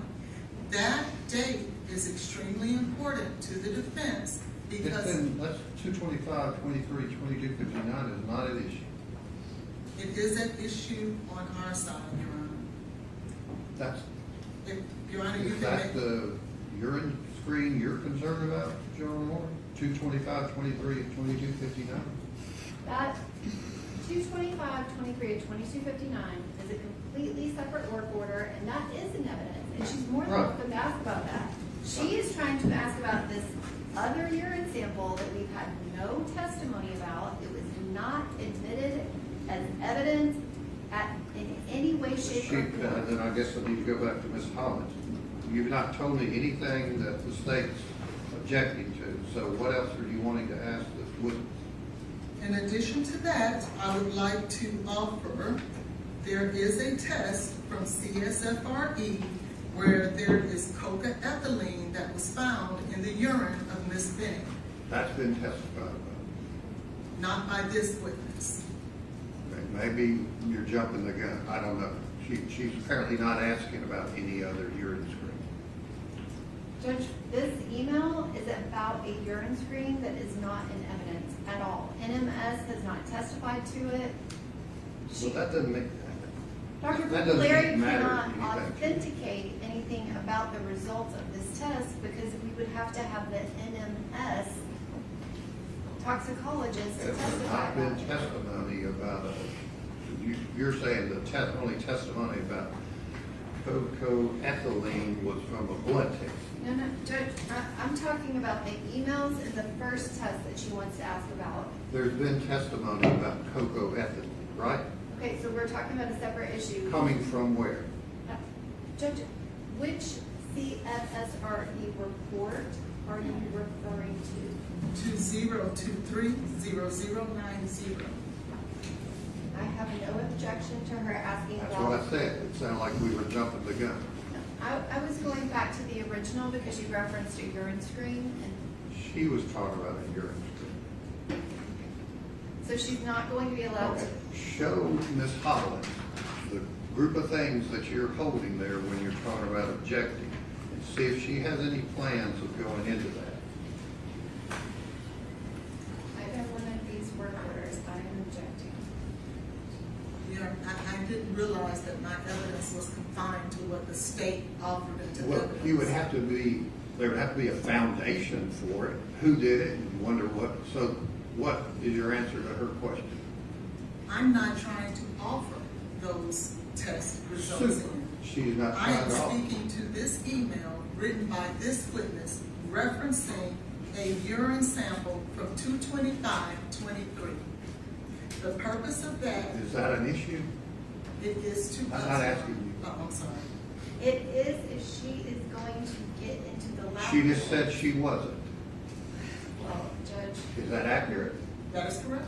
All righty. And in terms of, I am wanting to get into the results of the cocoethylene found in the CSFRE. Judge. In what, one of those work order numbers? This work order No, the is. one she just showed you on her file there. No. It's No, not. on the manila file, you had two. This work order that's, the email is about, is this work order that is not in evidence. The email is about something that is not in evidence. Is that accurate? I'm not trying to enter those results, Your Oh, Honor. I am trying to simply enter an email from this witness referencing a Show this witness that email and she can clear up what work order it's about. This is the, this one.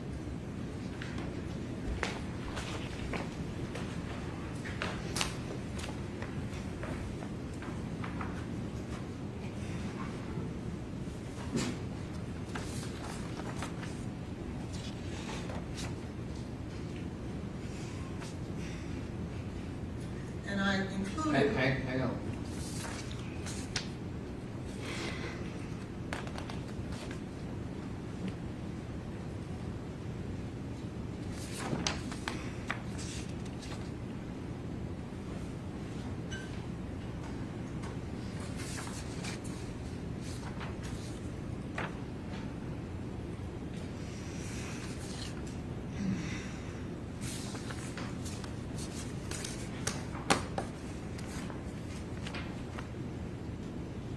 Is all of that information you're looking at, Doctor, concerning 2/25/23/22/59 urine screen? So,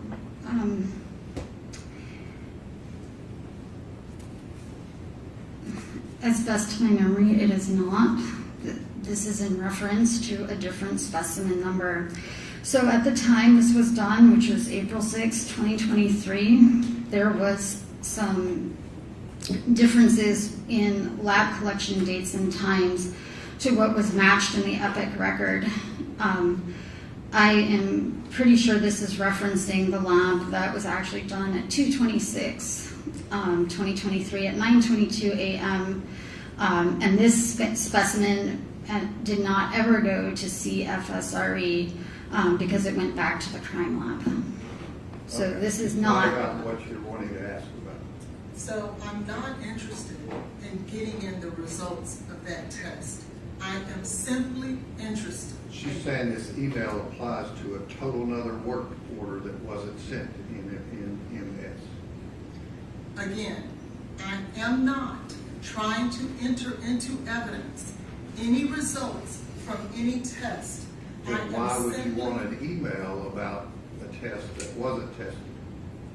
Because there's a date on there that is very important to Ask my her what you client's wanted to case. ask. Thank you. Is there a date that you are referencing in your email, Dr. Brucaleri? Yes, and I am saying at that time it was incorrect because when you backtrace this work order to the specimen ID into the EPIC medical record, it is a different date and time, which was not discovered until after this email was sent. And that's fine. I just want to reference the actual date that you have in that email. Back on April, I believe it's the 6th of 2023. The date that I have is 2/25/23 at 22:59. Thank you. That's all I needed. And then, She's saying that's not accurate. I understand. So you're The entitled to state, introduce relevant evidence, not evidence that's not relevant. the state has made it an issue that that date is not accurate. They have made that So an that issue. date's accurate. May I finish, Your Honor? You're saying the state's saying 2/25/23 and 22:59 is not accurate? That is correct. They have stated that in their No, case they're in not chief. stating that. That's accurate. But you're asking about another work order that's not been testified to in the record, so how do we know what the results were? I'm not trying to get into the results. But you're of wanting that an email test. to confuse the jury about what's going on here, right? No, sir, I'm not. Okay, well, I'm not allowed this email, so is Fair anything enough. else? That's fine. All right, let the jury step up then. I'm not done. Oh. I have another test. As Okay. I stated, there is another work order that Dr. Brucaleri is aware of where Ms. Benning tested positive for cocaethylene. I simply want her to have the opportunity to testify about that because What it goes work to order my is that? clients. It is work order number 2023-0090. Was that tested Yes, it was. by Vanderbilt? Yes, it was tested by Vanderbilt, but what's in question is what went to CSFRE, which is, What? it went to the Center for Forensic Research and Education. But your hospital tested it and it showed what? So it went to NMS lab. So our hospital drew it, sent it to NMS The lab. hospital didn't test it. Our hospital sent it for extended drug screening to NMS. I do not. Vanderbilt Hospital test what she's asking about. Could you repeat the question, Your Honor? Did Vanderbilt Hospital test what this lawyer's asking about? I don't know if they ran tests on that sample She doesn't themselves. She has personal knowledge that Ms. Benning tested positive for cocaethylene. Is that accurate? Yes. From what source? That's from the Center for Forensic Research and Education. She didn't do the testing. But she has personal knowledge and It'd be she's a toxicologist, Your Honor. And she's treated Jade But Benning. you want everything to be reliable, right?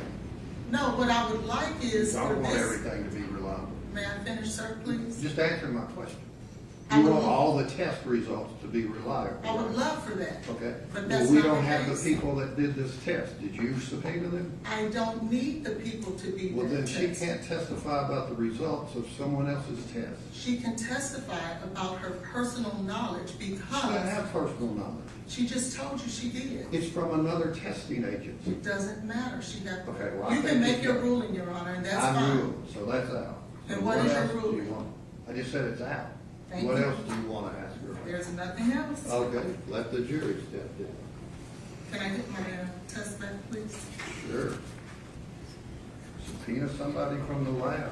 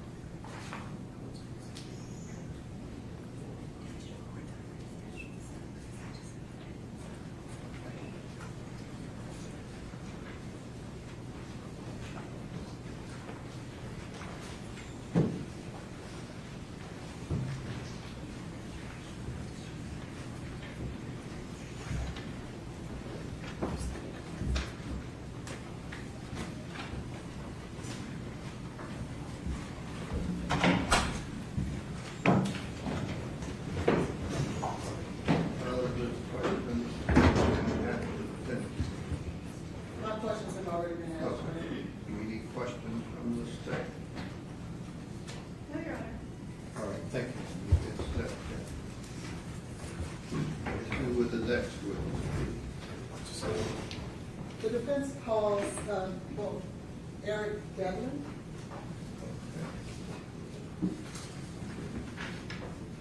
Judge, I don't know. Yeah, get him, somebody, let the lawyers step up.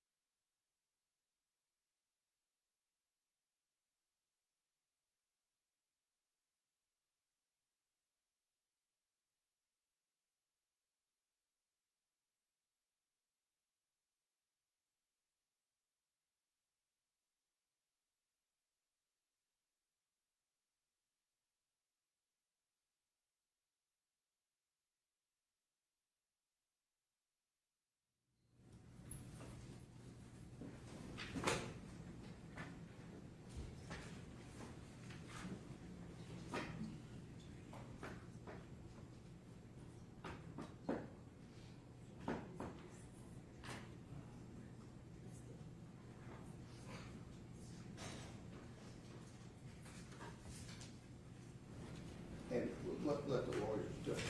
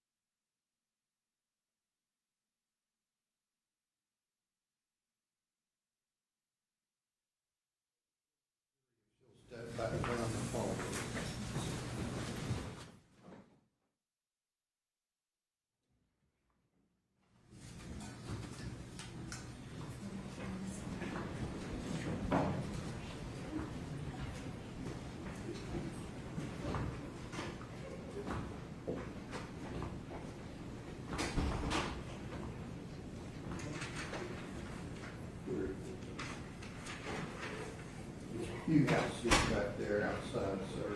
Get a Mario or follow me.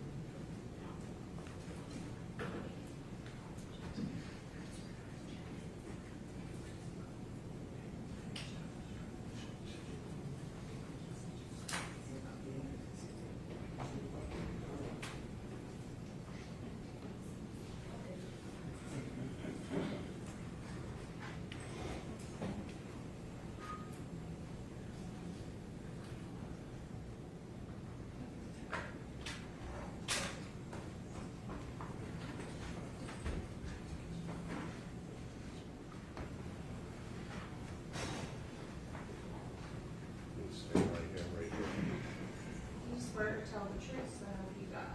I do. This one.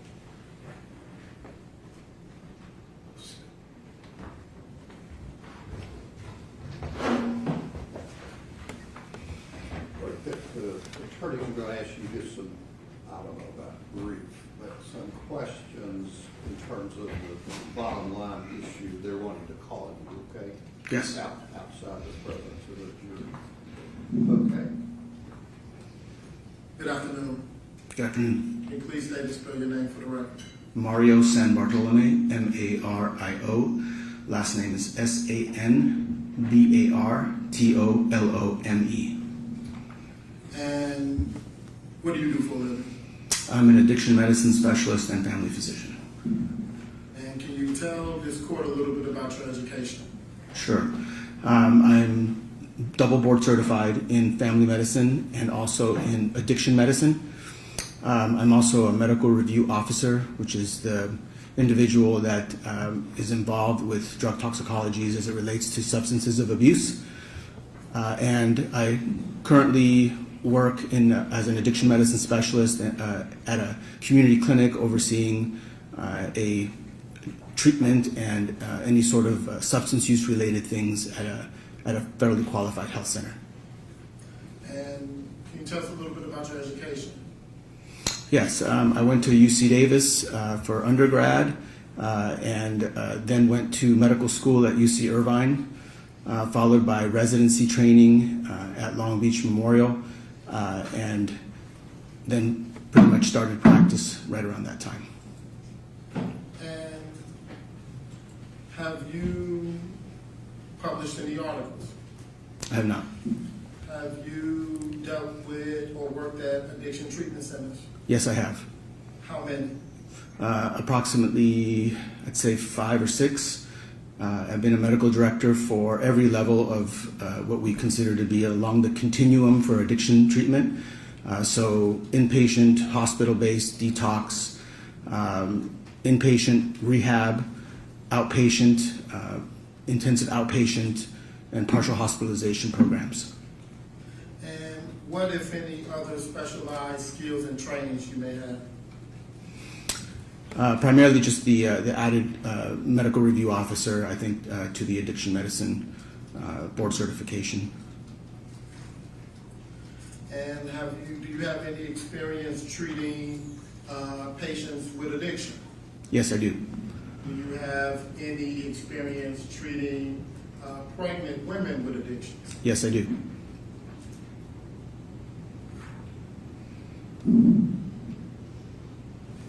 One second.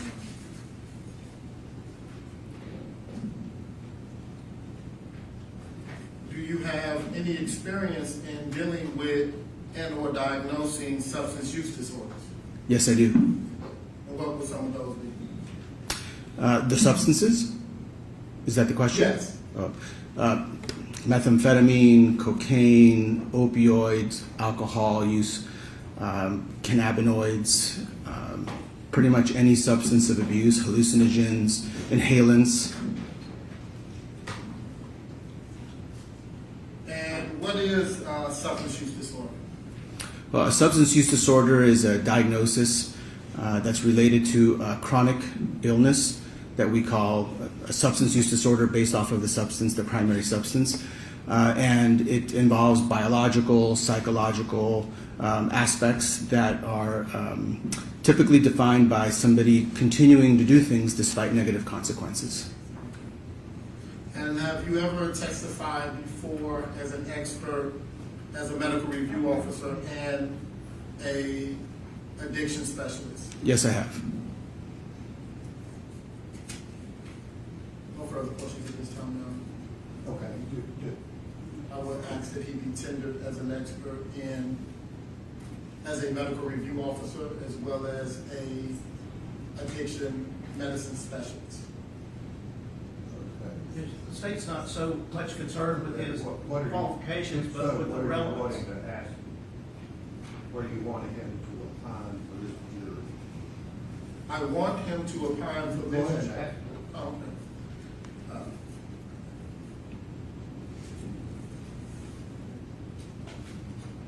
Dr. Mario, in your experience, is pregnancy a automatic stoppage to substance use?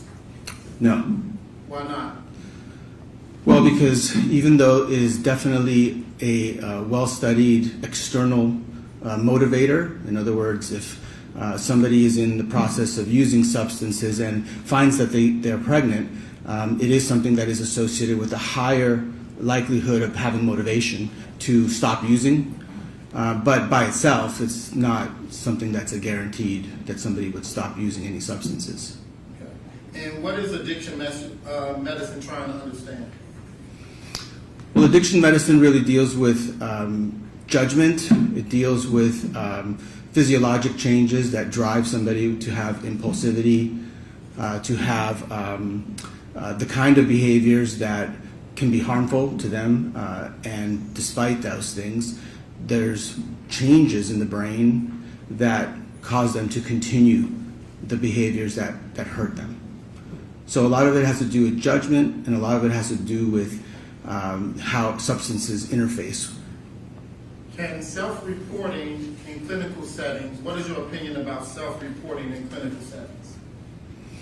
Well, it definitely is very valuable. That's what we base all of our screens with. People self-report. It has some limited value in that we are relying that the individual is being forthcoming. And that can be difficult in addiction because addiction also, or even without addiction, actually just with what we would consider substance use. That means no addiction, no dependence, just they happen to use a substance. But in the setting of screenings and things like that, there's a lot of stigma, unfortunately, that's attached to any substance use. And so sometimes people, they have reasons to fear being forthcoming with certain things that have to do with substances. If you know, can you please explain what is an opioid epidemic?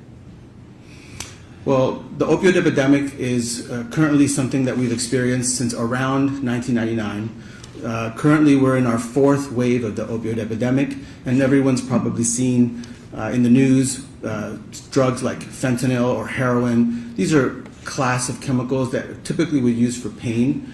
And the first wave of that really happened somewhere around 1999. And it was around prescription drugs that doctors would prescribe, and sometimes people could get dependent on them. Now, dependency is not the same thing as addiction. It can even just be dependence. It can be around pain. However, it does leave people where if they stop using it, they experience what we call withdrawal. And withdrawal can be a pretty severe neurologic type of reaction to not having the substance, access to the substance, which then when we clamp down on that and reduce that from the standpoint of the system, it created the second wave. And the second wave was around heroin, where people found that they could no longer access prescription drugs, and so they went to use heroin, which was cheaper and more accessible. The third wave came somewhere around 2012, 2013, which had to do with fentanyl. And that was the beginning of what we see now, where you didn't even have to be addicted. You could just actually come into contact with a very potent opioid, a synthetic opioid like fentanyl, not from a prescription, but something that was either adulterated, added to something that you thought was something else, or the very thing in question being the fentanyl. And that went on for some time, and now we're in our fourth wave. And the fourth wave involves fentanyl plus psychostimulants. And psychostimulants, that class, involves primarily methamphetamine and cocaine. And those are the second highest amount of prevalence that we see next to fentanyl in cases that involve fatal overdoses. What scheduled drug is fentanyl? It's a Schedule 2. What about cocaine? It's a Schedule 2. What about marijuana? It's federally still scheduled right now. This thing is a Schedule 1. What about Adderall? Adderall is a Schedule 2. That's a psychostimulant. And if Adderall is a psychostimulant, does that mean it will fall within the fourth wave? It is. It's an amphetamine. And are counterfeit or fake Adderall pills contributing to the opioid crisis? So that's the big thing that's happening now, and this is why the DEA has put out warnings about this. It's not that people are consciously seeking out, usually when they pass away, necessarily the combination of fentanyl with a psychostimulant. It's that oftentimes they think they're taking one thing, but it's adulterated. That means it's been added or spiked, if you will, to something else. And that can actually happen in both directions. It can happen to people that press pills and make Adderall, they'll add fentanyl, and it can also happen in the other direction. And when clinicians assess risk, do they look at isolated events or overall behavioral patterns? Well, an isolated event rarely leads to any sort of a diagnosis, right? So we're always collecting information. Some of the information comes from the patient. Some of it comes from corroborating avenues from other people or other things that are observed that contribute to the diagnosis. So generally it's an overall kind of a compilation of processes that we look at, not just one thing. And have you had the opportunity to review medical records in this case? Yes. Have you ever seen, do you know of a pregnant woman who normally would smoke marijuana? Yes, that happens. And are they always forthcoming about their use? No. I mean, in pregnancy in particular, again, there's significant stigma, significant fear of consequences, child protective services, being judged. These things that are unfortunate that shouldn't exist, but they do exist, and I think they're even more marked in that group of people that have any sort of substance use. It doesn't even have to be cannabis. It can be any sort of substance. And in your expert opinion, who would be amongst the most stigmatized class of people when it comes to drug use? I believe it would be the actively pregnant woman. Would it be judges? I'm sorry? It wouldn't be judges? No, I think that there are states that still, and we've had this historically, that want to put women in jail for substance use. So rather than looking at it as a medical condition, they look to remedy that by illegal action to put people away. So I think that's pretty severe. We don't do that. We don't do that to any man that I know of in the same way. And so I think that they're particularly stigmatized because there's an element of another being, the element of a child. So the concept of, well, you're hurting the child, therefore you have a separate action against you. And that's where that comes from. And I think there's also social pressures. It's a critical, delicate time as well. And could that stigma and social pressures lead to a pregnant person concealing their substance use? Sure, it can. Backtracking a little bit, what about mushrooms or psilocybin? What scheduled drug is that? So psilocybin, or what's sometimes called magic mushrooms, is a Schedule 1. It's in a category we call hallucinogen. that people take it and then they can have psychedelic type of reactions to it. Mario, I want to give you a hypothetical. If there's a pregnant young lady and she notifies her friend that she's pregnant, and that friend says, "Oh, you've been drinking," is that an example of stigmatizing a person?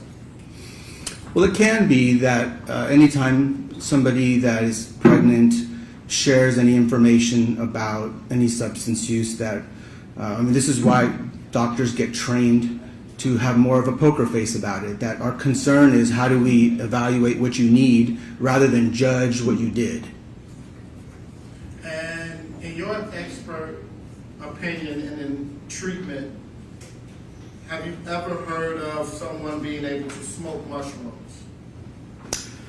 So in my practice, I have not heard of anybody doing that. After almost 20 years now of doing this, I think everything that could be smoked has probably been smoked by somebody at some point. However, in the case of psilocybin, combusting it or burning it actually would deactivate the active ingredient, so you wouldn't get what you wanted from it, and then you would also be inhaling a bunch of fungal spores into your lungs. So there's lots of reasons why it's something that people don't really do, even though certainly you can try it.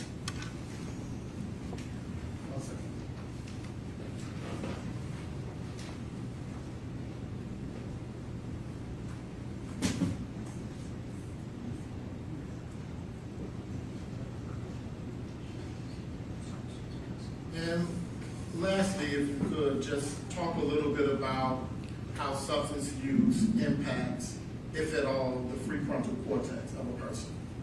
Sure, that's really at the hallmark of all addiction. It's one of the most difficult parts to sometimes understand. People that have substance use disorders need help, and this is the reason we look at it as a disease, is because the parts of the brain that get affected, we know. We actually have studied it. We know the parts. And maybe the most frustrating part for a lot of people is how is it that somebody that maybe in other dimensions of their life function well, how is it that they can have this other component that is not functioning well? And the part of the brain that is involved in this is right in front of your forehead, right behind your forehead. It's called the prefrontal cortex, and that's the part that controls judgment. It controls what we call executive function. It's the part that keeps you safe. It helps you make decisions. And unfortunately, certain substances impact the part of the brain that controls a neurotransmitter called dopamine. So there's really two players in the play. The dopamine pathways, which we also call the reward pathway. When you do something that is good for persistence, it obviously doesn't exist for drugs to exist. They're there because of their survival things. So increases in dopamine decrease the function of the prefrontal cortex, which is why in substance use disorders there can be lapses in judgment. And in your expert opinion, if a person is pregnant, but they're engaging in, let's say, facilitating drugs, what would you opine about that person's judgment? Well, that would definitely fall under what we consider to be part of the clinical impression. So the clinical impression, without going into a diagnosis, because you really need to do a physical exam and do a comprehensive exam to come to a diagnosis. But risk-taking is part of the hallmark of addictive disorders. So engaging with a drug dealer in any fashion certainly would fall under that, whether you're an intermediary, whether you're buying yourself, whether even just associating. I think that would be one of the signs of many that we do include in our evaluation of what a substance use disorder might be. And again, it's not uncommon in your experience, in your expert opinion, for a pregnant person to hide any type of substance use from their friends and family. It's not uncommon for all people with addictive disorders, but I think even more so potentially with somebody with a pregnancy that's going on at the same time. There's a bit more to lose, I suppose, that is part of the thought process. And along with drug or facilitating drugs, being around drugs, would a person's proclivity to engage in promiscuity be something that you would consider about the judgment? Could you assess that at all? Well, it's something that can be, just as a general. It doesn't necessarily have to do with substances, but it certainly is any high-risk behavior where you can link, where there's typically the prefrontal cortex puts the brake on and it stops it. That would be something that could be in consideration.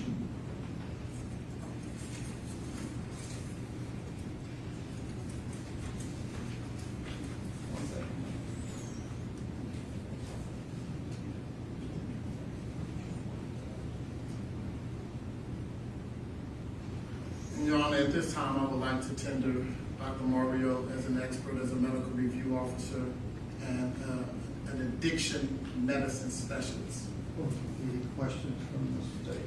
Yes, Your Honor. Well, Doctor, would I understand by that by analogy, a pregnant woman should never work as a bartender? Was there being around? I don't understand the question. That they shouldn't be ingesting? Well, so for somebody with an addictive disorder that has pregnancy, yes, my recommendation to that person would be working in a bar would probably not be the best, just because of exposure. There is absolutely no proof in any record that you've reviewed that Jade Benning was addicted to any cocaine or any other controlled substance, is there?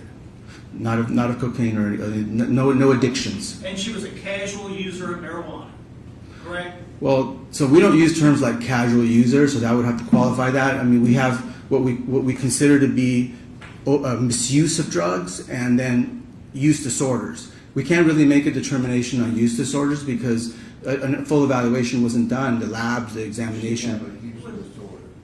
She did not have a use disorder that I could state as a physician because that examination was not done. But misuse of substances, there's actually a lot of information. There are chats with... I'm not asking you about misuse disorders. I'm asking you about Jade Benning. I'm not asking about other people. I'm not talking about other people. I'm talking about Jade Benning as well. Okay. Well, in California, is marijuana legal in California? It is. Well, it's decriminalized, so it's... Decriminalized, whatever. And actually legal in a number of states, from what I understand. Okay? Do you treat people with marijuana addictions? I do.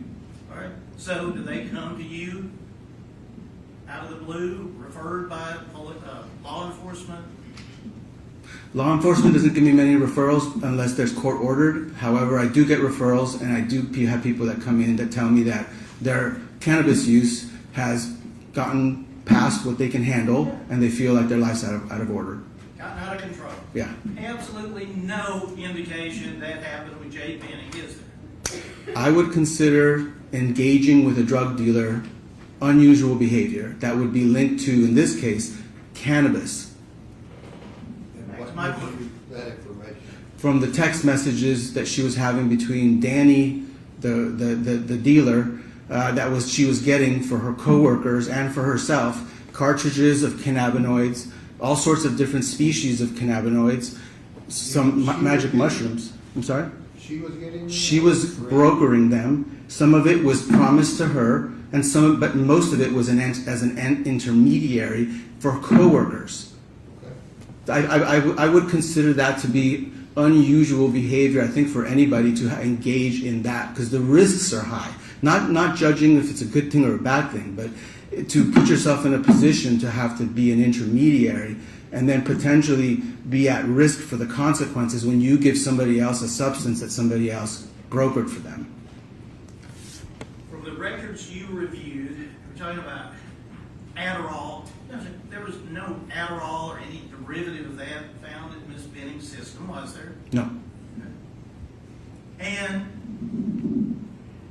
you and I talked, and we have a time or two, at least more than say hello, that you would agree, would you not, Doctor, that she died from acute cocaine toxicity by oral ingestion, correct? Well, I'm not here to actually, my scope is not to testify on cause of death, so I would leave that to the toxicologist and Dr. Larkin. Well, did you not tell me that you would agree with that finding? Objection, Your Honor. The witness has already stated his scope. Yeah, I'll sustain it. All right. And that, how many people have you ever treated at your clinic or for being addicted to orally ingesting cocaine? That's exceedingly rare. I mean, I know that people use it in their gums. They've had it in their mouth, but there's definitely not been a lot. That's not actually, in general, that's not a common way. Yeah. So. Because they die. No, that's not why. It's because it actually takes longer to get the effect, number one. Number two is because it actually deactivates a lot of it, so you don't. It's hard to get the same effect that you could get if you snorted it, you smoked it, or you injected it. That's the reason why, and there's quite a hierarchy that can be applied to most things actually. If the particular substance isn't particularly absorbed well with how you take it, that's not how it's used. There is absolutely no indication, doctor, is there from a medical record that Jade Benning consumed any drug or alcohol after she found out she was pregnant? Is there? Correct, not medical records, no.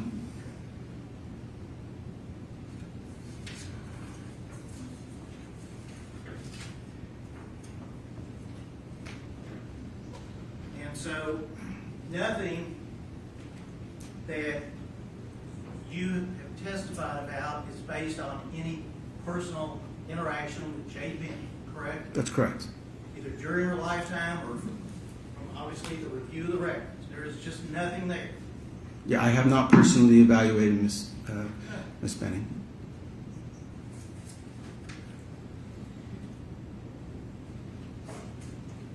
And the phases of heroin has nothing to do with this, does it? No.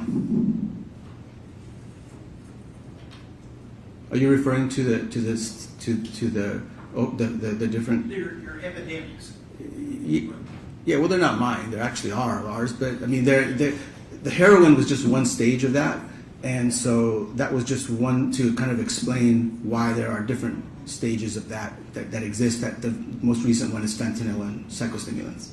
But I mean, your testimony about the phases. What was before heroin? Before heroin was prescription drugs. Okay, before prescription drugs. Well, that's the first one. Prescription drugs. Then there was heroin. Then there's fentanyl, and then there's fentanyl with psychostimulants. That's the four. And we're likely to enter a fifth one now with xylazine, which are like anesthetics that are being adulterated into the supply of fentanyl. And back in the 70s, there were other substances. Back in the 70s, a whole other time of what was available. So I'm not really speaking to that.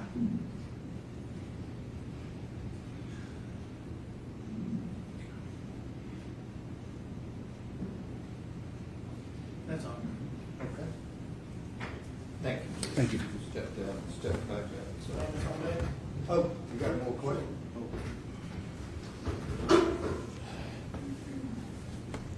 Dr. Maureen, can you explain what coca-ethylene is?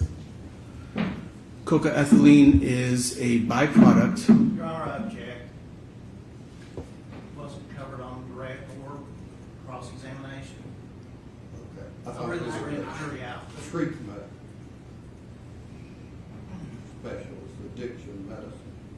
Yes, Your Honor, and cocaine and alcohol was just referenced.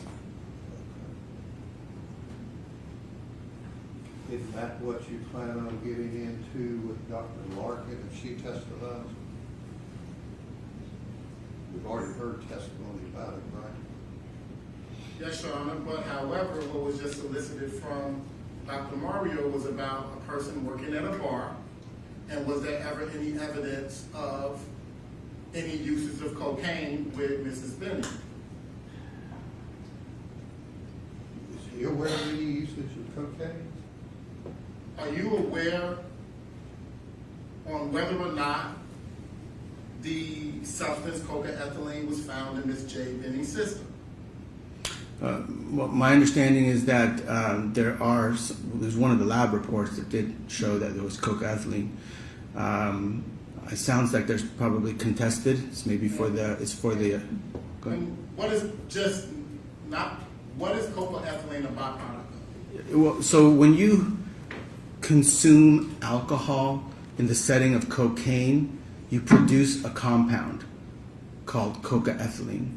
It creates a high toxic environment, so your heart will work harder. All the things that normally cocaine will cause, it can make it worse, and it's one of the known problems, right, with combining those. And can alcohol be an addiction? Can it be abused? Yes. Can it be misused? It can.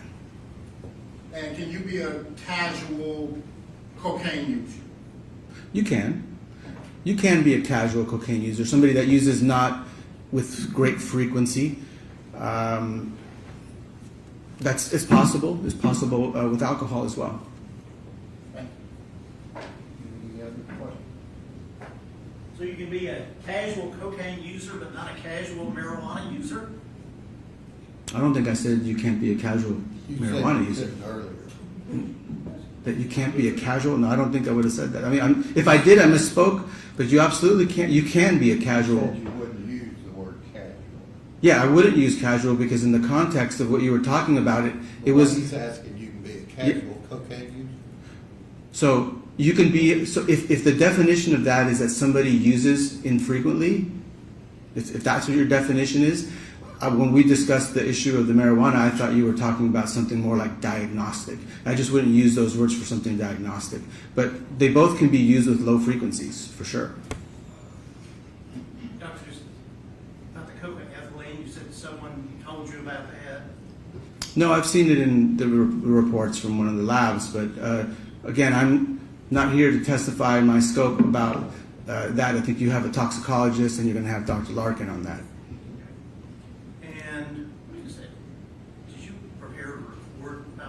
I did not.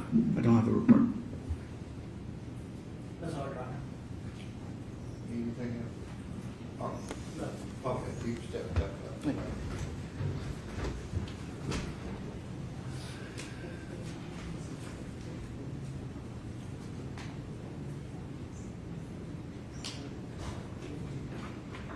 All right, the state attorney. Yes, Your Honor. Yes, Your Honor. The state will renew its objection to this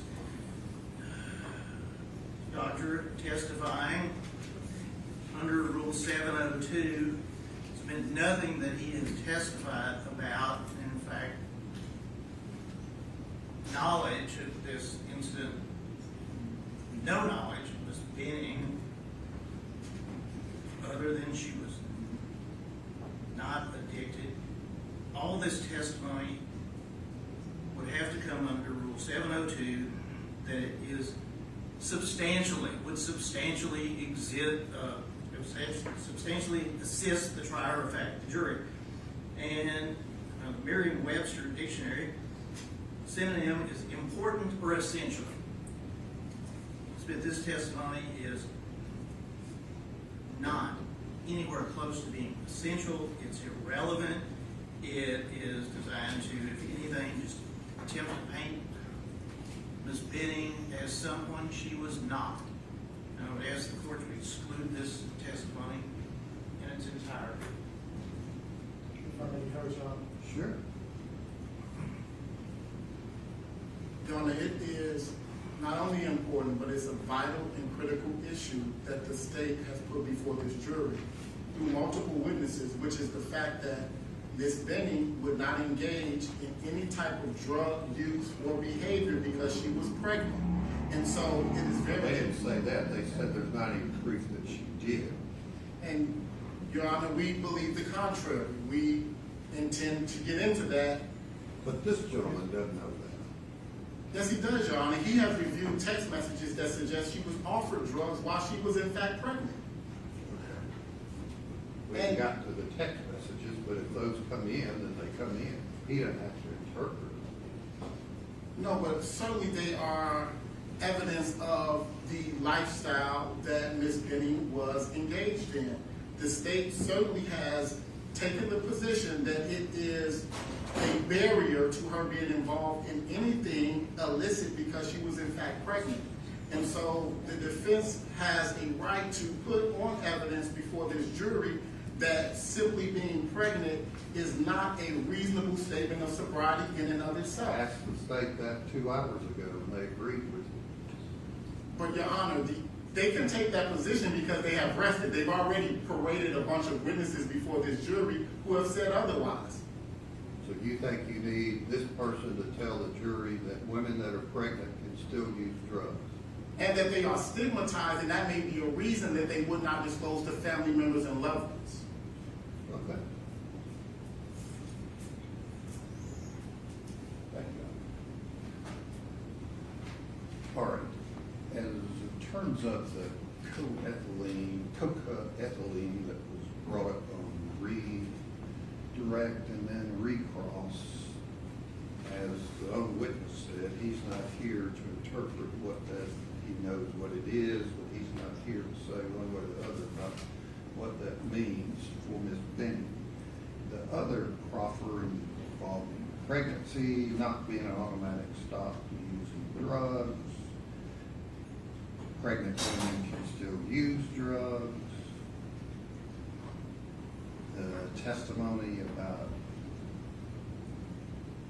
fentanyl overdose or epidemics, I don't know if that word was used, the detective's already been asked about and testified. There's no proof, and this witness has said he doesn't assess Ms. Benning as being an addictive disorder person, patient, if she were one of his patients. So under, I mean, he's a fine gentleman, useful in his field, I'm sure, but 702 requires the court to assure that there is some issue that the jury wouldn't know about, and that his testimony would substantially assist the trier of fact in some issue to be determined, and the court just doesn't find that. So no need for Dr. San Bartolome. Is what? I would like to state for the record and offer proof that We've already had the offer of proof. there was one other thing that I would like to add, and that is the state has put at issue that since Ms. Benning has become pregnant, she is now leading this clean life. Ms. Benning is Like I said to your co-counsel, they're putting on proof that there's no proof she did use. However, Your Honor, she is heavily involved with the sale of drugs. Right. That is dangerous behavior in and of itself. Okay. The jury needs to be educated in regards to... And what proof is there that she was involved in dangerous drugs on the day or in and around the day she died? Because on that very day, she reached out to her drug dealer. The very day she passed Any away. proof that she met with him? We don't know. Okay. Well, your Dr. Larkin says on the day of her death, text messages indicate that Jade met with her drug dealer. You just said that inaccurate. Well, I think an inference can be made that she did. You And just so, said she didn't. you asked me, is there any proof that she did? It's what we deal with is proof. Well, we have to be able to put on a defensive theory. So all I Sure, want to say... I haven't figured out relevancy-wise what it is, Is but it- that's where I'm trying to get to. What's relevant is... But I've already ruled on Dr. San Bartolome. If I could just state, what's relevant is the doctor stated about the most stigmatized person when it comes to drugs is the pregnant woman, which means that she will do whatever she can to hide her interaction, use, dealing with drugs, such that her family Just will not present know. proof, if you have it, that she was using drugs. That's all you have to do. There's no proof Mr. Taylor did this either, but there is an inference being made. In that same instance, we would like to make the inference in regard to Ms. Benning. Okay, and I ruled, like you've asked me to do. Now, what did the state determine about Bumble? Your Honor, Tom Miller is on his way over. I do not believe that this is active use for Bumble. I do not think it should be admitted. I would like to have a jury out on it. Okay, She where lives- is Mr. Bring him in. We'll hear what he says this means. And is the state opposed to the other text messages? I am opposed. Some of them have already been mentioned and introduced or talked about. I am opposed to the one on 120-23. 121-23 dealing with what? They've got them categorized as discussion with Blaise. I'm sorry, it's like it's under the drugs category. Okay. Which, is there a page? I got a 5, a 6, and a 7. 4. 4.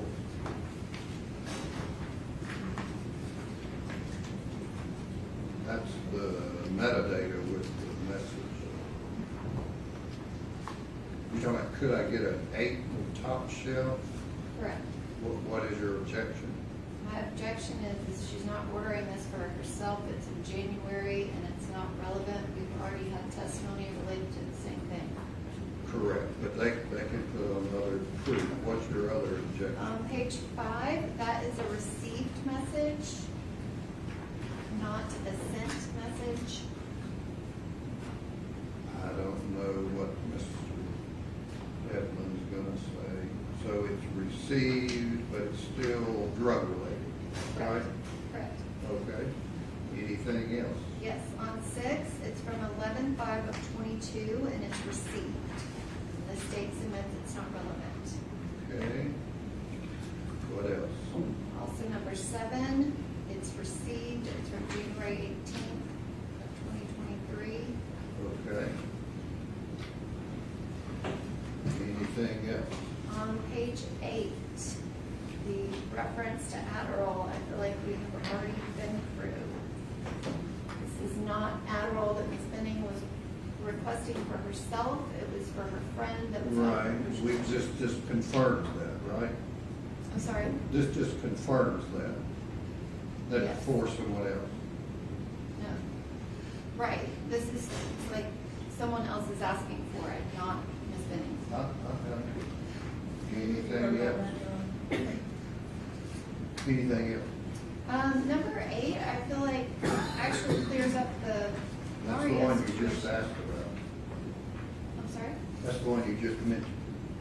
I'm sorry, that was number 9, was the one that kind of clears up the Mario situation because she wasn't ordering it for herself. On number 10, there's no date on this. Also, it just seems cumulative. So there's no date for the message sent. There is a date. They just cut it off. And the thread, they included 235 messages, which doesn't seem useful, but it doesn't tell you what date this message was sent. Okay. We'll see what they have to say in their prompt. Anything else?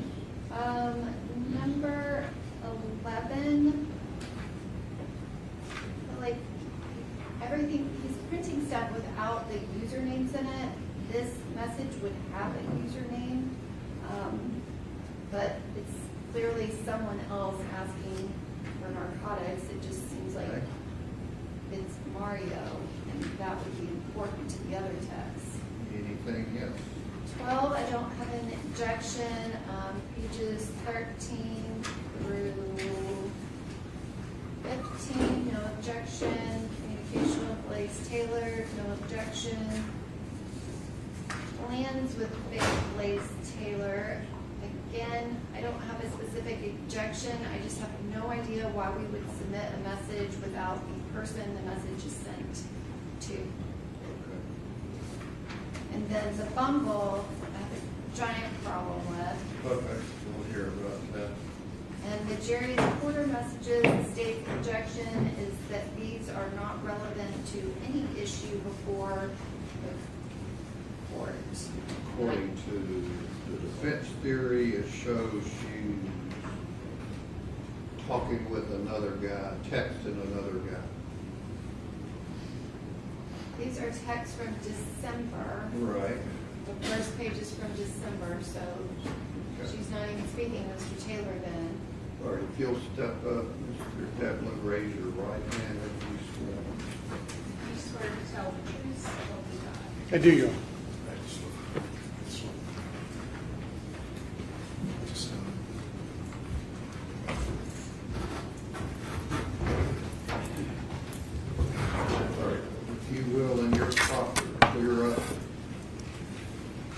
your person here, witness, knows anything about page 23 and what that means, 22 and 23.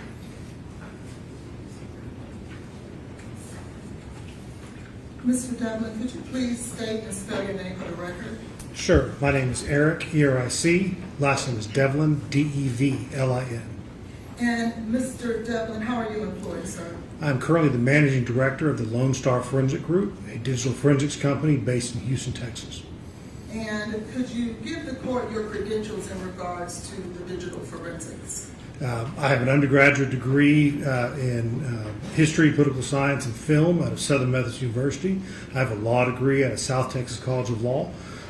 After graduating from South Texas College of Law, I took the bar exam, passed the bar exam, became a prosecutor at the Harris County District Attorney's Office, which is Houston's DA's office. I was a prosecutor there. I tried everything from traffic tickets to death penalty cases, but spent most of my time as the chief of the cybercrime, human trafficking, and child exploitation divisions. After I left the DA's office, I opened a forensic company, and I've received thousands of hours of forensic training. I have certifications through a variety of platforms. I have examined thousands of cell phones. I have testified in state court, federal court. I've testified in, so far, I've testified in Ohio, Texas, Florida, South Carolina, and Indiana. And have you had any specialized training in regards to cell phones particularly? Yes, I have specialized training from Celebrite. I have specialized training from magnet forensics. I have specialized training in generic phone forensics. I also have advanced smartphone training. Have you had any occasion to publish any publications and/or articles? Yes. Have you been certified as an expert in forensics, digital forensics, prior to today? Yes. And will you be opining and/or giving information today from the cell phone and dump and/or forensic download of Ms. Jade Benning's phone? Yes, ma'am. At this time, I will tender Mr. Devlin as a forensic expert with the cell phone of Ms. Tell us what page 23 means. It starts on page 22, but page 23 specifically is the activation of the application for Bumble, which is a social contact application. This indicates when you go from the springboard, which is the basic function of the screen, opening that particular application.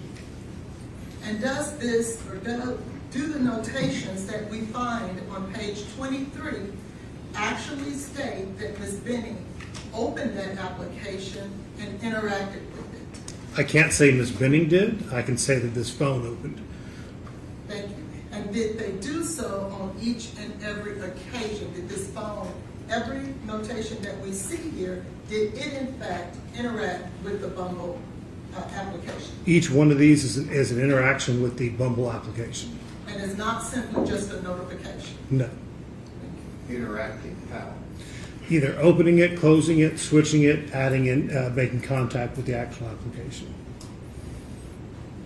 Can you tell me that Ms. Benning was communicating with, accessing information about other men? No, sir.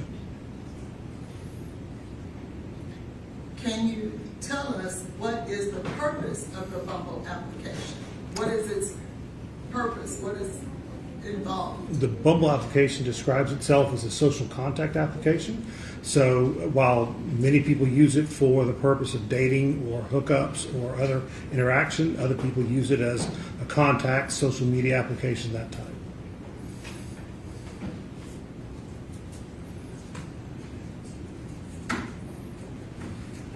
What can you tell us she was doing? I can't. Just that the application was being interacted with. And the application was installed previous, so. Can you give us, can you give us a date that this application was installed on Ms. Benning's home?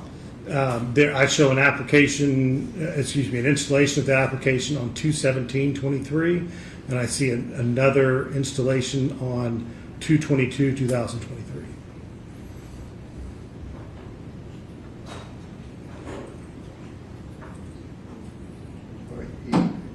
Any other questions?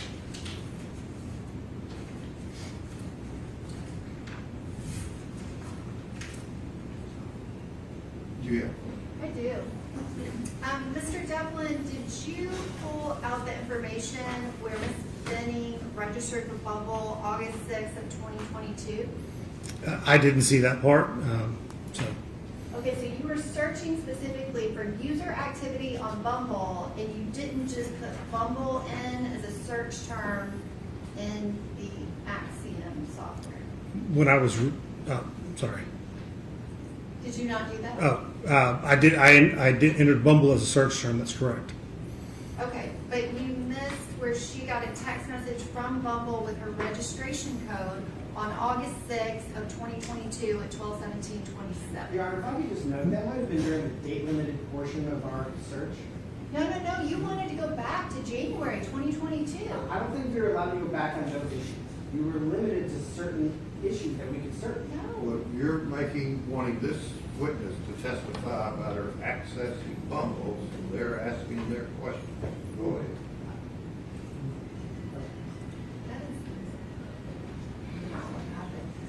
And so if this same database that you have here on page 23, if there's activity on here after Jade Benning's death and after the phone is in police custody, do you think you might change your opinion as to whether or not this is user activity or if it's just updates within the Bumble app? The Bumble app can have updates, absolutely, as a part of it, depending upon if the phone was powered on and connected to the networks.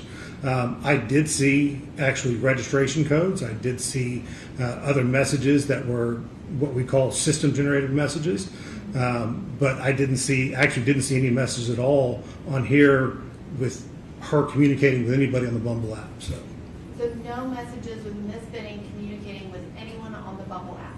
not that was recovered, no ma'am. So it's possible that she could have even gone in to look at one of her girlfriend's profiles just to give her some feedback as a nice friend. Some people do that, yes ma'am. And Your Honor, I would think that that is a point for cross-examination. Do you have any other questions? You're speaking to me?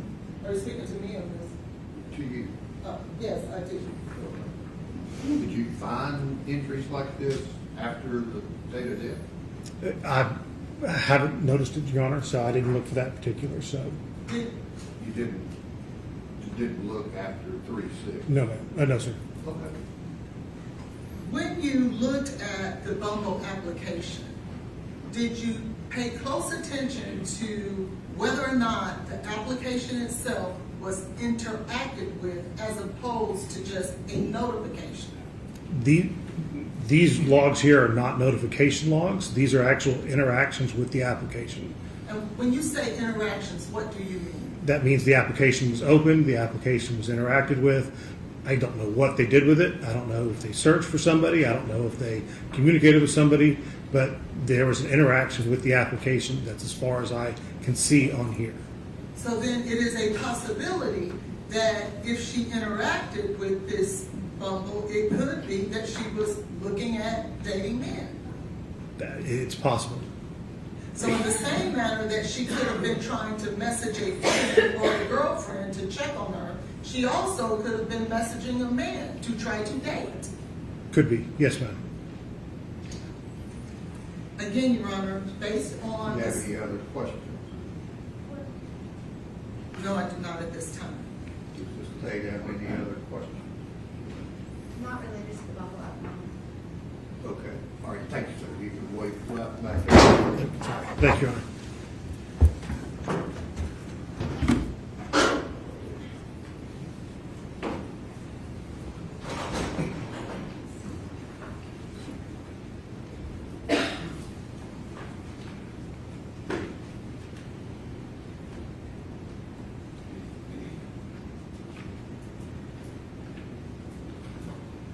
Two pages, Ms. Collins, 22 and 23, prove that Ms. Benning was dating other men. I think it infers that she was dating other men. There are other messages that we also believe that she was dating other men in connection with that. And so... What are you speaking of? I'm speaking of, in December, when she was in fact pregnant and living a clean life, she sent naked photographs to 3 different men. These That's things not in what you said. It's not, because I did not want to put that type of information in here. But it is important. So you're not planning on asking about that? I do plan on asking about that. That's why I'm bringing it to the court's attention now. Because the state So has... what other texts are you wanting to introduce to this jury? Outside of this, I want those text messages. Where are they? In December. I did not want to print out those types of photographs. You're wanting the jury to see them, right? No, I do not. I would just like for them to hear about them. That's why I never printed them. I was not going to print those text messages. Neither did I want to make them a part of the record. But I do want to talk about it. It is only fair that Mr.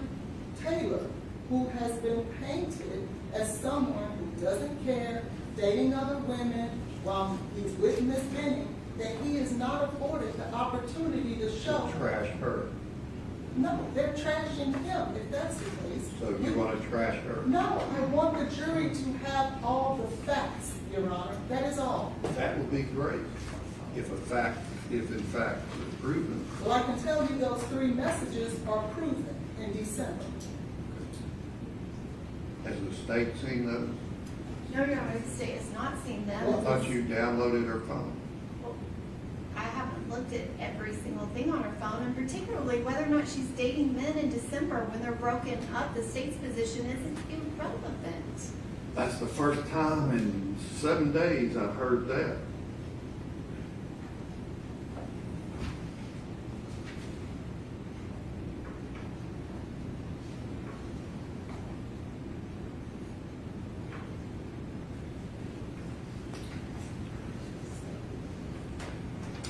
So back to the pages 22 and 23.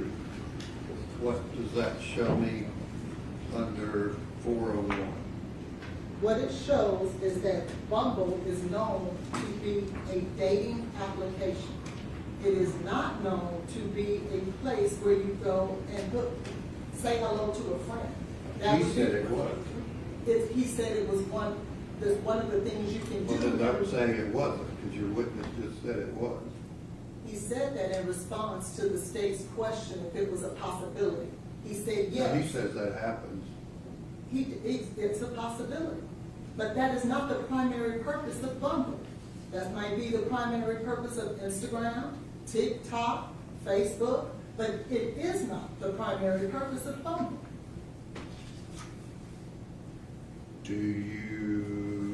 Would you acknowledge, I doubt you would, but I just ask it, that if you want to inquire with your witness, Mr. Devlin, about the application, Bumble application being installed on 2/17 and 2/23, that the state can also ask him if he looked at August of 2022 when it was installed?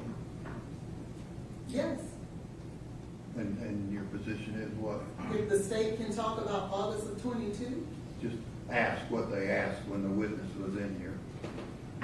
We were confined, Your Honor, to a search period. So is it fair to the jury to know that she also installed it on another occasion? I don't have a problem with that. Okay, that's what I asked.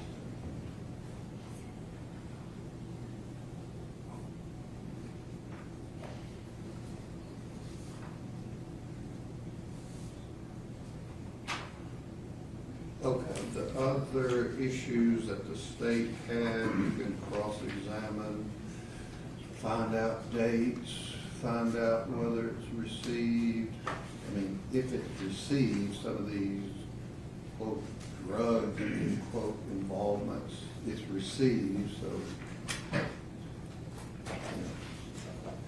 It's like dating men. What does that have to do with 225? Lord, if I know, just like these others, but that's one of their many theories. So remove page 23 from your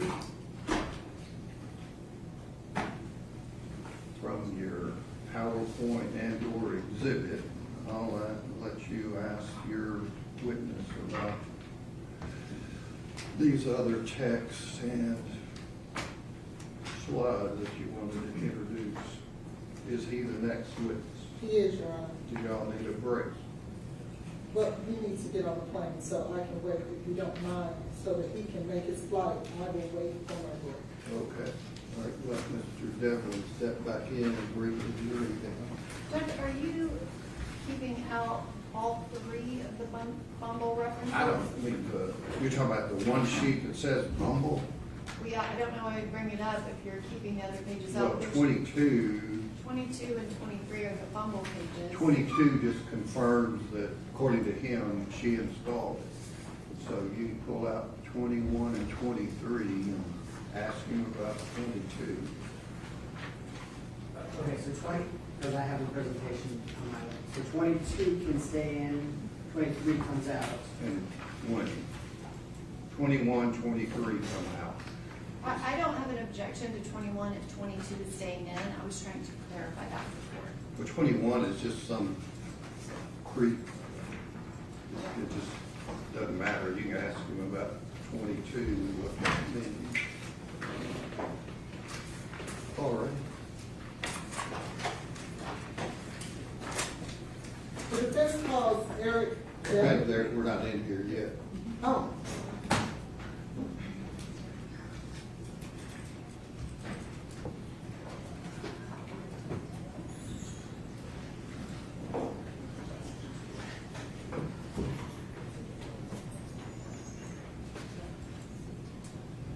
My digital expert is here, Your Honor. I'm assuming he can be present for this. Okay.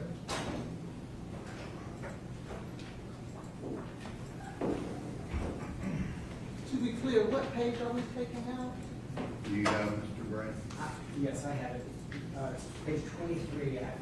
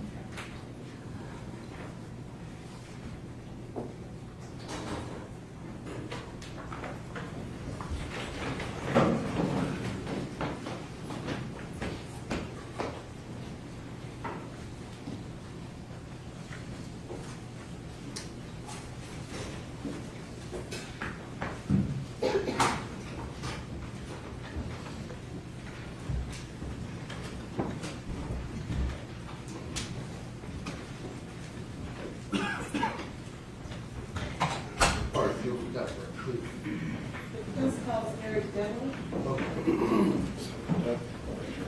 You swear the testimony you're about to give to be the truth, so help you God. I do.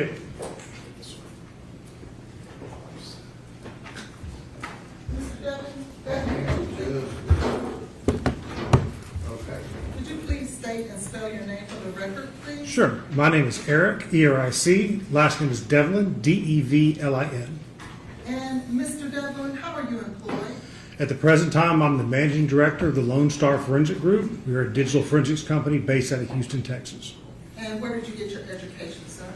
My undergraduate degree is from Southern Methodist University. My law degree is actually out of South Texas College of Law based in Houston. And did you take the bar? I did. And Did you pass the bar? I did pass the bar.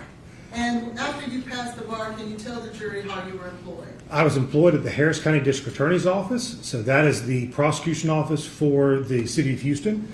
I was there, I prosecuted everything from traffic tickets up to death penalty cases, but I spent most of my time as the chief of the cybercrime, child exploitation, and the human trafficking sections.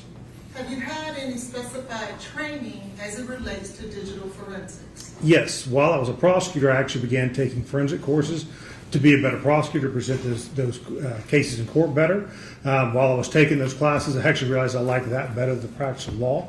So when I left the district attorney's office, I opened a forensic company, and I've continued taking forensic classes in a variety of courses, both cell phones, computers, as well as cell location analysis, as well as surveillance systems and other recording systems.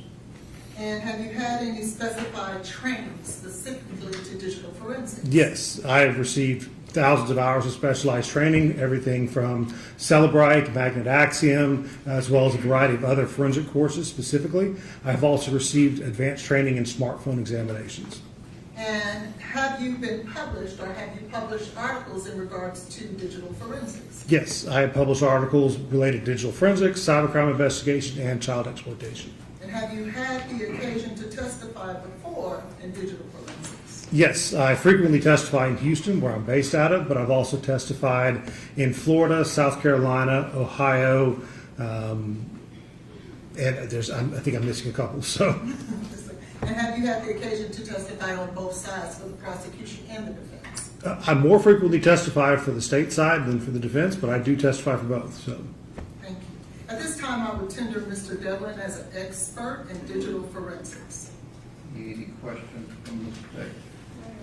And I would offer Mr. Devlin's CV as an expert.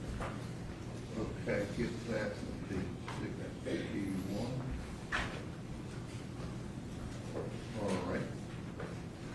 All right, again, ladies and gentlemen of the jury, Mr. Devlin will be allowed to testify in his field of digital forensics. You can place such weight as you choose to upon his testimony. All right.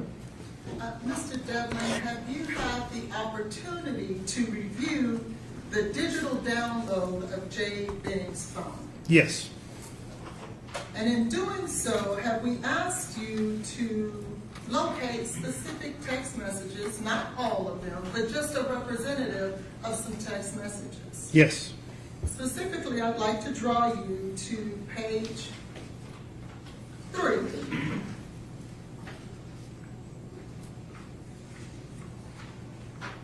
yes, ma'am. Did you find any text messages within Ms. Benning's phone that dealt with drugs? Yes, I examined an Apple iPhone 13. I was asked to examine and review the forensic extraction that was done by law enforcement. I did find a variety of messages related to drugs and other narcotics activity. And can we start on page 4, if you will, and explain to us what is that we see there? This is actually a Snapchat message. So this message was between Danny, the Snapchat ID, Danny Wallace Jr. and a Jade Benning. This activity occurred on 1/20/2023, approximately 6:53:47 p.m. This was in Central Standard Time, so that sometimes changes based on the phone. This was a message that the user account Jade Benning posted to the Danny Wallace Jr., specifically stating, hey, could I get an 1/8 of top shelf and 1 Sativa or hybrid cart? Do you happen to know what a sativa and hybrid cart is? I am familiar with it. I am familiar that they are narcotics. I am not familiar with exactly what kind of narcotics they are. So we'll draw your attention to page 5. Yes, ma'am. What date is that, sir? This was 2/3/2023, approximately 9:57:21 p.m. And is this message from or to Jade Benning? This is a message from Jade Benning.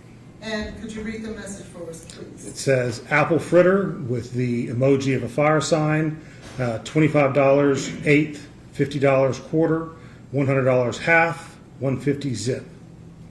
Thank you. And on to page 6, please. Is this message to or from Ms. Benning?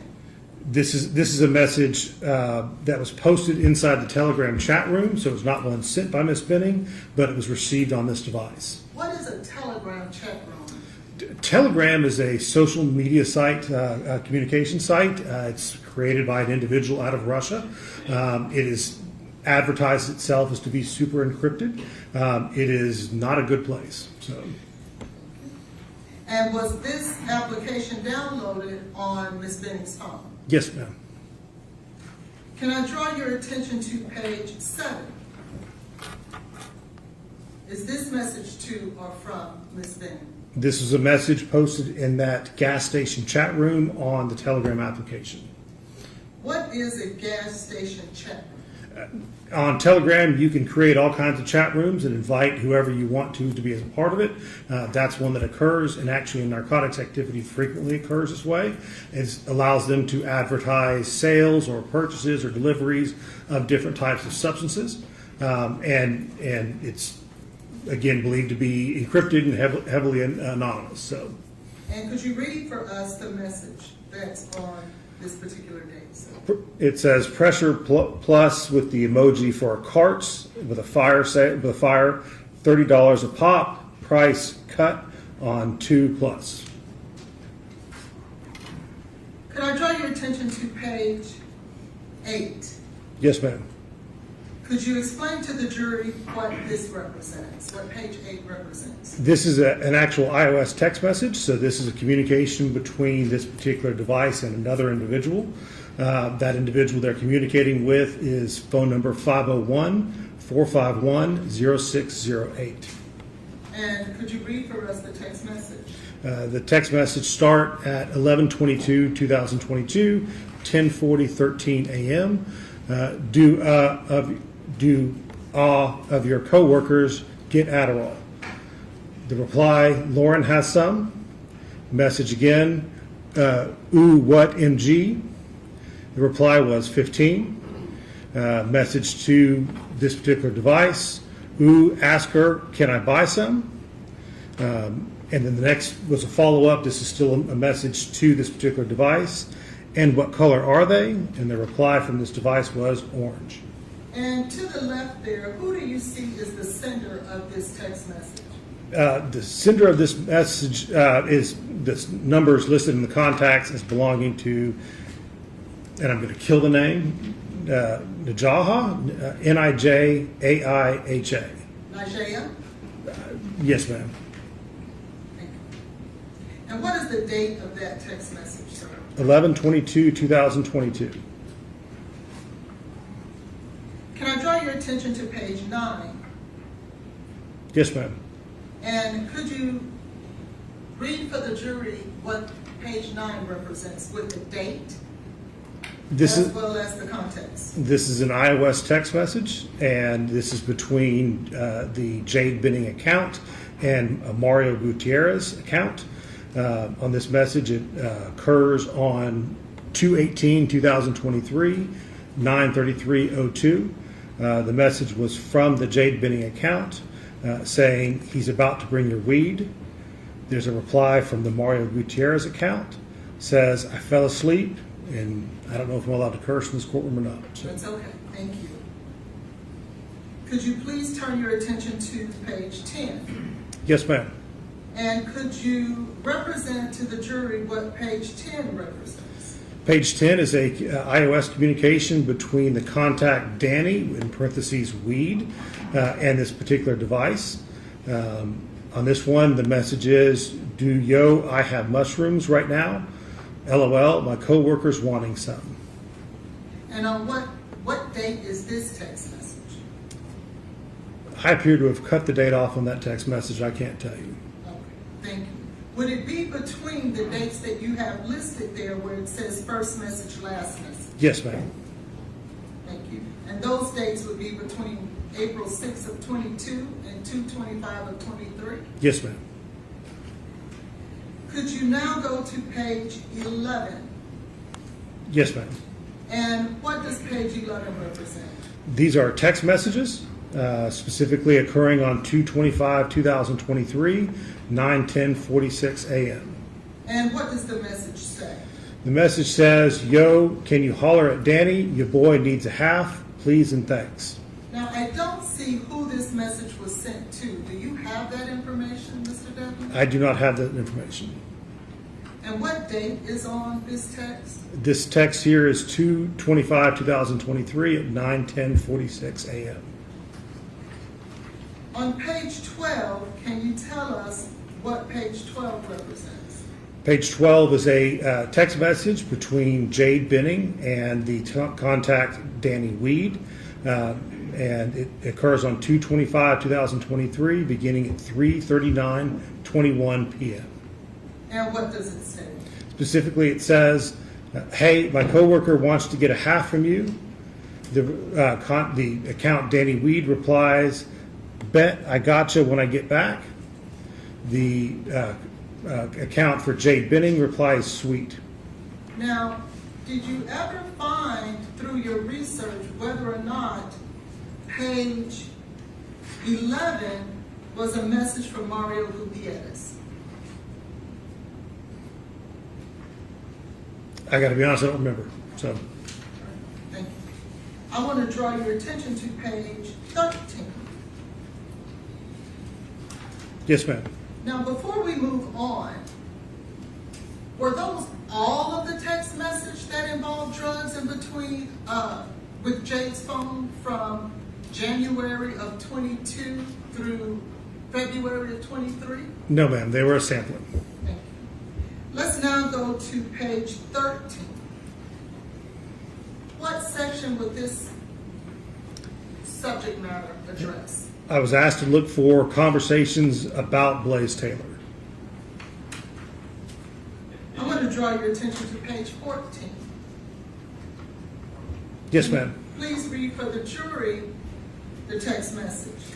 This is an iOS text message starting 12/31/2022 at 2:55:57 p.m. from the account 501-541-0608. Send a message saying, I'm interested. Followed up with another message of, did you text or are you just going to wait? The account belonging to this particular device replied, he called me back. And then a second reply of, I told him that I would call him when I get off. The account ending in 0608 replied, oh, I don't know, I didn't know you answered. And with a second reply of, how was his tone? Do you know who this number 501-541-0608 belongs to? I believe that's the same name that you gave me earlier that I butchered. So, Nigel. Yes, ma'am. I want to draw your attention to page 15. And what is the text message thread, please? On this one, it's a continuation from the previous page. It's the account belonging to this particular device replies, he sounded the same as always, but I could tell he had something he needed to talk about, of course. The account ending in 0608 replied, why am I anxious like I'm talking to him? This device's account replies, LMAO, because I've been waiting for this. The account with 0608 replied with, get off work already, LOL. The account for this device replied, right, I keep looking at my watch. And then the final message on there is a reply from the 0608 account, keep me updated. I now want to draw your attention to the next section. Could you tell us the subject matter of this next section? On the next one, there's communications with Blaise Taylor. And can I draw your attention to page 17? Yes. Can you please read that text thread for us? Yes. In fact, I'm sorry, these are smaller, so I may read it from your larger screen. This particular account, the local user account, initiated a message saying, thank you for coming to help/see the new place. I'm glad we got to talk about all that we did. It gave me a better understanding on some things I didn't have before. Hope you feel a little better as well, babes, with an emoji. The reply was from the phone number ending in 5738. Thanks and no problem. Just wanted to keep communicating and stay on the same page. The second reply of loved. Thank you for coming to help and see the new place. This account replied 100% agree with you. Another reply 100% also turns me on when we have our talks. The account ending in 5738 replied laughed at 100% also turns me on when we have our talks. With another reply of why LOL. Then another message of, I feel like most of the time it's really me telling you stuff you probably don't want to hear. Now, in regards to this text message, is this Jade Benning's phone in the blue? It is. Can we now move to page 8? This is a continuation of that text thread, the account ending in 5738. I feel like most of the time it really me telling you stuff you probably don't want to hear. The next message was from the Jade Benning account. Not necessarily. You're just keeping it real at the end of the day, and that's all I ask of you.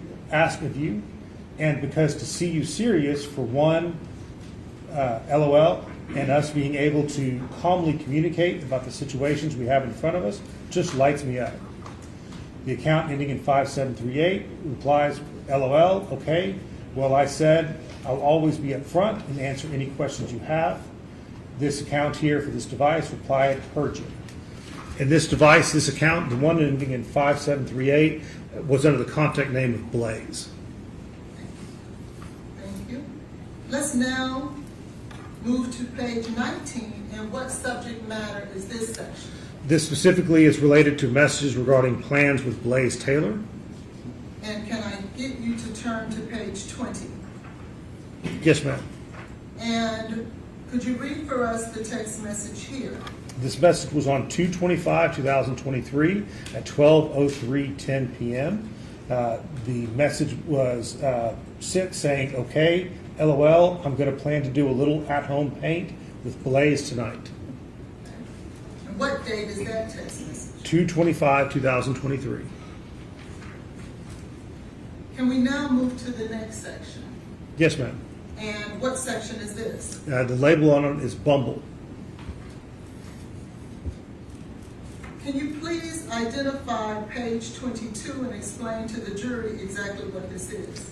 This specifically is a set of logs related to the installation of the Bumble application. What is the Bumble application? Bumble is an application that's on both iOS and Android devices. It's described as a social contact application. And what day do you see that this particular phone installed the Bumble application? There is an install of 2/17/2023 and another installation date of 2/22/2023. And can I draw your attention to page 24? Yes, ma'am. And what is the nature of this section? I was asked to find some communications related to Jarius Porter. And can you read for us on page 25? Yes, ma'am. On page 25, the communications start 12/17/2022, 9/17:30 p.m. It's a message from this particular device to the porterjarius@gmail.com. You've been getting it the last few. The porterjarius@gmail.com replies, yep, I'm on my way back to the shape I was before. I started dating a world-class chef. The message, this particular device replied, LMAO, I heard that. And then a second reply of, that's good though. Okay. And can you move now to page 26? Yes, ma'am. And these are, there's a lot of messages in between, but it was designed to give basically an idea of the length of the conversations. So these messages occur on 1/24/2023 at 1:12:02 p.m. This message from porterjarius@gmail.com. That's good. I'm glad you have to. Let me, if I could. You want to switch to Yes, please. Switch to the other.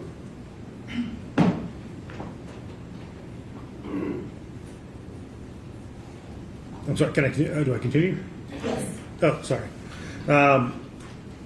The message was porterjarius@gmail.com, 1/24/2023, 1:12:02 p.m. Message says, that's good. I'm glad you have to. I'm just honestly sad, but I know I want it to be forever, and God make no mistakes. Glad you're feeling better. This particular account on this device replied, yeah, I know it hurts to know, but you can talk to me about your feelings if you want to express anything. I want you to take care of yourself better and not let yourself go down the path of just turning to drinking and smoking more to heal. The Porter Jarius account replied, of course, Shawty, and LOL, don't forget, working out too. It's some good going on too, but you're right, I've been planning on slowing down. This device's account replied, I know you're working out too, LOL, but still, don't be doing that extra stuff.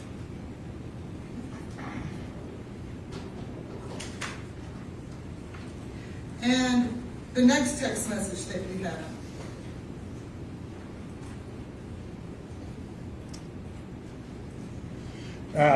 This was a message, actually, and I'm sorry I printed out in black and white, but this was a message from this particular device, specifically saying, Blaise told me last night he signed up for monthly subscriptions of diapers from this company, Kudos, LOL. And what's the date, I'm sorry, on this text message? 1/10/2023, and I can't read the time, so I just need to move it over. 7:42? Yes, 7:42:10 p.m. And can we get you to read this text message? Yes, this was a text message from the account 1-501-231-5975, asking the question of this device, does Blaise rub your belly? LOL. This particular device replied, sometimes. And do we know who the number 501-231-5975 is? I don't think I do offhand, so. There were other messages. Oh, I'm sorry. What is the date? I apologize. On that text message, if you remember before I pulled it up. I do not remember before you Let me pulled it up. grab it.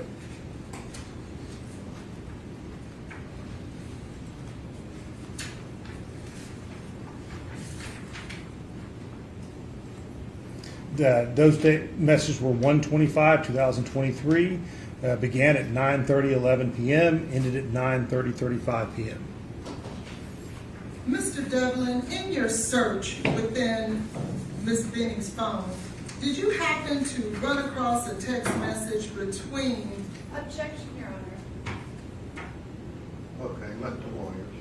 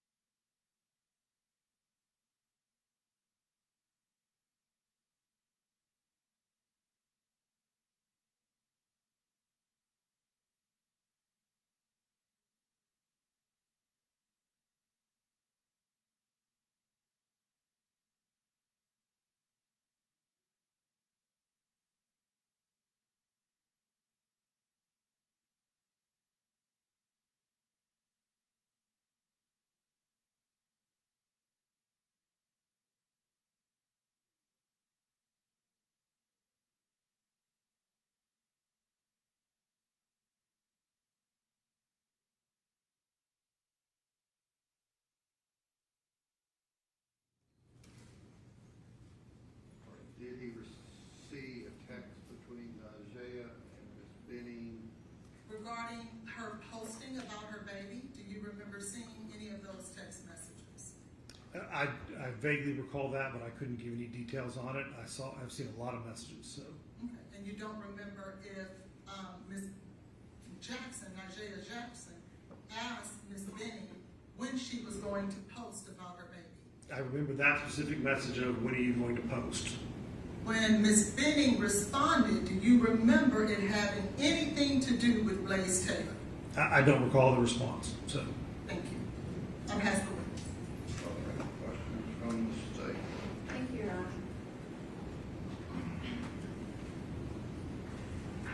Mr. Devlin, you have gone through and testified about some random text messages. Would you agree? Yes, ma'am. Okay. And so when you said that you went through Ms. Benning's phone, did you actually take the text message that you have in your page 4 of your report, and did you actually look at the other messages surrounding it to see what context it was given? Which, Your Honor, I'm going to ask what he's doing right now on that tablet. He's scrolling through his. Are you looking at the report? Yes, ma'am. Okay. I'm trying to see what was on page 4. Yes, So. no, I'm happy to. I just didn't know if you were looking at the extraction. Oh, no. Did I see the messages, the context of messages? I did not. Okay, so you didn't look at the messages that actually preceded Jade's message to Danny, where one of her friends said, "We please top shelf an 8," and Jade responds, "Okay, I'll let you know when he's going to come." I'm sorry. Yes, I did see all of that. That's absolutely correct. Okay, so this message that Jade sent, like, could I get an 8? She wasn't referring to herself because she was getting it for one of her friends. My reading of it was that she was getting it for somebody else. Okay. And then same thing with page 5. There are other messages that reference apple fritter.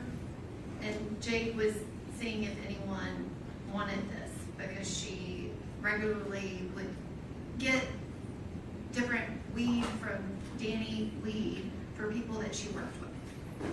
I mean, that particular set of messages was a frequent post within that Telegram group. So. Okay. And going to your page 8. Yes, ma'am. Okay. And so your page 8, that is not Miss Benning. That is one of her friends asking for Adderall, correct? Correct. And did you actually read through that message thread with Miss Benning and her friend had a valid prescription for Adderall? Did you notice that? I remember the discussion of that, yes. Were you familiar with the Adderall shortage that the pharmacies were having during this time frame of November 2022? I'm not familiar with that, so. Okay, so if pharmacies were out of Adderall during that time, which actually if you read through the text between Ms. Jackson and Ms. Benning, they actually talk about the fact that Walgreens can't get it and everybody is out of their Adderall prescription from their doctor. Okay. Okay. And then, so this one, I would like for you to look at page 9, skip page 10 entirely, then look at page 11 and 12. Yes, ma'am. Okay. Did you connect page 9, 11, and 12 in any way?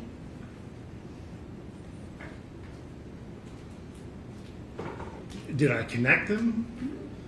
I don't guess I understand your question. So. Okay, well, page 9 is actually the last message in a sequence of messages, but you put it first. And then when you go to page 11, you left the other person off of this thread, which is readily available in the extraction, but you left off Mario Gutierrez as the person asking Jade, "Can you holler at Danny? Your boy needs a half." I do recall that. Yes, ma'am. Okay, so that's Mario Gutierrez, but you left his name off of this. When I pulled it, I don't think it was included in there, but that's correct. I believe it was Mario Gutierrez. Okay, and then page 12 follows where Miss Benning asks Danny very very specifically, and this is on February 25th, my coworker wants to get half. And Danny responds, bet I got you when I get back. Yes, ma'am. Which, and I apologize, page 9 doesn't actually relate other than it's from that Mario thread. The time that Mario gets anything is on February 18th, but your report listed 2 dates. It listed the 25th, which kind of inferred that the messages you included in 11 and 12 were on the 25th. But no one meets Danny on the 25th. You would agree with me about that, wouldn't you? I have no idea if anybody met Danny on the 25th. So Because there's absolutely nothing in Miss Benning's phone that indicates that happened. It's the opposite. Danny said, I'm not here. I'll hit you when I get back. I do recall that further messages where he said, I'll hit you when I get back. Okay. And on page 13, this section is labeled a conversation about Blaise Taylor. And that conversation, that's not the only one, correct? There's quite a few messages about Blaise Taylor. Okay. And this is from December 31st of 2022. And then again, the next section that you have that begins on page 16, that is not the only communication that they have, correct? No, they had quite a few communications. Okay. And then we get to page 19, which is plans with Blaise Taylor. And again, on page 20, for some reason, even though it's in the extraction, you left off the person Ms. Benning was speaking with. And this is from the date of 2/25/23 at 12:03. She messages her best friend, Jade Jackson, to tell her that she's gonna plan to do a little paint with Blaise tonight. So you didn't put in the thread that they were talking about where to get the paint and maybe Dollar Tree would have it. Do you think that may be connected to why she stopped at Walmart? I remember all those communications. I know that there were some, even some pictures. I believe there was a picture of a crib as a part of it. There was talk about what they were going to paint. So, I mean, there's a couple of those messages. Yes, ma'am. Okay. And then on page 22, you have this Bumble information, which you have an install date.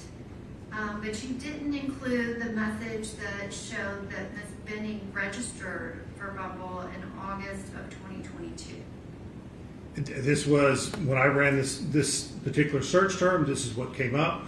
But we talked about those messages before. I did see a message back in August of 22 that showed a previous registration for Bumble. And did you notice that the app was only in focus for 119 seconds? Not very long.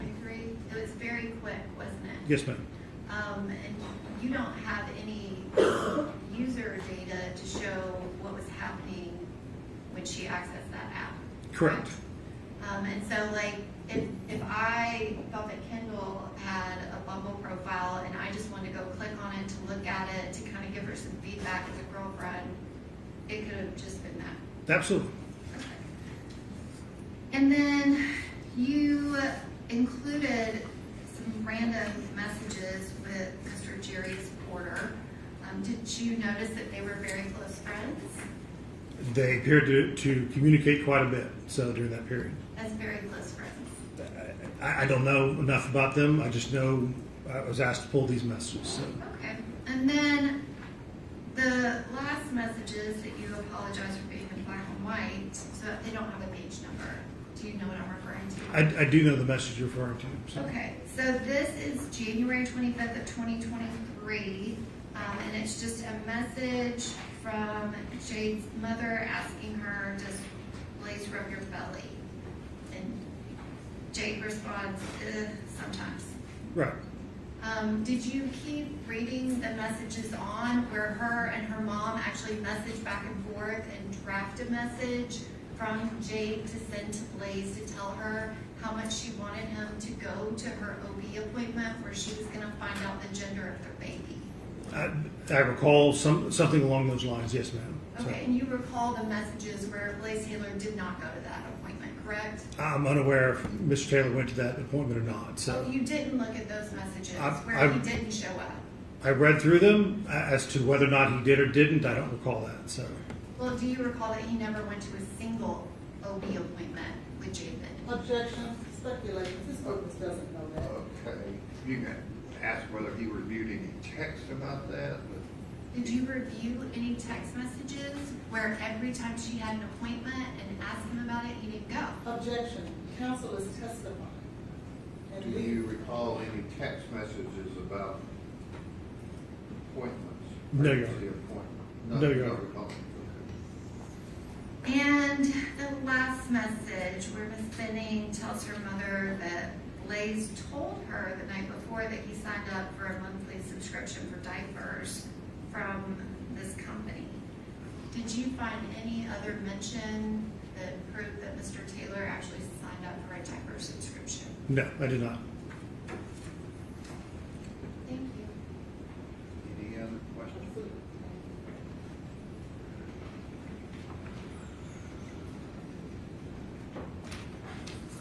Mr. Devlin, you were just asked the nature of the relationship between Jarius Porter and Miss Benning, weren't you? Correct. Were you aware that Jarius Objection, Porter, Your Honor, can we approach? you know, she opened the door when she asked the question. I don't know what you're wanting to ask, but you can approach the bench.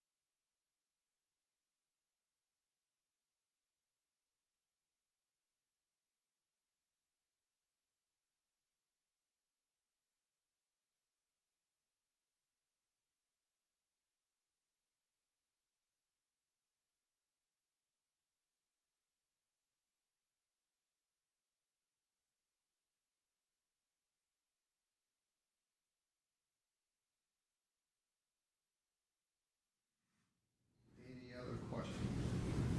Yes.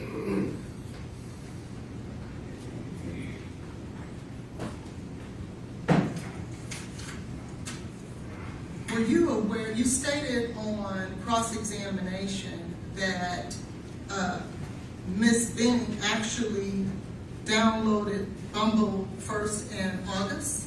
I found a registration message. It may have happened. Bumble may have been downloaded before that. But that would have been at least the earliest time that I know of. Were you aware, or did you find out through looking through the phone that Blaise and Ms. Benning met on Hinge in the same month of August 22? I did not see that. So.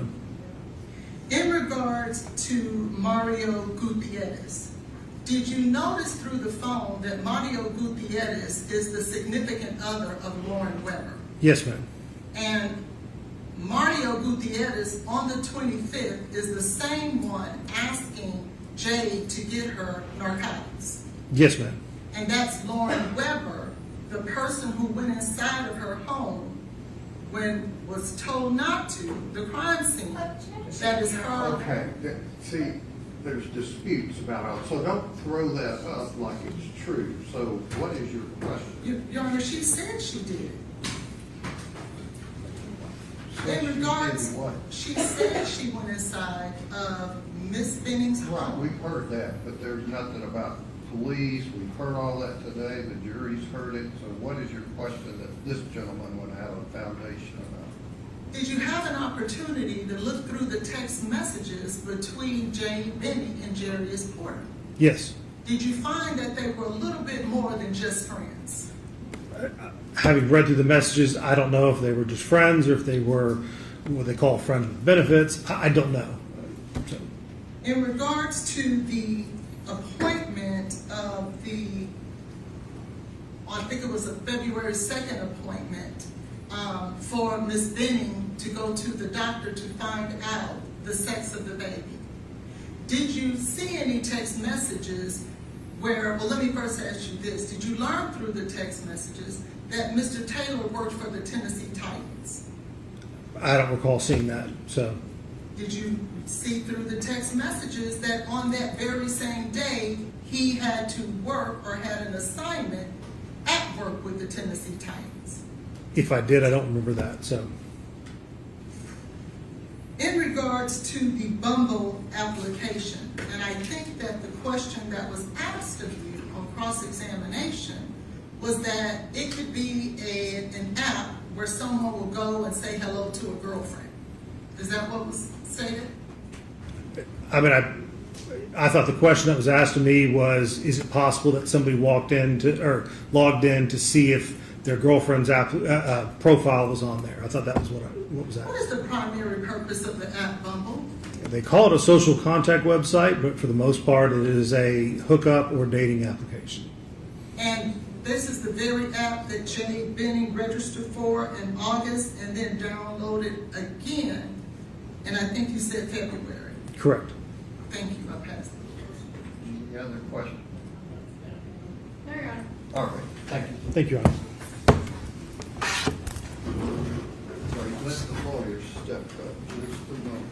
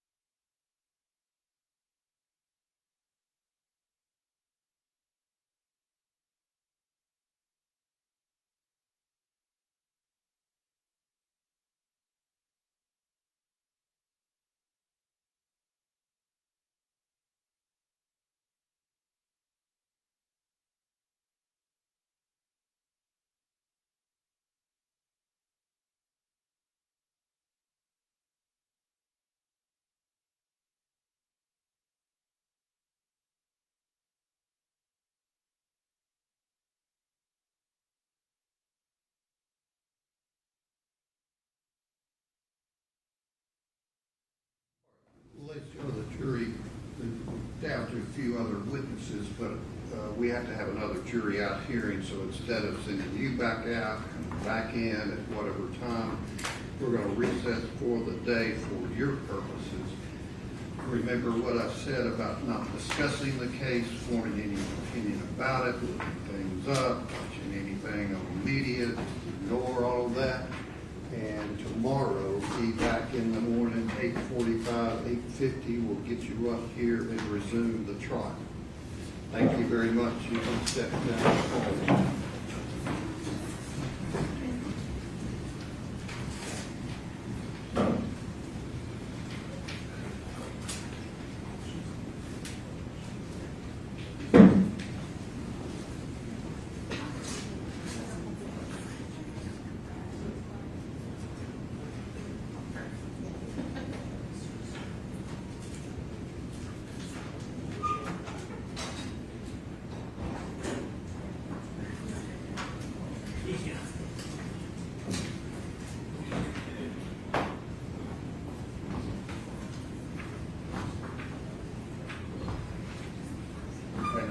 Mentioned at the bench conference about having a jury out hearing the state back to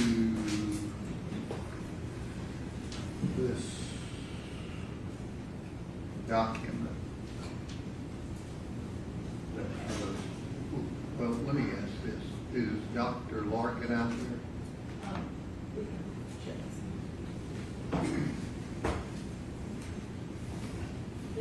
please use the lady I've been holding.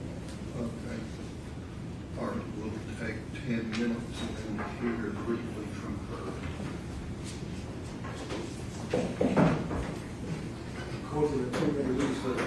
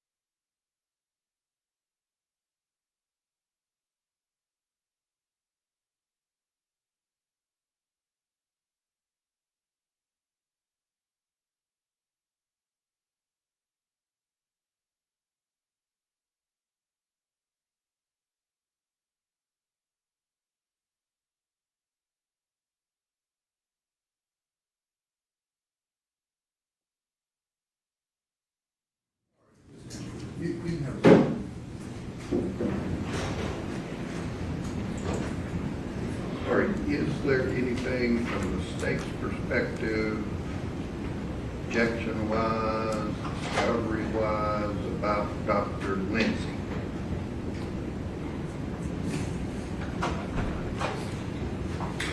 That's the... We have absolutely no idea what Dr. Lindsay intends to say because we have some handwritten notes that says red stop, top tube and some more. She's being called for what purpose, Ms. Holland? She is a toxicologist who sent over a summary as requested to the state regarding what her subject matter would be. She is going to testify to the levels of concentration of cocaine, cocaethylene, and fentanyl in the samples of blood and urine of Jade. She's going to be able to testify to an amount of cocaine that was taken? She's going to be able to opine on the amounts that are listed on the toxicology reports and the litigation papers.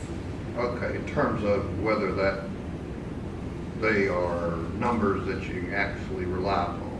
Correct. Okay. So she's gonna be opining about what you asked Dr.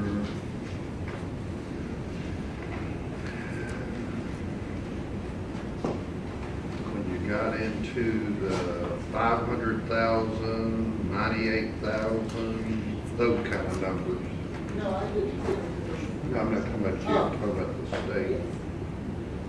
Judge, I'm sorry, I have the same standing objection that she shouldn't be talking about any work order that is not entered into evidence. We don't plan to.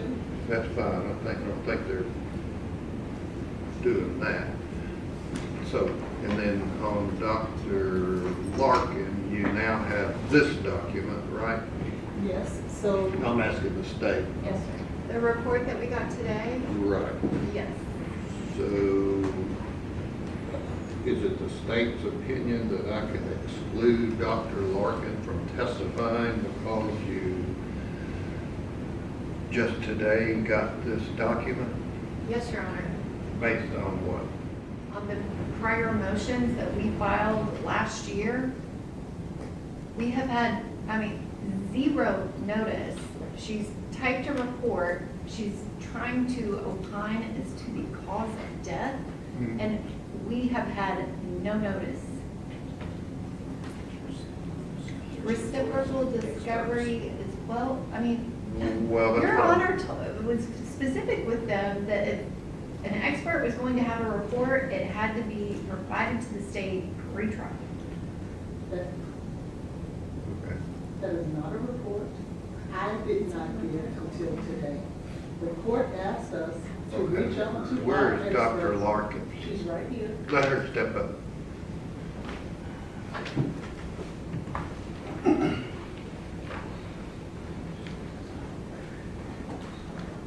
Stand right here, raise your right hand. Raise your right hand. I swear. Do you need to do something? You change out batteries. Okay, go ahead. We've waited on everybody else.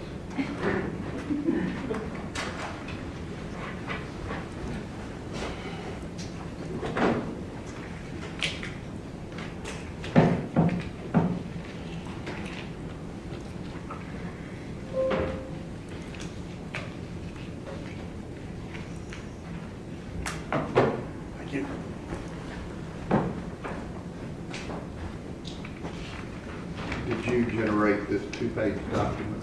Yes, sir. When? This weekend, I guess. And you gave it to who?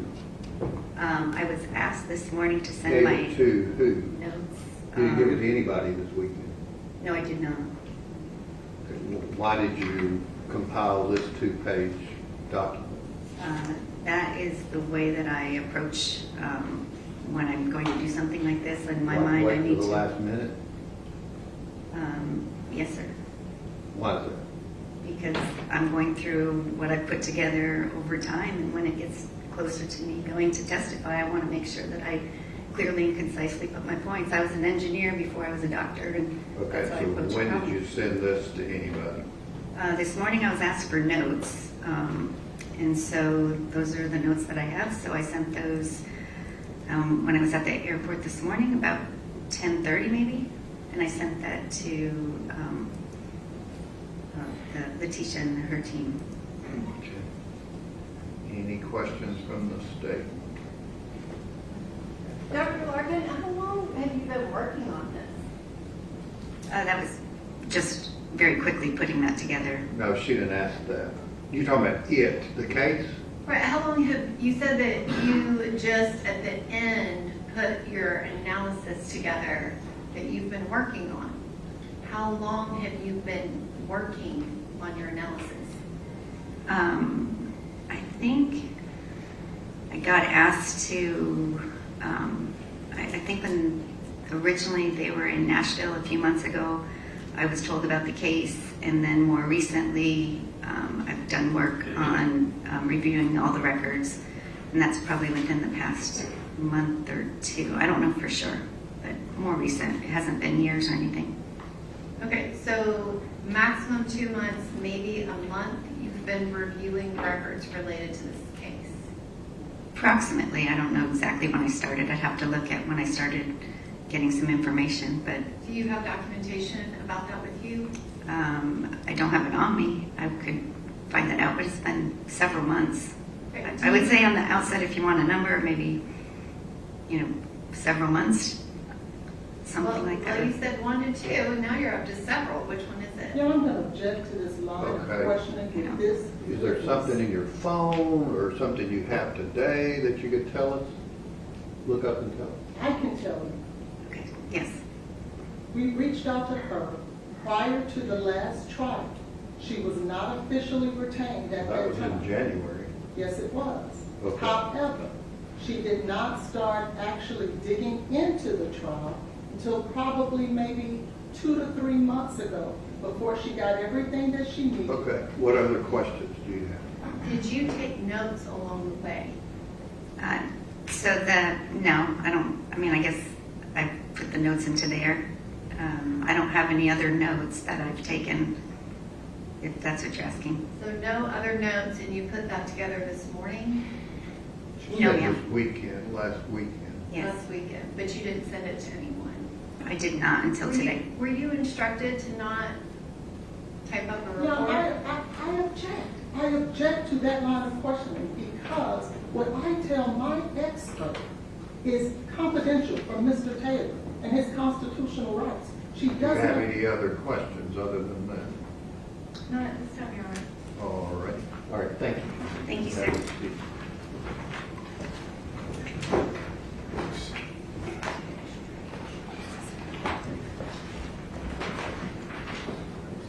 Okay, here's what Rule 16, the rules of discovery under the Tennessee Rules of Criminal Procedure say, dealing with information subject to disclosure by defendants.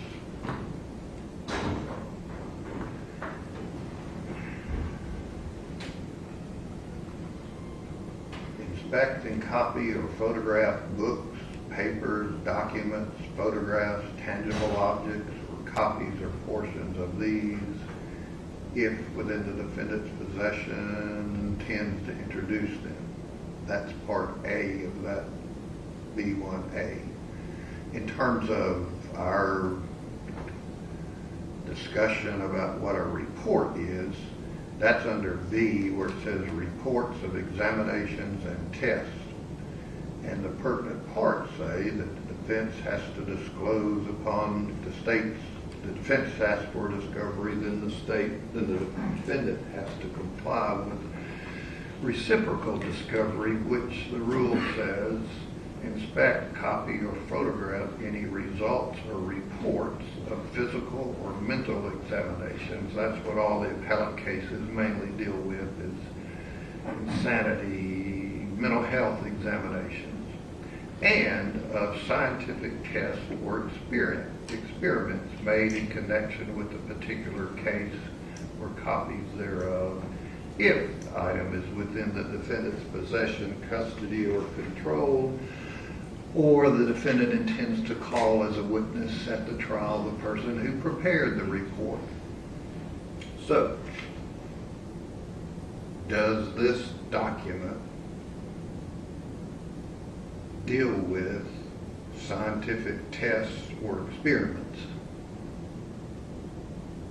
Judge, she's giving her opinion based on the review of the tests. Right. But did she do any scientific tests or experiments? Well, I mean, I don't know, not that I'm aware of, but she refers to laboratory testing confirmed. Okay. But then on the second issue, if it should have been disclosed, it didn't exist till this weekend, which this is, what is this, Tuesday? So the state could have gotten it 48 hours earlier. So we get to the bottom line of, if there's a failure to comply with a request, the court may order the party to permit the discovery inspection. It's already untimely for that. Grant a continuance, prohibit the party from introducing the undisclosed evidence, or enter such other order as it deems just under the circumstances. So, if, I haven't finished yet.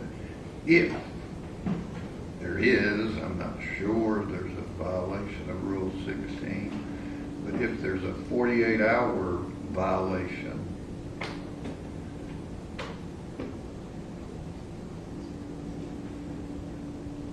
what is the state seeking the court to do?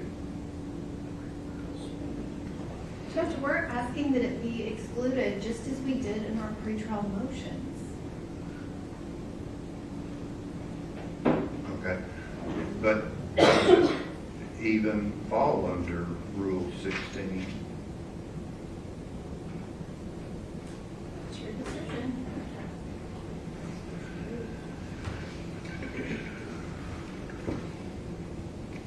Did you carry her? I do. How do I turn over something that I don't know exists? There's an email at 10:53. So it's not a report. She has done no scientific testing. She has done nothing of the sort. She made notes for herself to prepare to testify.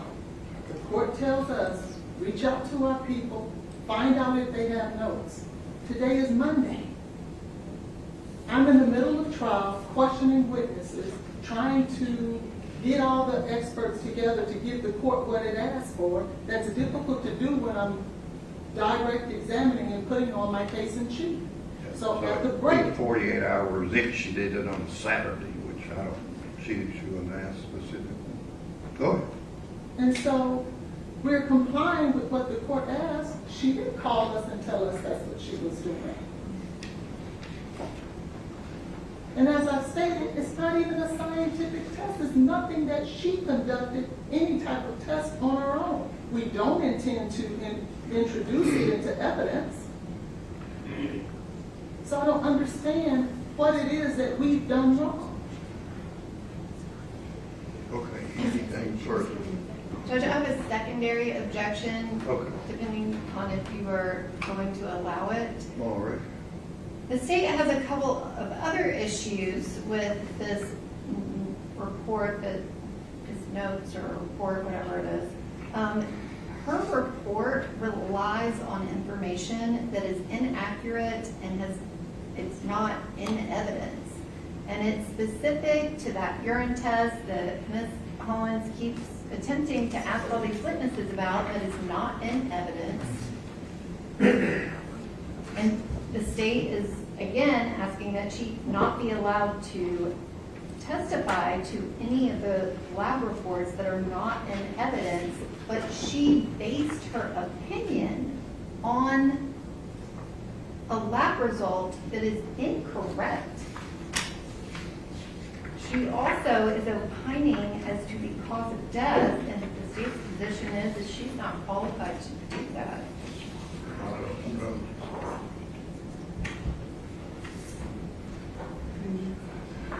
Said she's an ER doctor. Where are you referencing a specific date about a urine screen? So on her handwritten notes, it's kind of, Oh, I don't have, Oh, oh, I'm who are sorry. you referencing? so Dr. Lindsay? Dr. Lindsay references that drug sample, and then Dr. Larkin, I believe, also references the urine sample.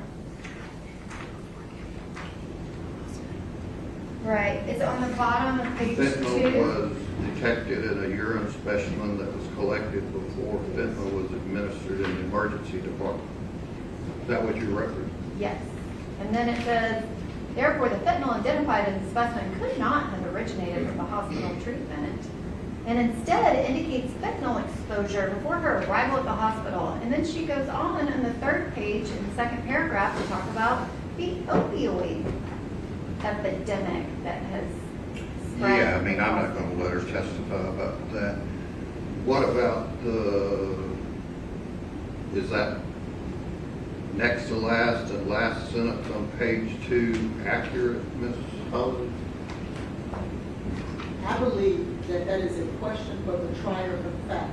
We were given discovery in this case, and when we were given discovery in this case, up until 10 days ago, the date on those lab reports were 2/25/23. Didn't 10 days before trial, they Didn't changed this- the date, and now we're precluded from being able to utilize that date. Well, So we believe that's an issue for the the other trier of screen fact. wasn't tested, right? All of them were tested. All of them. Which one? I thought the Dr. Rucoleri said no one that's been here tested that. No one what? No one has testified to the test result. The work order 090 that went to some other lab hasn't been testified about. Yes, it has been. From who? Katolsky, I believe it was. Dr. Katolsky. Judge, we're referring to NMS work order 230788883. That is the one that this report is referencing, had a 2/25/2259 date. That is inaccurate. We did not correct it 10 days ago. We sent information to the defense months ago about the error on this date. We had the report corrected only in the event that it was somehow admitted during the trial, so we would not be sending Didn't Ms. inaccurate Smith, information. from your deposition you introduced, say there was no fentanyl administered? Correct, as well as. I'm asking Ms. Holland. Exactly. So what that means is when that urine test was tested. What urine test? The urine test that was tested before she was administered in By the who? blood test. In the blood test. Tested by who? Tested by NMS. No, NMS did No, not test that. They didn't. It was CFSRE. See, that's where this Since when, courtroom's full of Since when does a confusion. prosecutor call a lab and be able to change a medical record and we have to adhere to it? No, I'm just asking you, is there proof No, there's that no you're proof. asking your expert to testify about? Yes, for the last Bring 3 back years. in Dr. Larkin. We'll figure what work order she's given this opinion about.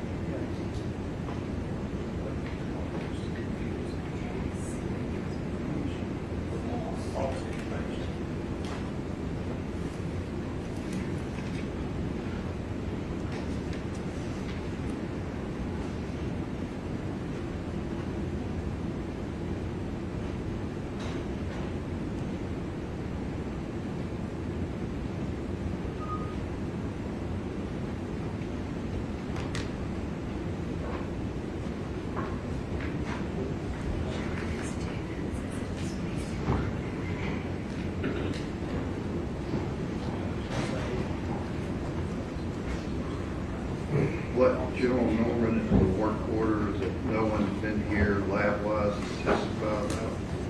NMS 2307 230. 78883.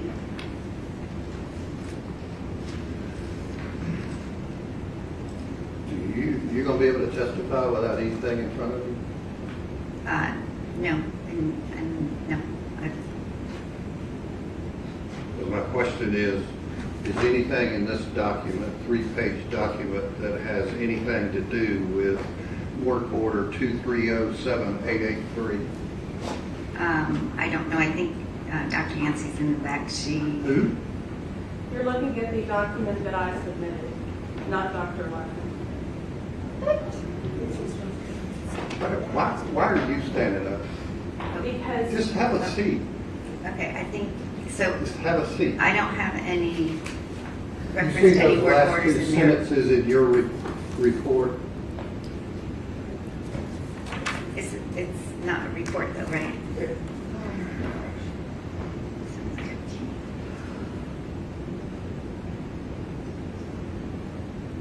Yes, I see that. Where did you get that information from? From the toxicology records that I looked at. From who? What lab? I would have to look. I can't remember. These are just notes that I have. How are you going to testify? What are you going to use to find that out? We will put those up when We will. put up the notes. I can ask to have that She's put up. speaking about me.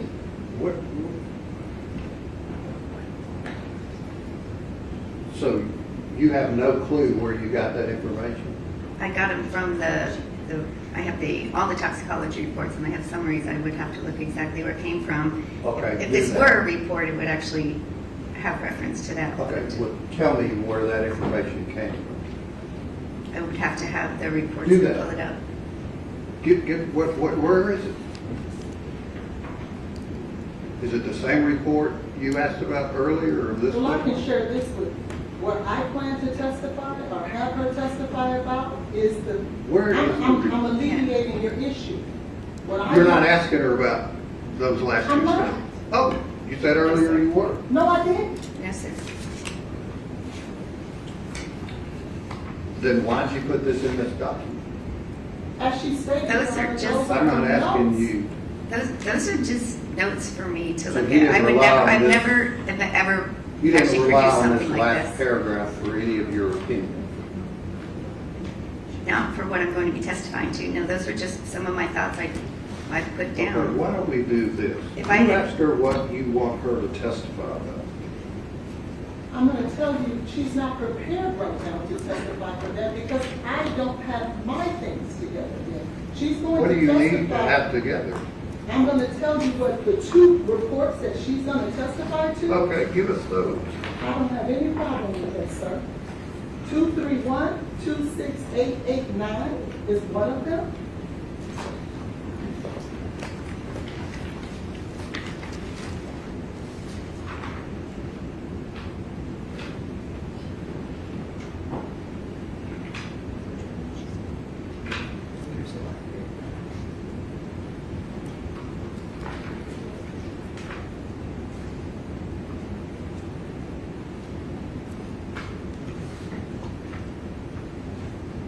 And then 231-29285.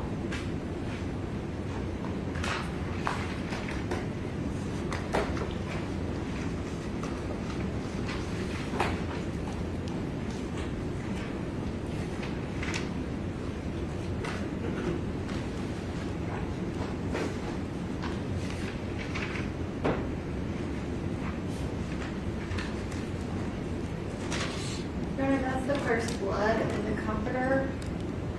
Okay. You have issues with that? I do not have issues with that. I do have issues with this witness whose non-report that I consider to be a report relies upon false information. And I don't know. Let me try to find out again. Your opinion that says the history, witness observations, clinical presentation, toxicology findings, and objective medical evidence support the conclusion that Jade's collapse is more consistent with respiratory arrest resulting from combined cocaine use and pre-hospital fentanyl exposure than with a primary sole cocaine-induced cardiac event. Is that your bottom line? Yes, sir. Where do you get the information that there was pre-hospital fentanyl exposure? Clinically, I can tell you in my 30 years of experience in treating patients with different types of overdoses, we have a clinical picture. We have the 911 call. We have the other witnesses that have spoken. We have the EMS. You're talking about the sleepy, awake, talking, doesn't feel right, that kind of Yes, stuff. and then and the two reports that we'll be talking about on the comforter.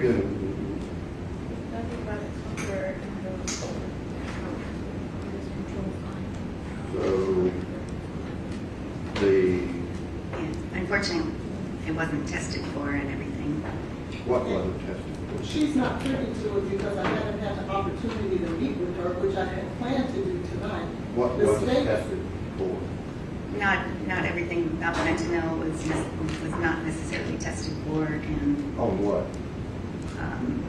in the urine that's no longer done at 225. But that's what I'm asking. You said you included your toxicology findings in making that opinion. Your Honor, what is unfair is she's telling you that those are notes. Those are not her lasting opinions. That is not a report. So you're trying to commit her to something that she never intended to be that. So that's unfair to ask her for that. She has stated as a medical professional She doctor. put, why Those are did you her include that paragraph? notes. Those are her notes. Those are just some of my thoughts. It doesn't mean they were So what this I'm. paragraph on the bottom of page 2 means nothing to your opinion. I'd have to look at it again. I just made some notes and I probably put,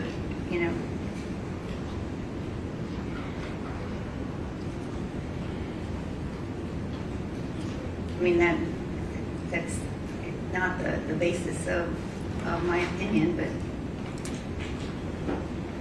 again, they're just notes. They're nothing official. There's no report. I don't write a report that looks like that. I just was asked to give some notes, and they were some things I just put together this weekend. And So you don't know, Ms. Hollins, that you plan on asking her about any pre-hospital fentanyl use?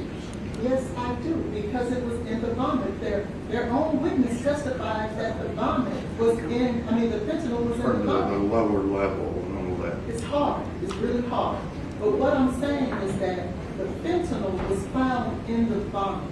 That was testimony that came from that. But you don't center. plan on asking this witness anything about that other work order? No, I don't. Okay. Any other questions? Yes, Your Honor. The state, number one, that was not Dr. Mithen's testimony. Dr. Mithen was very specific. Okay, do you have questions of this witness? Yes, this witness's notes include a reference to the EMS guy said he thought it was an allergic reaction. We do not have those facts in this case.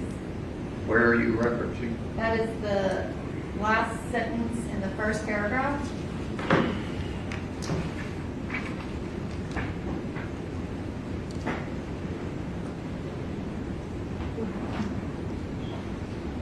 Our EMS witnesses said the exact opposite. Well, here's what I can't do. And again, if she testifies tomorrow in front of a jury on inaccurate information, then again, you have the Perry Mason moment and say, everything you've said, if it's based on inaccuracy, would be inaccurate. But she may not be asked that, so I don't know. So we'll have to wait and see what she's asked and go from there. Anything else? Your Honor, may I ask that Dr. Carney be able to watch her testimony if she testifies tomorrow remotely, so that she doesn't have to be down here, because she's been here all Oh, I afternoon. get that, but it's important, she's willing to do that. We try like we did the direct link, I don't know what happened there. I think he said he resolved it, right? Sir, you will have latency like she did today. It all depends on their bandwidth. Just get with that gentleman and provide that link to Dr. Carney. Is she gonna be out of town or something? I don't know, I just know that She's she has a welcome to job be to do here. because she does autopsies. Well, she's employed by Davidson County. If you think she needs to be here, then have her here.